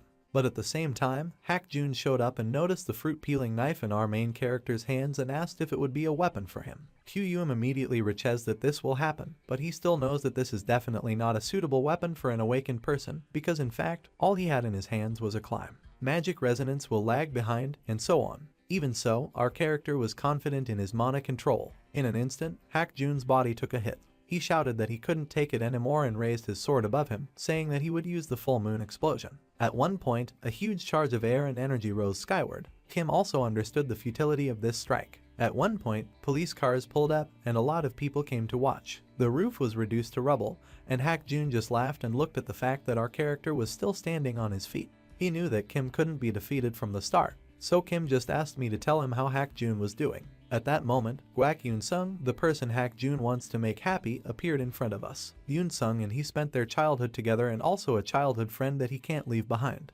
But she is not an ordinary person for him, she is his girlfriend. After graduating from high school, Yoon-sung inherited her parents' flower shop, and she helped him a lot during the time when he was unemployed. Always cheered and supported him at any time and at any time. And after he became an awakened one, he was very happy. But still, a strange thing happened. At one point, he went into the store and noticed that all the flowers had wilted. He saw that Yoon-sung was sitting on the floor and couldn't breathe. The guild leader, who Hak Jun didn't know at the time, also entered. The head said that judging by the girl's condition, it is likely that she was very badly poisoned. He knows a little about poisons and antidotes, but still he thought that it was luck because he could help them. Kim, after listening to all this, realized that most likely because of the 0Z medication that you need to take it. Why was he still being blackmailed by Dong-young? But Hajin only said that that person is the only one who can make this medicine. However, at the same time, Hak Jin got up from his feet and asked if Kim remembered the words he said to him that time about helping. After all, to help him, he needed to get him out of Dong-young's clutches and also help Yoon-sung. But then again, if he gets help from others, he won't be able to rely on them all the time. He will also be tricked like Dong-young. So if he couldn't protect anything with his own strength, it would be the same as in the future. There is nothing else, he will go and finish everything himself. By then, we might have noticed a person who was clearly buying information from a man with a mustache. The man with the mustache said that he earns money from such information, so he is sure of its authenticity and asked not to drag him along.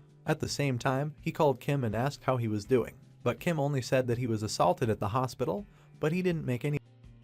Of course, he called because he was interested in some information. However, at the same time, the person said that there was information about the Aries Guild. As soon as these words were spoken, Hak-jun appeared in the doorway of the chapter. Hak-jun certainly made it clear that he was serious, and there was a strange aura about him. He wanted to ask a question. After all, when an awakened person uses their powers on someone, and if that awakened person dies, do their powers disappear? Hak-jun was holding a blood sword at this moment.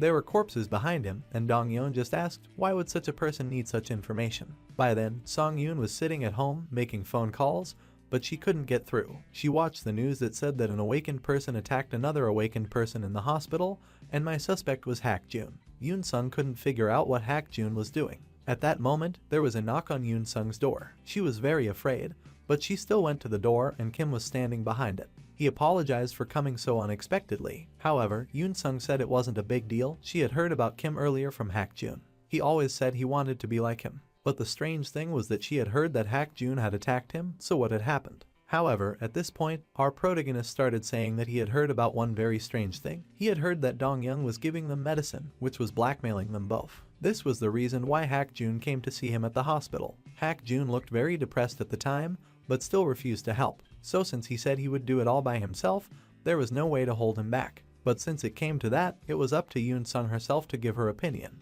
At that moment, she remembered her lover's words that if she was fine, then he was fine. However, at this moment, Yoon-sung was recalling all the moments with her lover. She started crying and said that she could never help him, so she asks him not to leave Hak-jun alone. Kim said that was what he wanted to hear. At this moment, the fight between Hak-jun and Dong-yeon continued. Dong-yeon laughed as he said that this was one of the worst choices he had ever made, that he acted like the weakest person. Sure enough, Hak-jun couldn't move at this moment. His entire body felt like it was being held down by vines. But Dong-yeon kept sneering and asking if Hak-jun now felt the difference in their abilities. Sure enough, Hak-jun said at this point that he now understands that it all started because of Dong-yeon, that he started all the trouble. The crime he went to in order to drag Hak-jun into his guild. Dong-yeon scratched his head at first, and as ATM clearly said that it was him, even though he didn't even remember it. Hak-jun realized this a long time ago, but there was nothing he could do because he was weak. He wanted to get ready, because now everything is different. He thought that all he had to do was get together, die together with Dong-yeon. But the head only said that this was the reason why he said that the person in front of him was very arrogant.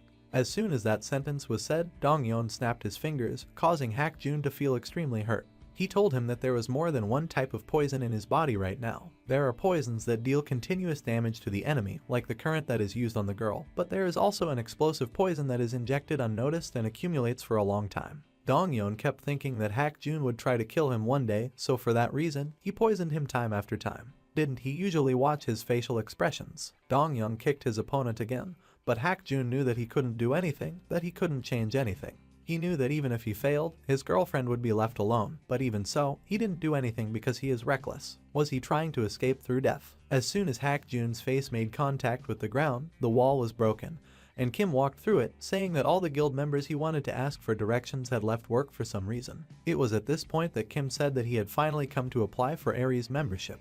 Dong-yeon immediately gave the application form. He said that he had nothing to say except to express his surprise. It seems that he didn't want to join the guild so much. However, why did our Kim come up with it? Dong-yeon was wondering, don't you know that he's a very bad guy? But our main character said that he was also wrong about our protagonist because he is not such a good boy. Being a hero or something like that can't do things like that anymore. He can join hands with anyone as long as he sees the benefit of it. Dong-yeon said that he was glad to hear that, but still asked me to get to the point. He said that they would talk about the conditions after joining the guild and distributing the profits later, but he still didn't trust the person in front of him. After all, he needed to sign the application first, and then Dong-yeon had to adjust the best conditions for him. The pencil immediately began to sign the right places. Dong-yeon just couldn't believe that the matter could be resolved so easily, so now it was time to talk about business. But what does Kim want now, as a member of Guild Aries? Our character immediately said that he wanted the poison to come out of Hak-jun's body first. Dong-yeon couldn't understand it, and our protagonist said that as soon as he said it. But the guild is a business. Leaving Jun like this doesn't seem like the ability to run a business. After all, whether Dong-yeon knows or not, Kim has a personal motive for blurting out to him. Dong-yeon said that it was possible, But even if you remove the poison from his body, it would definitely not be in a suitable state because the poison would leave traces in his body. Of course, Dong-young decided to do it. He touched Hak-jun's body and immediately began to absorb the poison into his body. Since that was the case, Dong-yeon decided to talk about the distribution of profits and the relationship in the guild. Kim immediately went to the body and whispered that he had come to meet Yoon-sung. Hak-jun couldn't figure out why, but our protagonist only asked Dong-young to keep quiet. By then, Dong-young had said that the profit from the dungeon was 70%, and what did he think of becoming a deputy in this Golia? Of course, our hero asked, is this really true? After all, as he said earlier, he is not very good at doing business. After all, if he calls all this a business, then the person in front of him is not engaged in an unprofitable business. Dong-yeon asked at that moment, so how does he want to catch? Our protagonist said that he wants the guild head's mezzo and a 100% paycheck. He wanted his own guild. He was asking Dong-yeon to completely hand over the guild to him. Dong-yeon laughed at the same time and then started shouting, saying that you can't get full membership by joining a guild. Does the protagonist laugh at him? Our staff didn't see anything funny in his words, but Dong-yeon said that he takes advantage of those who are weaker than himself and exploit their vulnerabilities. This is how he built his businesses. However, Kim only replied that it was exactly the same way to take over a business, for that matter. Of course, Dong-yeon asked him not to be so presumptuous. He asked if he felt like a herbivore being eaten by predators. After all, in any case, you should not feel sorry for them because they are just stupid and weak. This was the reason why Dong-yeon prided himself on using the weak wherever possible. He said that the awakened world is just like that. But if Dong-yeon was talking about the jungle world, it might be correct, but he was being one-humped, because sometimes even the best thing is that a herbivore sometimes bites a predator to protect itself. At that moment, Hak-jun appeared from behind with his sword, and Kim said that this is what is called the evil of a weak person. Dong-yeon had to feel it all for himself. At the same time, Dong-yeon complained about being stabbed in the back. Hak-jun asked if this was the end, how did it all work out? After all, he was definitely lying down and dying from Dong-yeon's poison. Even when he was detoxified, he only stopped being poisoned and his ruined body wasn't restored. He had a premonition that his whole body was numb and his eyes were blurry. But how did it happen that after the touch of our main character, his body returned to normal? What did he do with it? Why? Just like when they first met, and even now, why was he helping him? But Kim only said that now is not the best time to hold a dialogue because nothing is finished. As the poison mist rose into the air, Dong-yeon started to rise from his knees. Dong-yeon said that he didn't teach Hak-jun such mesky things for nothing. Donna was currently using the hemostasis skill, which allowed her to heal her body. This was amazing, because the ability to handle poisons, as well as healing skills, was beyond the realm of possibility. I immediately told my opponent that he would explain that in a 2-in-1 flotation, you couldn't just get away with it. But Dong-yeon only started to dream, saying that he wasn't interested in special mercy. Dong-yeon immediately began to spew out a certain liquid. He called it the death zone. Kim didn't know what it was until Hak-jin asked him to run or dodge. Hak-jin said that this is Dong-yeon's strongest skill. Spread the poisonous substance throughout the area to create a swamp of poison. It was a large-scale radius skill. At this point, Dong-yeon said that it seemed like he mentioned that he had created a guild by exploiting the weak. Dong-yeon said that this is true, but he must also know that exploitation is a privilege for the strongest people. At that moment, Dong-yeon waved his hand and the liquid immediately fell onto the table. It became clear that most likely Balto moves under his feet in accordance with his will. Hak-jun tried to dodge as well, but Dong-yeon kicked him out of the way. Kim realized that it was likely that Dong-yeon's poison only worked on living things, so in that case, you could just take the furniture and use it as a means of transportation. Many people were shocked by this behavior, but Dong-yeon only said that there were no loopholes in his skills and then changed another zone to make a zone out of acid. He fired a round at the table, destroying it. Our protagonist jumped to the side and realized that 2 zones serve as an attack and defense. Definitely a good ability. Dong-yeon was shouting at that moment that such a great hero of all Anyang was probably just stupid, that he was lucky enough to crush the dragon at that moment. Our character said that he actually made one mistake. At this point, blood began to ooze from our protagonist's finger. Hak-jun thought that this skill was somewhat similar to the one in Anyang. It was at this point that our main character gave his roof the property of kappas. He asked Dong-yeon to dodge all of them since he was a strong man. Dong-yeon was definitely scared. He started trying to dodge them, constantly sliding on his poison. At that moment, Hak-jun also ran up, cutting a path for them and asking them to lean on him. Kim understood his request, so both characters then launched their offensive. Hak-jun attacked from one side, asking Dong-yeon to stop trying. He of course blocked another attack, which upset Kim. Dong-yeon could feel the beads of sweat on his body. He stood up and said that the people in front of him just can't do anything, because his poison has perfect attacks and defense. Kim said at this point that it was actually a bit of a hassle, so it was worth using a secret skill. The same flame whose color Dong-yeon recognized. There was fear in his eyes, so there was nothing left but to launch this flame at Dongyong. At one point, he immediately started to feel incredible pain, and then Dongyong was pinned to the ground. Sure enough, the poison immediately began to collect on Dongyong's body. Hakjun knew that after being mortally wounded, he simply couldn't maintain his skill. This was definitely the time to end it. But Dongyong pressed himself against the wall and started saying that he would make a medicine, that if they killed him, the poison wouldn't disappear from Songyun, so if he wanted to bet that if he died, the poison would stop working, then he would bet Yun-sun's life. Or she could spare him and save Songyun's life at the same time. Hakjun was at a loss, but Kim asked him to stop. He asked not to succumb to the provocations of the trash that stood in front of him. Kim immediately went to see Dong Woo. He went into his poison. The poison immediately began to make its way through the body of our main character. Dongyong shouted that he had entered his poison by himself, that no matter how strong it was nothing in front of his poison. But at one point, a certain skill was activated. Dongyong couldn't believe his eyes, because the poison from Kim's entire body just evaporated. All the people couldn't believe it. Hakjun even noticed that this was probably what he felt when he was lying on the floor. Our main character at this point was telling Dong Woo that such a pathetic poison from such a pathetic person just wouldn't work on him. Of course, this man was shocked by this crown. In his eyes you could read the horror of everything that was happening. He couldn't believe what he was seeing.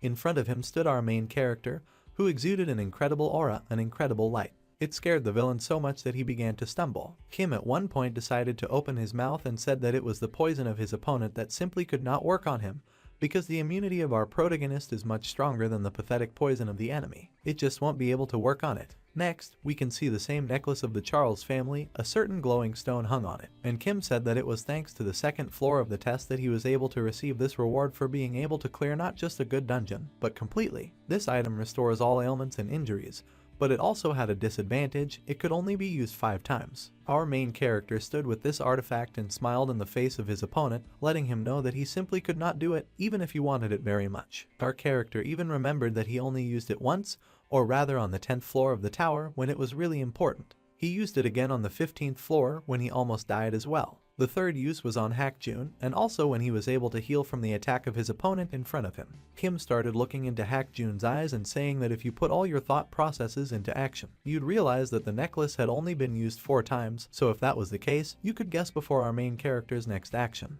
As soon as he said that, he immediately launched the same necklace into the air, or rather directly into the hands of his partner. Hakjun caught the necklace, but at first he didn't understand. But then he asked, "Is this all for Su Hyun's sake?" As soon as this name was said, our protagonist only had to smile. Hakjun thought of his dear man, and the image of him glowed in his mind. He was already imagining his girlfriend being there for him, whole, alive, without any illnesses. Then he looked at the necklace once again, and our main character once again said that Hakjun himself should understand what to do with this necklace. Hakjun couldn't stop holding the necklace in his hand at this moment, and tears immediately began to fall from his eyes. He was holding this necklace with only one hand, and then he just took and crumpled this necklace in his hands with the words that our main character was actually right, that in fact he knows what to do. With these words, Hakjun immediately decided to go to his beloved, leaving the opponent to continue to be nailed to the floor. The enemy immediately started praising Hakjun, shouting that he should stop, that he was a Ubblebudak. But as soon as he began to call him to himself, our protagonist pressed the snake further against the wall.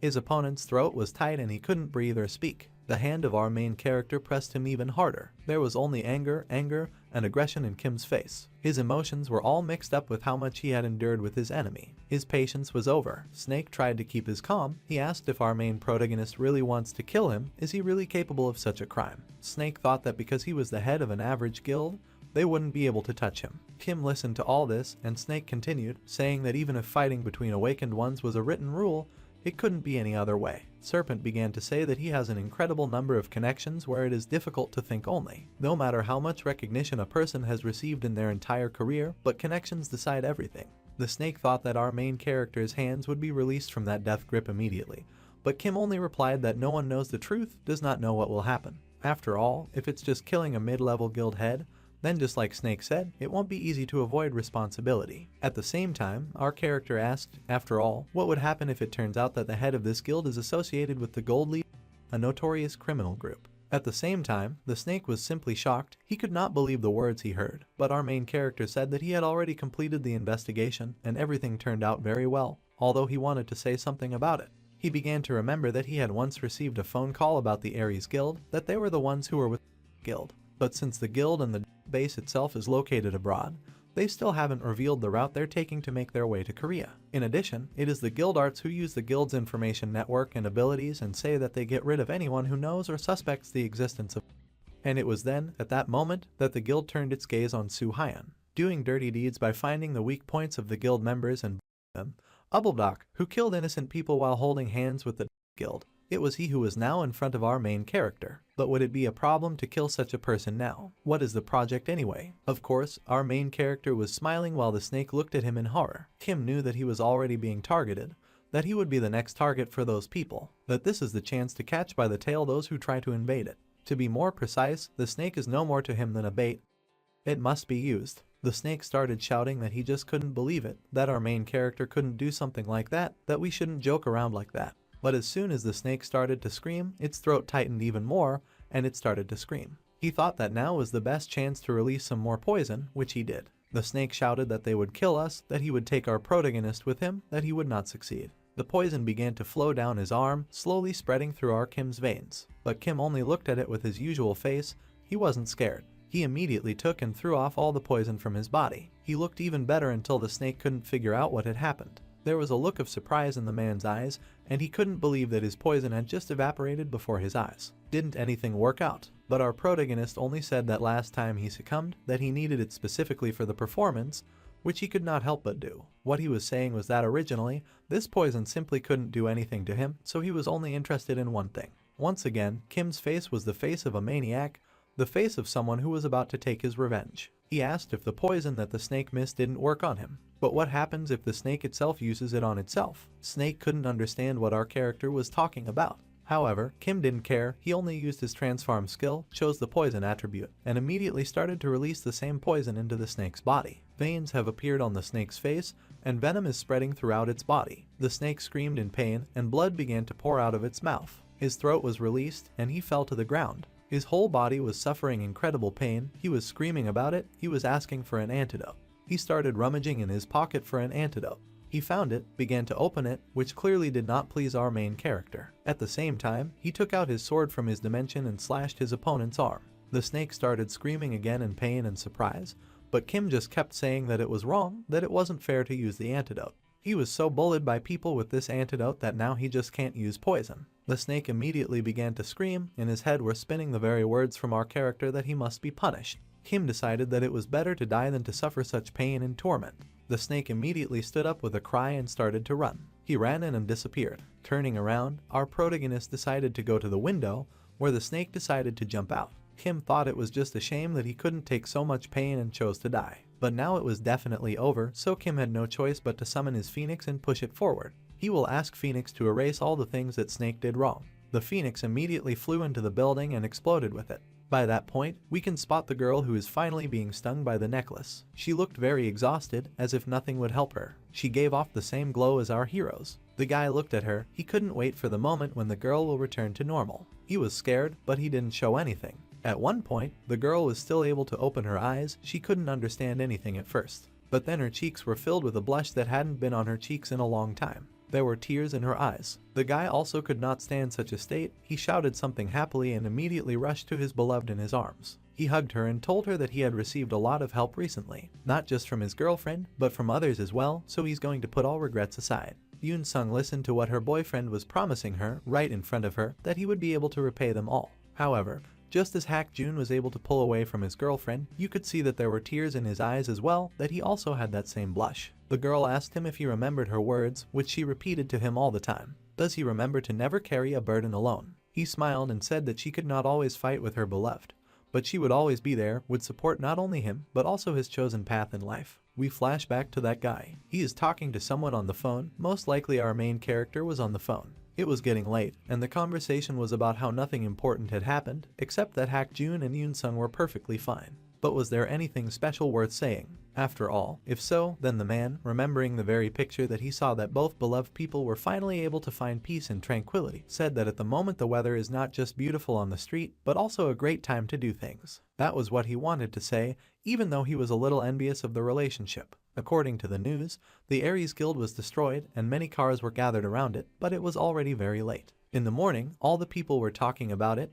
They said that there was an accident in the tower, but no injuries were reported. The body of an awakened Aries guild leader was found right outside the building, and the police were investigating. It turned out that the exact cause of death was a fall from a height, but there were still signs of a struggle on the body. Someone watched this program on the TV, but for the most important information turned it off. It was a certain man who was sitting in his chair. He asked the person in front of him to tell him what had happened there. Mr. Soo Hyun, who had been familiar to us for a long time, was sitting in front of him. He immediately turned around and said that he had already told Kim Do-woo everything, so there was no need to demand anything from him. He also said that he was only doing what he had to do. The head didn't understand what he was talking about. He said that not only did he enter the guild headquarters without permission, but he also killed the guild head and destroyed the building. He said that this crime is comparable to terrorism. But our main character immediately looked at everyone around him and said that Young Do-young not only used his abilities, intimidated people, blackmailed them, but also many worse things. Most likely, the guild that had just appeared in front of him was simply not aware of Aries' actions, but the agency clearly understood the whole point. But it couldn't do anything, as if it was in the agency's favor on the contrary, so wasn't it all a bit troublesome? Kim was able to calm everyone down with his gaze, asking if everyone understood his hint.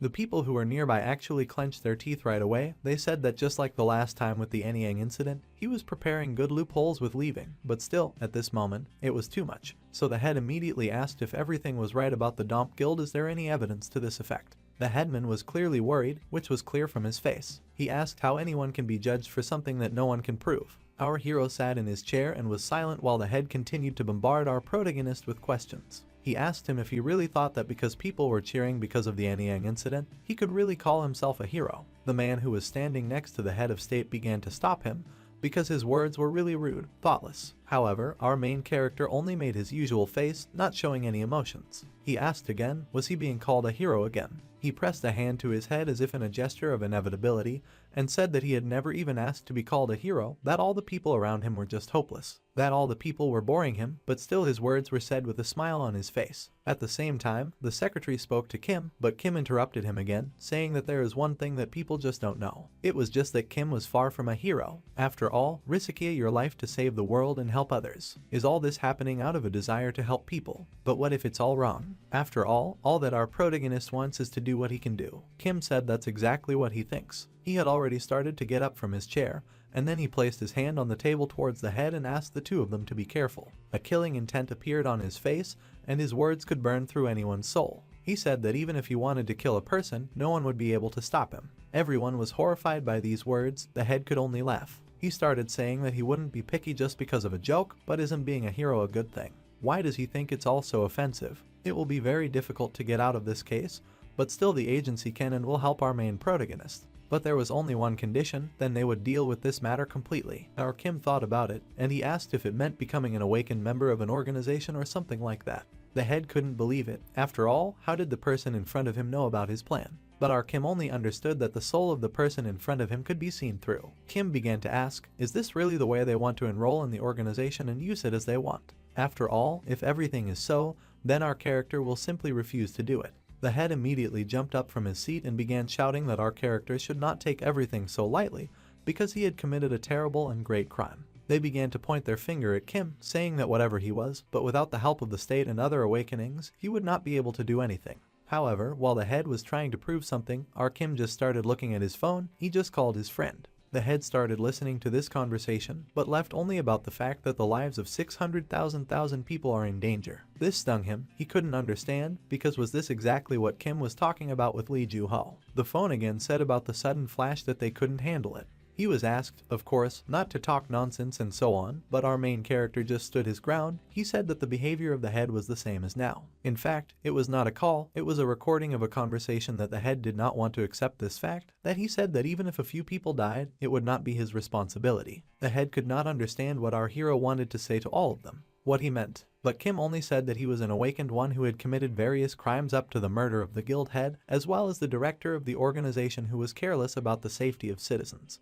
Which of these will attract more criticism? Would it really be a director who couldn't fulfill his role? In the face of our hero read victory, disdain. He said that he couldn't think that he could get help from such a person. The head began to knock on the table, but our main character said that the threat only needs to be answered with a threat. At the same time, Kim just turned around, smiled, and said that he was joking about not being so picky about a person. But the director was already clearly enraged. He was banging on the table and kept shouting, As soon as Kim left the building, all that remained in his mind were the director's words that they should keep all the information between them. It was all infuriating for our character. Did he really provoke the director so much that he got so wound up? Kim even had a vein come out on his face. But then I realized that he had done everything that he wanted and had to do. He understood that the bastard simply couldn't take as big a bite as possible now that he was talking a lot and even trying to make various threats. However, it was still going well, and even so, Kim just didn't want to create as many problems as possible. He even considered hiding in the tower for a while. However, the name of the hero's title kept popping up in his mind. He understood that at one time he was so annoyed by this title that he just wants to run away from it. He remembered the image of his mother telling him to be a hero. However, the faces he saw back then, the faces that asked for his help. Now he was able to get enough help. He was able to save, to be saved, to become an idol for someone, to live this cruel life. Hack Jun was the last person he saved. But still, the most important person he saved was his mother. So if what he wants is the hero's path, then he must not look back. He will become the hero that others want him to be. He will gladly accept this title. This was exactly what he was thinking as he entered the dungeon. As soon as he entered this dungeon, we can notice a certain meeting. Some chandeliers hang on the ceiling. The whole thing takes place in a cave. People, or rather the shape of people, say that the snake is dead. Many people say it's a good thing that the snake just gave them a hard time. Someone said that there was nothing good in this, that one way of promotion to Korea was now blocked. But the man who was most likely in charge said that even if there was one less, it wouldn't ruin the plan. He immediately took out a photo of our main character and said that this particular greenhouse annoys them. Of course, they knew that the person's location was unknown until a certain guy walked in. He said that they saw him at the last moment near the tower. This guy was ordered to tie a spy to our main character and then report back as soon as he leaves the tower. As soon as these words were said, a knife was thrown at Kim's photo that flew up. The man thought that the guy would be easy to deal with next time. We, in turn, understand that immediately after the fall and collapse of the Ares Guild, Masa did not give Kim the same opinion. Was he really a hero, or was he just an evil who was showing off his power? Many people on TV said that he was a hero who saved the city of Eniang.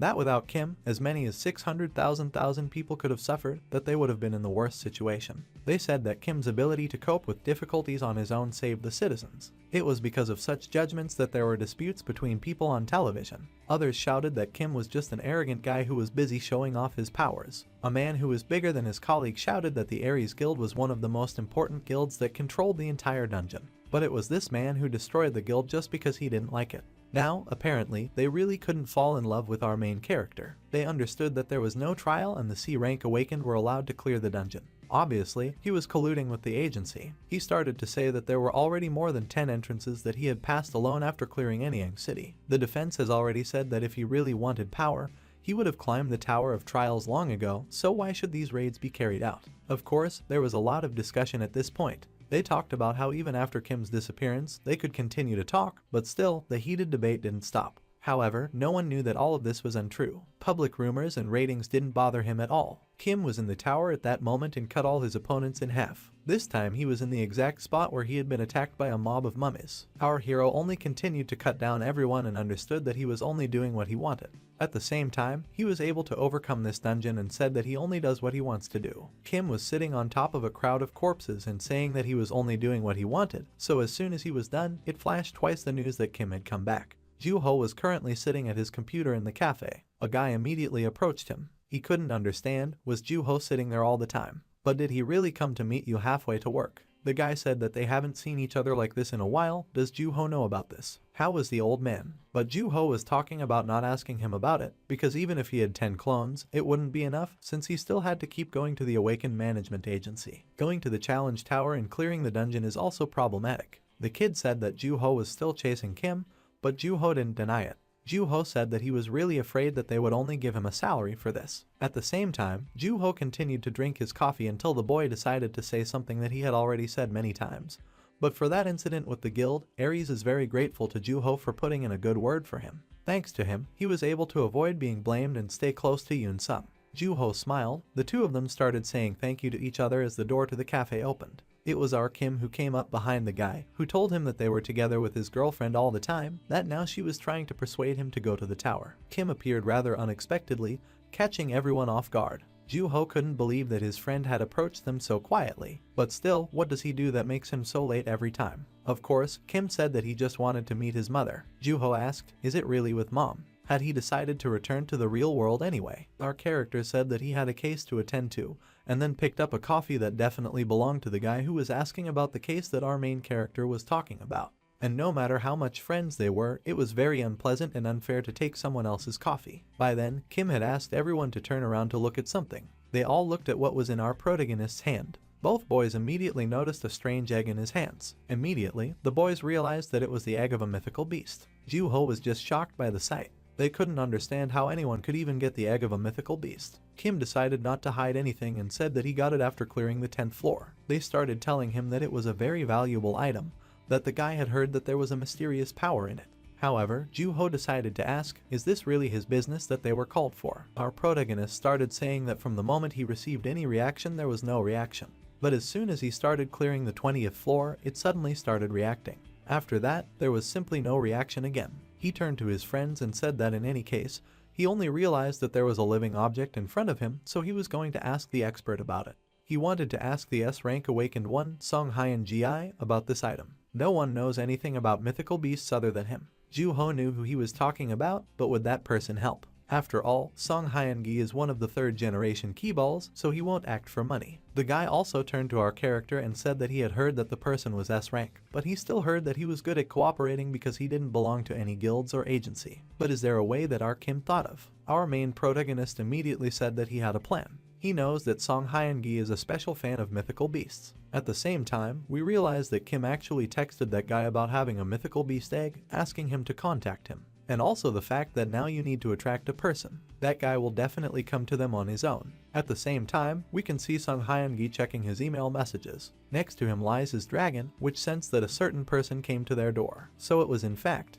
At the door, a man came up to give a report. The dragon couldn't seem to calm down, but Sleep asked it to calm down and then asked the human to come in. The man walked in and then said that he had found out everything about the man named Soo-hyun that his master had mentioned. The master asked me to tell him, so the man started by saying that the guy was an awakened one who could use a sword and magic. Many people say that he is from the rank, which made the master very angry. He said that the guy contacted him on the computer and told him about the mythical beast. Dream had red eyes that glowed with malice, as well as blonde hair that looked like snow. The guy asked to be forgiven. But still, the official data said that he was also able to upgrade his current ranking to the 29th floor of the Challenge Tower. He was the main participant in the outbreak in the city of Enyang.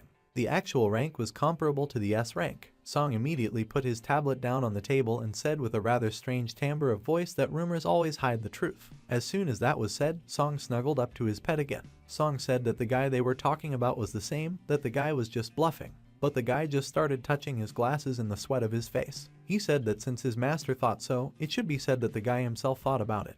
But according to reports, Kim Soo-hyun was able to visit agencies to complete the S-rank assessment. This interested Sun quite a bit. We had all our heroes in front of us, but Song was definitely able to get interested in passing the S-rank test from Kim, who was holding the very egg of the mythical beast in his hand. By that time, quite a large number of people had gathered in front of some buildings. Most likely it was paparazzi. But why so many people? Of course, Ju-ho had said that there was going to be an S-rank re-examination, and he knew that it would be, so he kept his mouth shut, but it seemed like a waste since they were standing here. By that time, the guy looked at our character and asked, is he really going to hold this egg in his hands for the entire exam? Our protagonist asked if he really meant the egg in his hands, but Kim only said that he had already said that Song Hyeon-gi would come for him. As soon as this phrase was said, all the people who were on the square immediately noticed the most popular star of their city, or rather Kim. They decided to take their cameras in hand and immediately began filming our main character. They started asking him a lot of questions, blinding Ju-ho, putting him in a stupor. They were asking about the reason for taking the S-rank exam, and if there was a guild they wanted to join. Of course, there was nothing else for Ju-ho, as well as the guy, to do to melt down the people who had surrounded them all. At the same time, one of the reporters decided to ask something that the others didn't ask,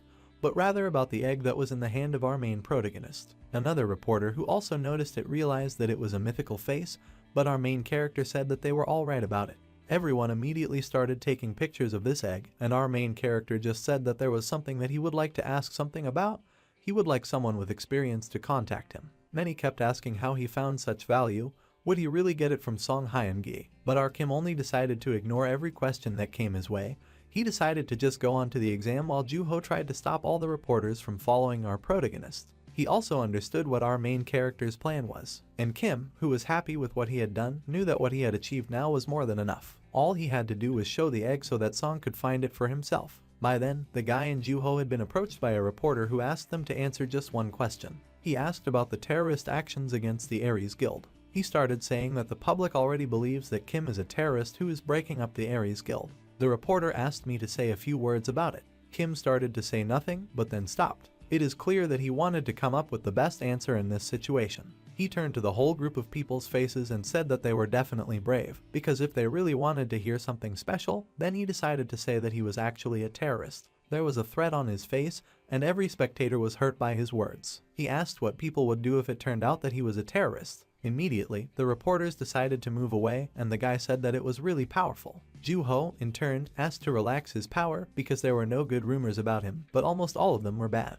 Kyuyum had his usual expression at the time, saying that it didn't matter anymore because if they started worrying, it wouldn't do any good. Of course, they couldn't believe it, had he really achieved his goal. But our character only replied that in fact his bait worked, so this will definitely be enough. By that time, our heroes were going further to the building and decided to wait only for a large catch. By that time, some people were standing and waiting for our characters. They were asked to go inside, but before entering the examination hall, there were many observers present to attend the S-rank exam, and their observation could be denied. Of course, our protagonist also asked that there be only 2 observers. A man in a dressing gown asked everyone to leave the square. No one could understand the reason for this expense. After all, the refusal to attend the S-rank exam, does Kim really not want to join the guild? Many grieved that they would miss the super report, that they would not be able to say anything to their boss, and so on, while a certain person near the car told them that this was actually the case. But still, this person, who had a yellow eye color, a certain scar near his face, said that he would constantly watch that person. It was Kim Seok-jin, who was a master from the Reaper Guild. First of all, as soon as our heroes went further, they were told that there would be certain conditions for passing the S-rank exam.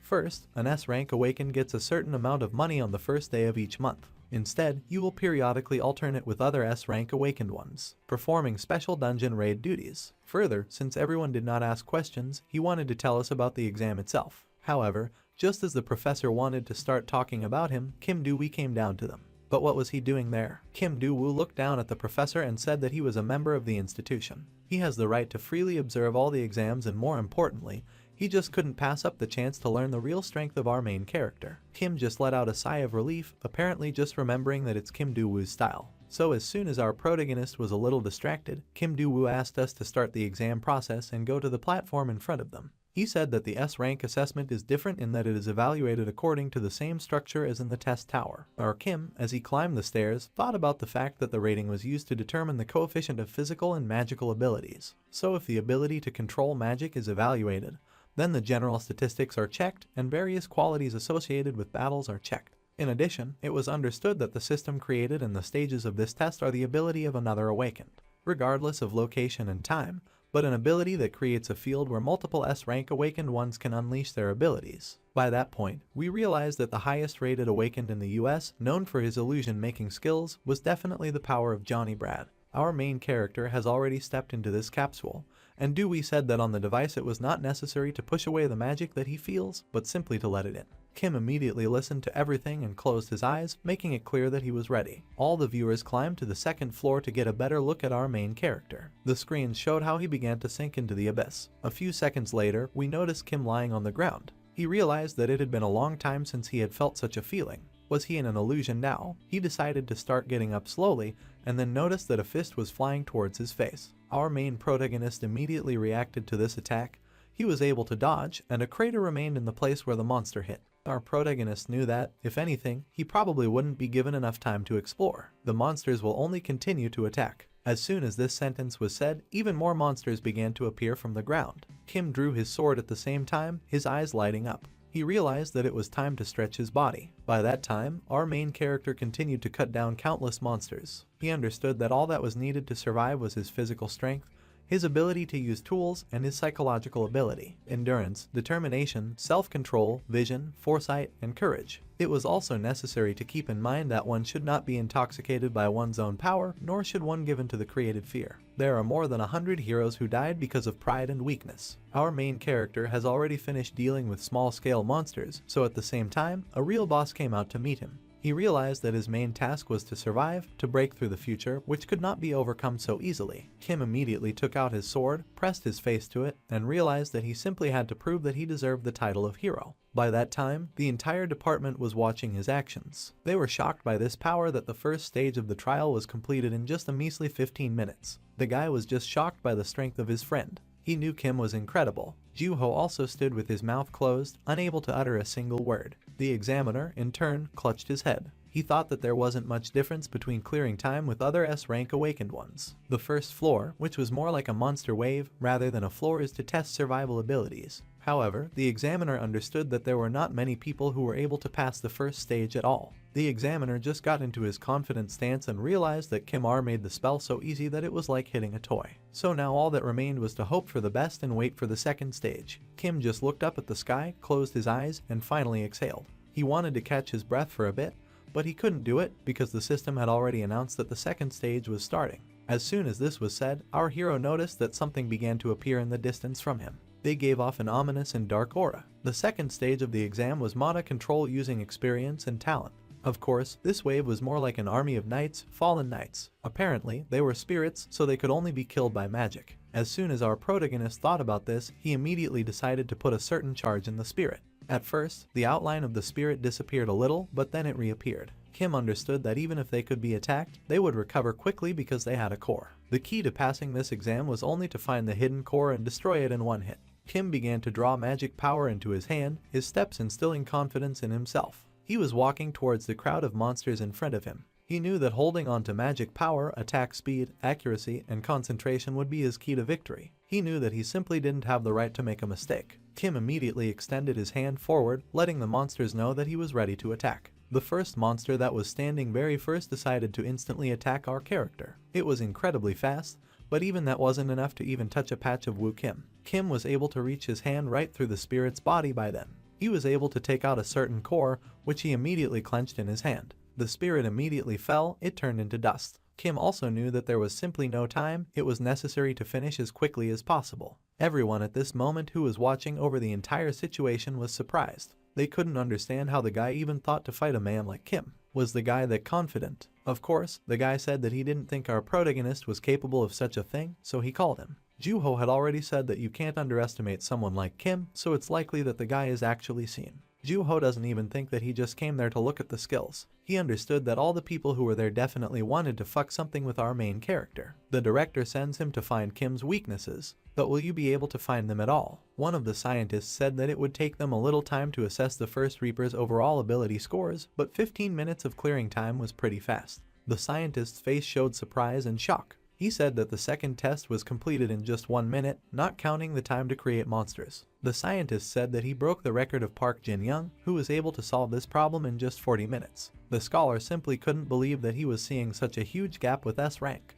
The examiner also couldn't believe it, because it really happened in Korea. Is this the future hero of the whole world? But at the same time, the scientist simply could not believe his eyes. It was overshadowed by the fact that the image on the device was missing. He immediately started asking what had happened. But the colleague just said that he didn't know yet, because suddenly the connection just broke. Juho was also asking a question about it, and the guy was looking at the fact that Kim looked strange for some reason. A strange purple glow appeared around Kim, growing bigger and bigger time after time. At this moment, our main character was looking at how exactly the same boss appeared in front of him, against which he could not do anything. Kim just hoped it was a very bad joke that someone was trying to pull on him. This monster immediately screamed, throwing our main character back with this sound wave. Our main character understood that something went exactly wrong. He tried to shield himself from this attack with his own hands, while all the scientists shouted at each other, saying that it was worth contacting the technical department, doing something. The scientists knew there was nothing they could do. They asked to get in touch with John Brad,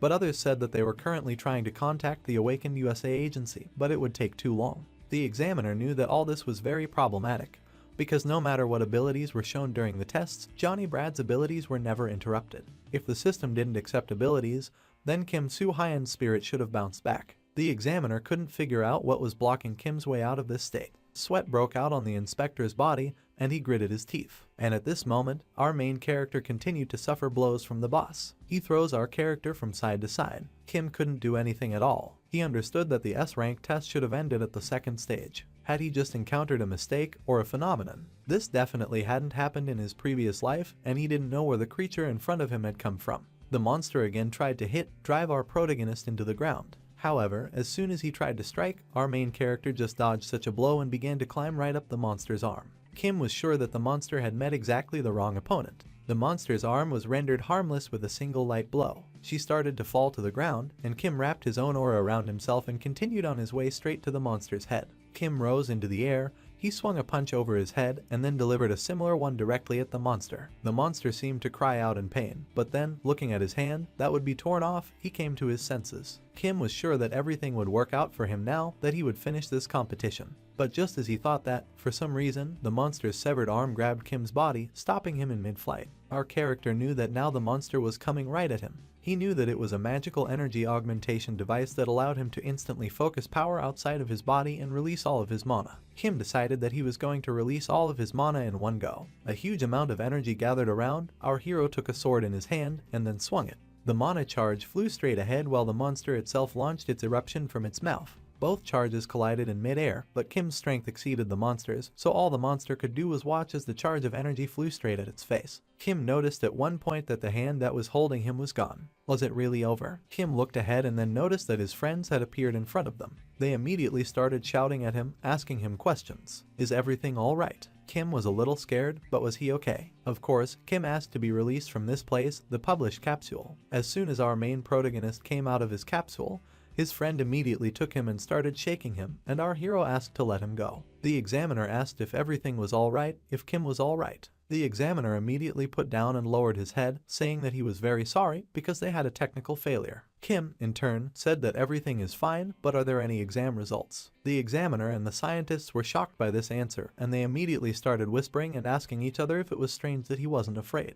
But the examiner just exhaled and smiled. Of course, it seemed strange to him that Kim was taking care of the assessment for the exam and so on. But it was still necessary to understand that Kim definitely passed, and to tell the truth, the inspector himself made the certificate in advance. Our protagonist couldn't understand what that meant, but the examiner asked the scientist to get the same box that was behind them. The inspector immediately opened the box, which contained only 2 items. It said that from now on, Kim is considered the most powerful S-ranked umbrella, and that there is no need to be afraid of anything. This way, the player will be able to have priority access only to registered dungeons, and will also be able to get a loan from the bank against the received income. By that time, Kim was looking for everything that was written on his certificate. He read carefully, listened. He understood that with his new rank, there was an incredible amount of benefits to be gained. There is only one reason why he was able to obtain this rank. Now he can participate in all the dungeons that are generally located in the world. Future threats will not be limited to Korea. However, did his CCAO end there? Of course not. The only thing our character was doing right now was smiling. He understood that now the real preparation for becoming a hero begins. By then, there was a dream in the air, riding its dragon directly towards them. This approach was noticed by everyone who was in the building, especially Kim. Everyone started to fall to the ground from the huge amount of magic energy, unable to get up from the floor. Their legs wouldn't hold them up. Dream descended to the roof, jumping off his dragon as if he had come home. The examiner couldn't figure out what kind of magic it was. Who was it? Only Kim continued to stare at the ceiling and couldn't believe that the bait had succeeded, that his very target had come to him. Dream was actually standing on the roof and asking our main character to come out directly to him. At the same time, our main character decided to go up to the roof, directly to the guy. Kim came out with a smile, saying that Song was quite a brave guy to come out to him so spectacularly, even though there were so many eyes right next to him. Song didn't understand what the other person was talking about, so he continued to stare at him like he didn't understand what the other person was talking about. But Kim only realized what he was driving at, so he decided to suggest that the guy himself take a look at the egg that our main protagonist had.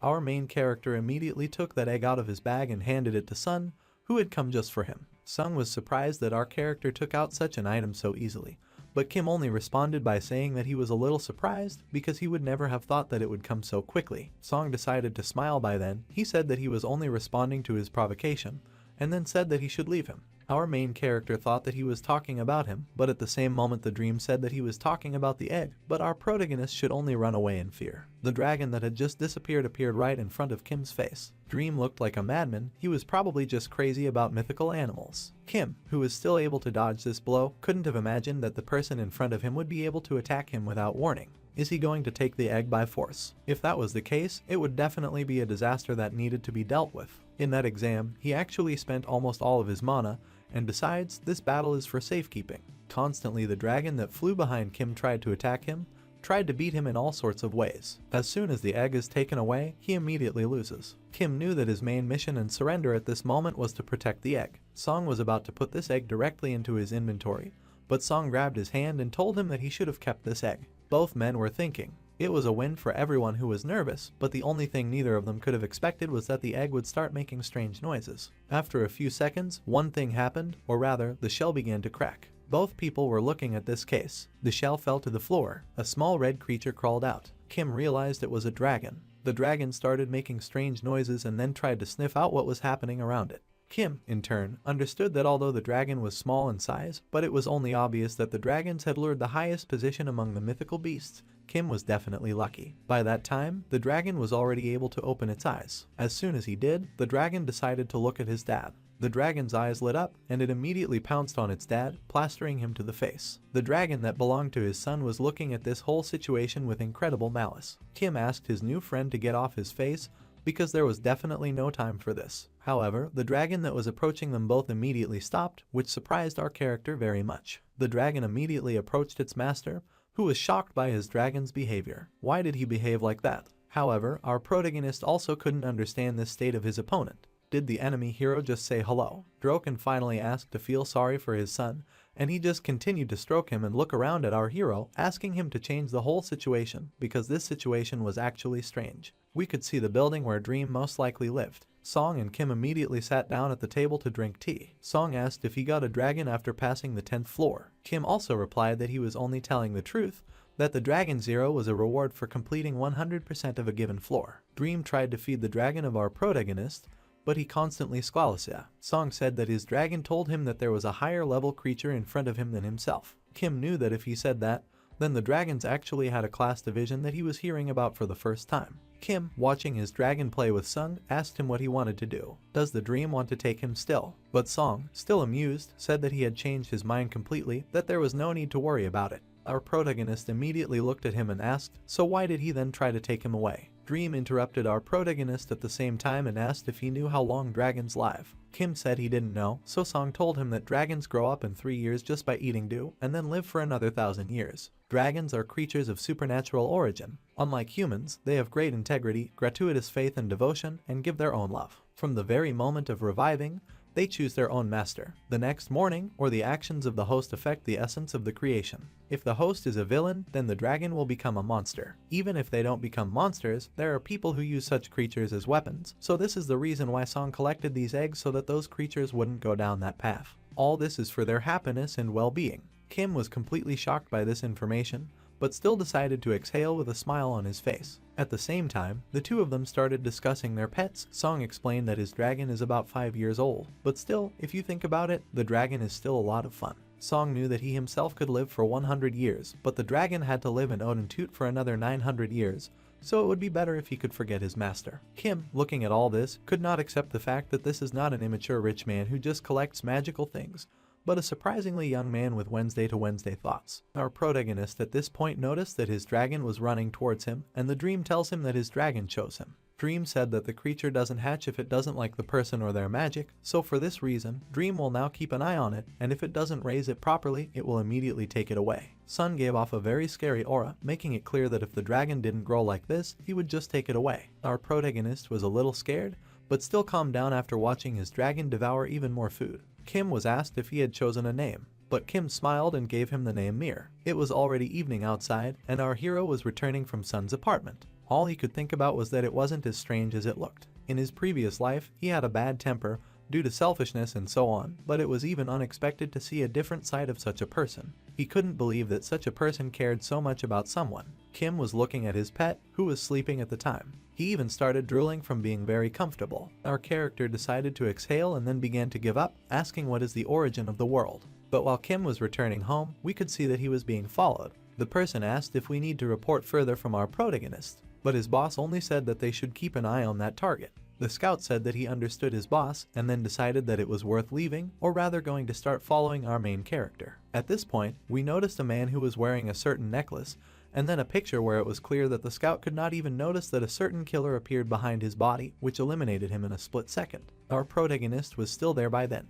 He thought that he was going to see what was going on, but that person's presence completely disappeared after a few seconds. Kim turned around and wondered if the man had just walked away. Kim could only hope that no one had broken into his house. We see that our character was already approaching his door, the key was already inserted, so we just had to watch as our protagonist's feet made their way further and further across the room. He exhaled, touched the door, and then realized that something was definitely wrong. And so it turned out, in fact, because a strange man appeared above Kim, who decided to attack him. Kim dodged and looked at the man in question. Of course, he said that it would be problematic to fight inside the house because then the destruction will begin. It will be scattered all over the room.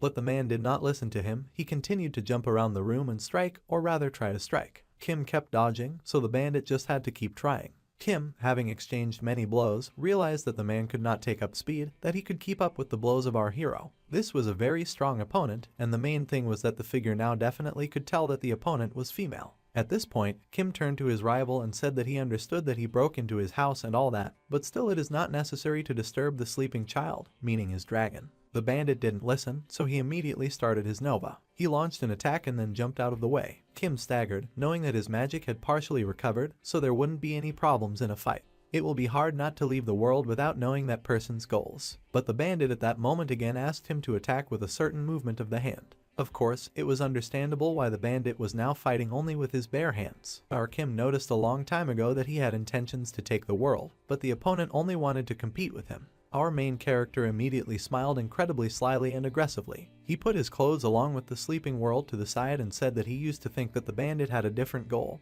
but did the bandit actually invade the house to fight? Our character immediately decided to accept the challenge and went into battle. The enemy's eyes glowed as the girl threw blow after blow, gradually inflicting more and more injuries in one place. Kim was also disappointed by this situation, but he didn't give up. He decided to strike back at the girl directly in her shoulder. The girl writhed in pain, but she didn't turn off, so now two of our heroes decided to make their last attacks. After a while, both were exhausted. The girl took off her mask and started laughing loudly, then addressed Kim. She took off her cap, revealing her long hair. She only asked to join their Reaper Guild, which was the guild master, Park Jae-young. He had been waiting for an answer all this time, but Kim didn't understand anything. He was still shocked by this appearance. He couldn't figure out if she was offering to recruit him to the guild through a tough attack. The girl asked why he was talking to her so informally, but this made Kim even more upset, and he made a face to let her know that it was all Park's fault that they didn't have such a big age difference. However, at that moment, our hero was only thinking that Park was not such a simple person who would come just to compete.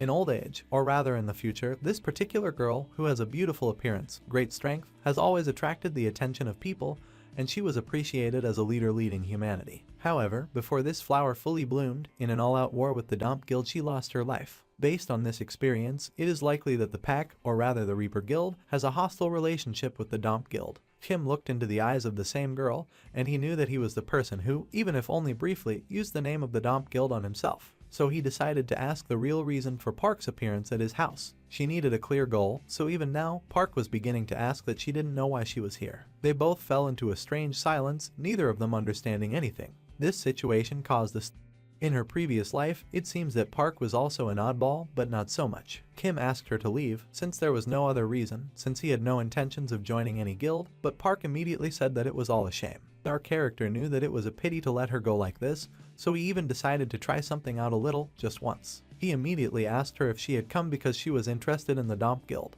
Immediately, Park fell silent, and a strange aura began to emanate from her. The incredible malice began to drain from her aura. Kim realized that he had hit the target, but then he began to feel all the anger around him. Park said that now they could talk. Our main character, looking at how the girl entered his apartment, was surprised. He soiled all his floors. So, the two heroes were already seated, and Park started asking if he was pretending to be the Domp Guild in Anyang City just to bring them to the surface. Kim replied that when he introduced himself to them, it was true. He said that the guild works in the shadows, so that's the reason why it will be very difficult to find the First of all, since this is a divided organization, so even if they can grab the tail, it will be impossible to completely get rid of the root.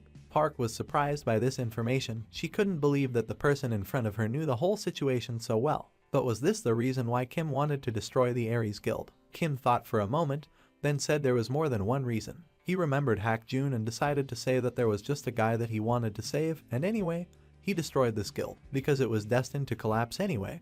because it hits all Korean guilds that are connected with the Domp Park Guild. Puck then stopped sipping his drink. He smiled and said that it was true that she was the one who killed everyone, and also that she was sure that she would destroy the entire Domp Guild. Its goal is to destroy everything associated with those scum. Kim listened to her carefully, understanding all the anger that was hidden in Park now and before in a previous life. In relation to the Domp Guild, emotions run high, and she sublimates these heightened emotions into magical power. Impul and magic were simply too unreliable. Our protagonist could see right through her, how mana was spreading through her body at an incredible speed, and in front of him was an incredibly capable person. Park continued by saying that just like our hero said before, but she killed all the bastards hiding in Korea. But they were just tails, no torsos, no heads, no clues. However, that number, those individuals were not known to anyone. All that remained was to wait for them to start moving. Kim understood what Park was getting at, so he said that most likely all the movements were related to the fact that he showed up. Park confirmed his guesses, saying that for this reason, some actions began. She just can't miss this chance. Kim looked at her with a smile on his face, and then asked if that meant she would use him. Puck didn't deny it, but T said it wasn't a big deal because an enemy of an enemy is considered an ally. As for the Domp Guild, it plans to actively support our character. Kim didn't deny anything or refuse the offers, but decided to ask just one thing. He asked her why she was so obsessed with the guild. Park put her mug down on the table and then fell back into her memories. She remembered her own eyes that had blood on them, remembered the man named Jae-yeon. She remembered those bruising last hugs with this man. She remembered what he'd said about her running away. However, all she said was that she had a minor grudge against that guild, so that was why the head of that guild would be and become her property. His head would be hers. Kim stared at her with his mouth open until Park just smiled. She immediately said that they would see each other again, and then her face and body began to evaporate into thin air. Her spirit flew away, saying that she wished him good luck in the future, calling Kim her business partner. Im, watching and listening to this, could not believe that it was the Wada that caused such hatred. He understood why, in a previous life, the Reaper Guild had chased the Domp. The simpler the goal, the clearer it is. At the same time, the phone on the floor started ringing. As he opened it, he noticed that Park had already entered her phone number in his contact book. By the time we could see the tall building, Han-jun and his girlfriend came to our Kim. They couldn't believe that our main character has such a huge house. They were all glowing with happiness for whatever reason. Hak-jun was glad that he was now able to visit our character's house while standing in the kitchen. The girl was also standing in the corner, holding a flower bouquet. Kim, in turn, said that he was just busy climbing the tower and passing the tests, but what were the fates of Hak-jun and his girlfriend? But as Jun only said that there was nothing wrong with their visit, it was just that Yoon-sung wanted to give a small gift in return. At the same time, Yoon-sung took out a huge bouquet of flowers, which just amazed our character. He opened his eyes wide and didn't know how to respond, but Hak-jun kept saying that they just couldn't thank him enough last time. Yoon-sung immediately started looking at the floor and then at the flowers and saying that it was Kim who was able to save their deaths. She begged, even begged, for Kim to accept this small gift. The couple immediately started scratching their heads, saying that Hak-jun was too shy to tell them how grateful he was. Kim watched them, watched the kids scolding, and then smiled. He looked at the bouquet that had been given to him, took the rose in his hand, and began to wonder if they really called him a hero. He immediately put his nose to the rose, took a deep breath of its fragrance, and thanked his guests for such a gift. Yoon-sung, who was still standing to the side, asked, "Does Kim have a pet?"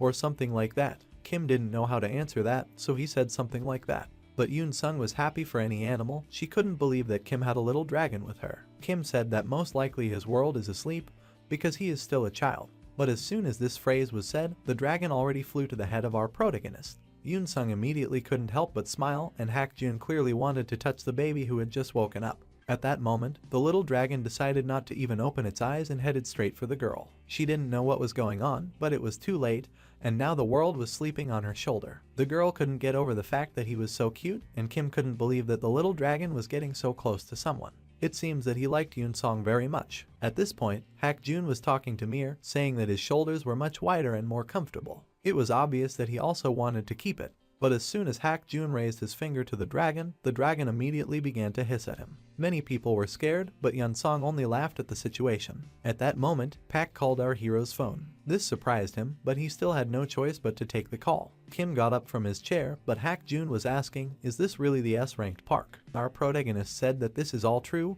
and also that he will return soon. Yoon-sung had also heard the given name. She thought it was a very great and famous person since it was shown on TV. Hak-jun told her that the girl was a superhero that was usually shown on TV. The two lovers immediately started arguing and talking, laughing at each other, while our protagonist went to the second floor to talk to Park. He asked what had happened, but the girl only replied that a green dungeon was about to open in Busan, so up until now, no dungeons had appeared in such a short period of time. She thought it would be very difficult to imagine in the future. Of course, our main protagonist understood that in his previous life, there were no cases where green dungeons appeared consecutively. There might be exceptions, but definitely not now. Of course, he could sense the presence of some kind of aura during the S-rank trial, but was the future really changing? Kim asked who was appointed as the leader of the group, but Park only said that Sung refused, so Park was nominated. Our protagonist said that this situation is worth checking out, so he asked us to leave everything to him, but instead there is probably something that Park wants, so what is it? Park said that the person she was talking to probably wasn't that,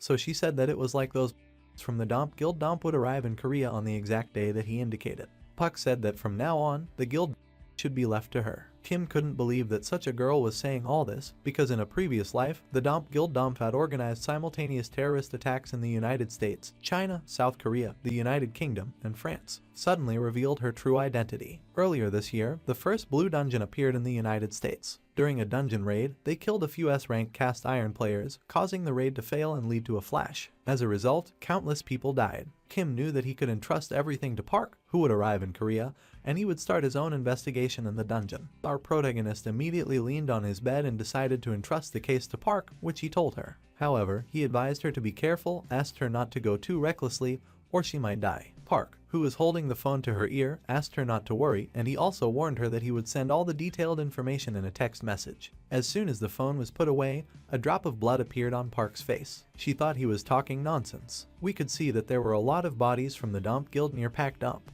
She knew that even if she was going to die, she would have done so long ago. By that time, the names of the groups that will go on the raid were sent to telephone. But will they listen to Kim? At that time, one of the heads was approached by a certain person who could not understand and believed that the institution was nominating a recruit who had only recently passed the test. He couldn't believe that their boys' lives would be entrusted to such a lowly and maniacal.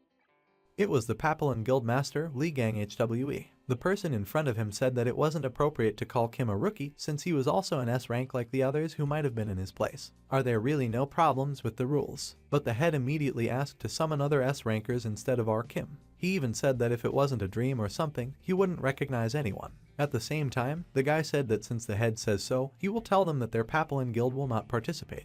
The head immediately pricked up his ears, and veins appeared on his face. He couldn't understand if his workman was joking with him. How dare he say that? But his workman just made a face and started laughing. The head couldn't understand why his worker was laughing so much at all, because there were lives at stake. But he just started wiping away his tears and wondering why everyone had the same reaction. After all, the stories that he was the best in the test are useless. The head will have to work with Kim for a very long time, because Kim was appointed on Park's recommendation. Roughly speaking, the rank that the head was simply couldn't do anything. The head started to get angry, but the guy asked to calm down because first you should see what happens next. However, will his attitude towards our main character change when he sees it in action? At this point, we can see the beach of Busan, or rather Kwanli. There, a green portal appeared and Ju-ho went there as well as Kim in the world. Ju-ho dragged on. Apparently he didn't get enough sleep, or else he stayed up too long in the car. Kim said that even if that was the case, Ju-ho himself had followed him. But Ju-ho said that he didn't understand what Kim was talking about because Ju-ho just can't miss the day when our hero becomes the team captain on his own. Kim said that he thanked him for his kindness, but still he knew how to follow and give orders. But Ju-ho immediately got his face and said that as the eldest of them all, he just couldn't leave Hak-jun and our protagonist alone, they just needed to get stronger together. Kim decided to smile at these words, while Mir, who was sleeping peacefully on the shoulder of our main character, continued to yawn. Ju-ho and our character were already approaching the square by that time, and they saw that about 50 or 60 people had come. Everyone was wearing suits, but one thing was clear, or rather, the scale of the first raid was simply amazing. Many people continued to look around. They saw that our main character was coming. They turned around and looked at him with a look of despair and disdain. Ju-ho also noticed that no one was happy about them. Kim knew that in the eyes of those people, he was just a newbie with no dungeon experience. While the two friends were standing there discussing the whole situation, they were accosted by a certain person who introduced himself as the head of the Papillon Guild, Lee Gang HWE. He looked quite nice and immediately extended his hand, which is what our protagonist tried to do. Kim was about to say that he was very happy that he was offered the lead in this raid, but Lee interrupted him, starting to say that our character probably has a lot of pressure on himself since he had no experience in raids. Kim didn't understand what he was talking about, But then he realized that this cute face was suspecting him of not being able to handle it, that all the people behind him had no opinions of their own, or turned against him by Lee's words. Ju-ho started shouting about how it was all an impertinence on the part of the guild head and so on, but then Lee immediately patted our main character on the shoulder, saying that he was just joking, that if you need help, you should contact him, because he is better than anyone another one. On the hand of our protagonist left a trace of this handshake. Kim smiled for some reason, and then said that it was just enough for them to do as they were told. Of course, the head and the audience were very angry. Their foreheads were covered with protruding veins and so on, and Lee asked them to stop talking to him like that. But then another person appeared behind Lee. It was the head of the Red Devils, Kim Tae-hyun, who was clearly positive towards Kim. He said he was counting on a young man. Tak said that since Lee was gone, he probably had already finished his performance, but still warned that Lee was quite careless in raids and rude. Tak then asked to introduce himself to Mon, the head of the gambling guild. The girl asked for cooperation, and our main character understood that it would definitely not be easy because each chapter used something that was invisible to ordinary eyes. Lee, for example, uses magic in the opposite way with her smile, while Mon is good at hiding it. But even if she hid the smell of magic, or something similar, Mon simply couldn't and would never be able to hide the smell of blood that was coming from her. Moyoung then asked Kim if there was something on her face that he was looking at her like that. But our main character just turned away and said that there was nothing there, while thinking only that now he will have to keep his eyes open all the time. Immediately, people began to ask if they were ready to leave, because if everything is so, then you need to go. At the same time, Kim turned to the portal and said that they should not prepare anything grandiose, so at the same time he stepped into the portal. After a few moments, we started to see that all the Leelai who entered the portal started killing all the monsters that were in their way. The monsters screamed in pain, Kim, Teak, Lee, all of them coping with their task. Lee even said that he had heard that the Green Dungeon was notorious, but nothing was so strange. At this moment, the people who were near Teak began to behave strangely. Someone continued to beat the monsters until they were blue in the face, despite the fact that they were already dead. Someone just couldn't find a place. Only our character and the world understood that something was definitely not clean. The world snarled at the ground. Ju-ho asked if it could all be a trap. Kim replied that it was true, and also added that there was not only a trap, but also something more. Ju-ho turned to the squad and asked everyone not to let their guard down, because there might be a trap next. Lee, who was standing next to him, just smiled and asked, did Ju-ho get on a rank this time? Ju-ho didn't understand what the question was about, so at the same time, Lee made it clear that Ju-ho probably received S-rank support. At this point, our main character didn't do anything else. He immediately went to meet Lee and threw him to the side. Lee thought that he was the one who got it for his words towards Ju-ho, but in reality, Kim just saved him from death because a huge drop flew to the place where Lee was standing, which was clearly deadly. Kim asked everyone who was nearby to try to dodge these charges.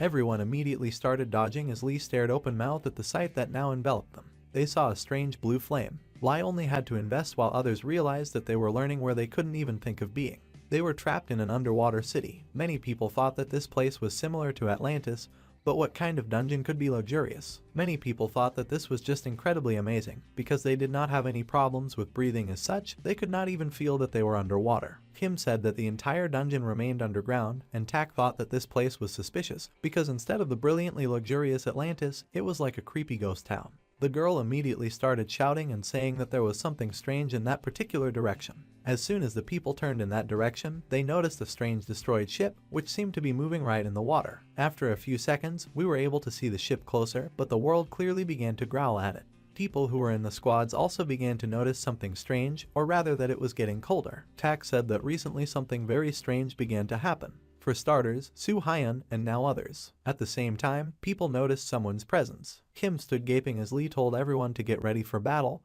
and they could see that the ship itself was heading towards them. On this ship, the outlines of certain creatures were noticeable, and as soon as the ship got even closer, it became noticeable that the whole ship was covered in skeletons. The ship's commander said it was time for a hunt. As soon as he said this, the skeletons immediately began to fall off the ship. Kim had already started to give out his aura a little bit and then launch airstrikes to deal with all of his enemies. The skeletons were rushing towards him, but they were immediately cut down. Kim had said that since they were ghost-type monsters, it was likely that sacred-type fire would work on them, but magic power could also be dealt with. Others can also fight. This was exactly what Lai was talking about when he was trying to deal with magic powers. He shouted that there was nothing to worry about, and the skeletons were nothing, and he would kill the cowards who were running away personally. Kim knew at that moment that the chief was reacting coolly. Our hero said that it would be difficult to expect the same coordinated work as from the guild. He was looking at what each group was trying to do differently, but he still knew that it was worth believing in the outstanding organizational power of each guild, which is centered on the leader of the guild group itself.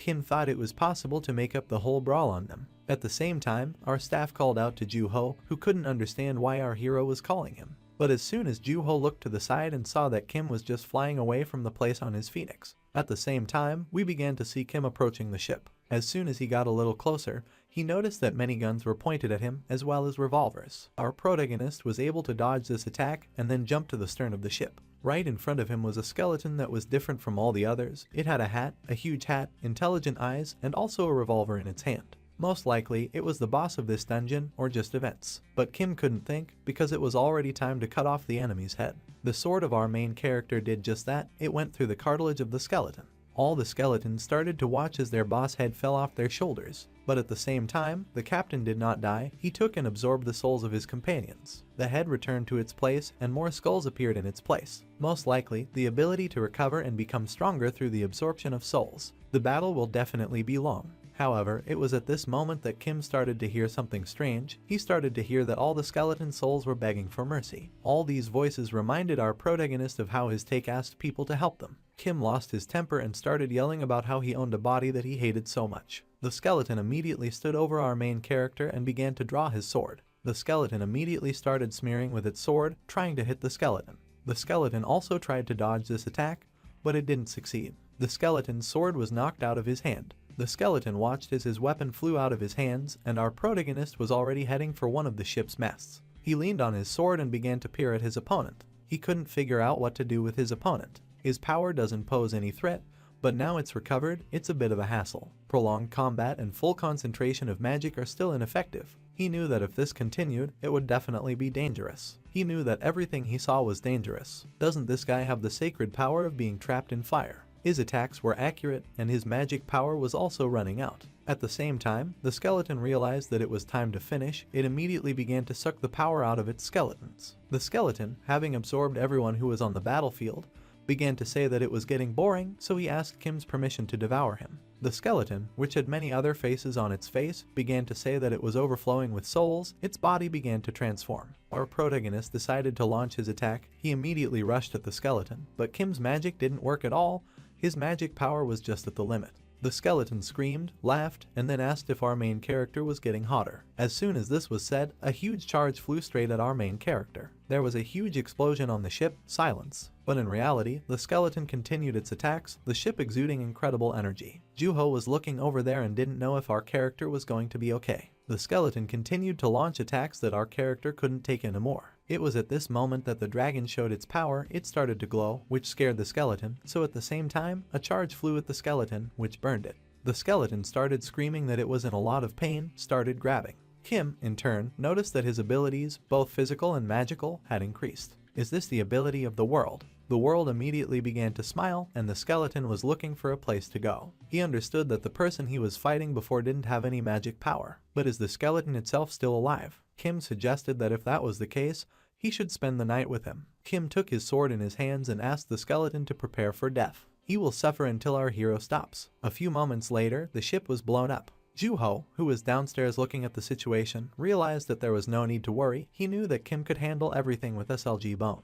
Who was he even worried about? At the same time, our protagonist continued to deliver the final blows to the skeleton, which realized that all the souls had already been spent, that it was just a little bit more and it would die, so the only suggestion he had was to ask our main character to wait a little longer. The skeleton began to cry, saying that it was the Lich King who ordered him to kill all those who approached the king, and also said that there is a pet on this ship that the Lich King is raising. The skeleton was happy at this point. He thought that Kim was scared by this information, so the skeleton decided to continue talking about how he was just a servant who feeds the animal. But it was too late. Our character took off the skeleton's head, thanking him for the hint, and then realized that now everything can be cleaned up without any problems. By then, Lee, who was still in charge, was saying that they would need to clean up the ship, and also asked no one to wait for Kim to perform the feat alone. Teak said at the same time that they can't, because they're still treating the injured, so judging by the fact that Kim doesn't make any signals, they wanted to help him. Lee said that they shouldn't beat around the bush, but Teak was clearly annoyed by the whole thing. He said that he knew that he didn't like doing the feat, but didn't Teak realize the situation that even after putting them in all this danger in the beginning, He couldn't understand how Lai could hold such a position as a guild head at all. Li was getting a little annoyed, and Tak thought he was telling the right story. Ju-ho was looking at the air, so they asked him what he thought. But Ju-ho was thinking of something else. He was only thinking that it had been a long time since people had seen Moyen. Immediately, everyone began to look around, because even the group of excitement is not visible. Did they decide to move out as quickly as possible? Did they go to the same ship for the sake of a feat? But if they went to such a conspicuous place, someone would definitely see them, so Ju-ho suggested something else. He suggested finding the right squad. It was already evening, and the ship was being searched. Our character, who made his way inside the ship, noticed a strange thing that gave off a very strange and intimidating aura. Was this creature still a cub? He remembered what the skeleton had said about it being just a pet, but was it really a kraken? Although it was a weak creature, it was still the Lich King's pet. The dragon kept growling at the thing, but he had to fight his fear. Thanks to the holy forces that surround our protagonist, magic will not affect him in any way. But most of the awakened ones can die without being able to resist. This ship is actually the cradle of the Lich King to raise the kraken.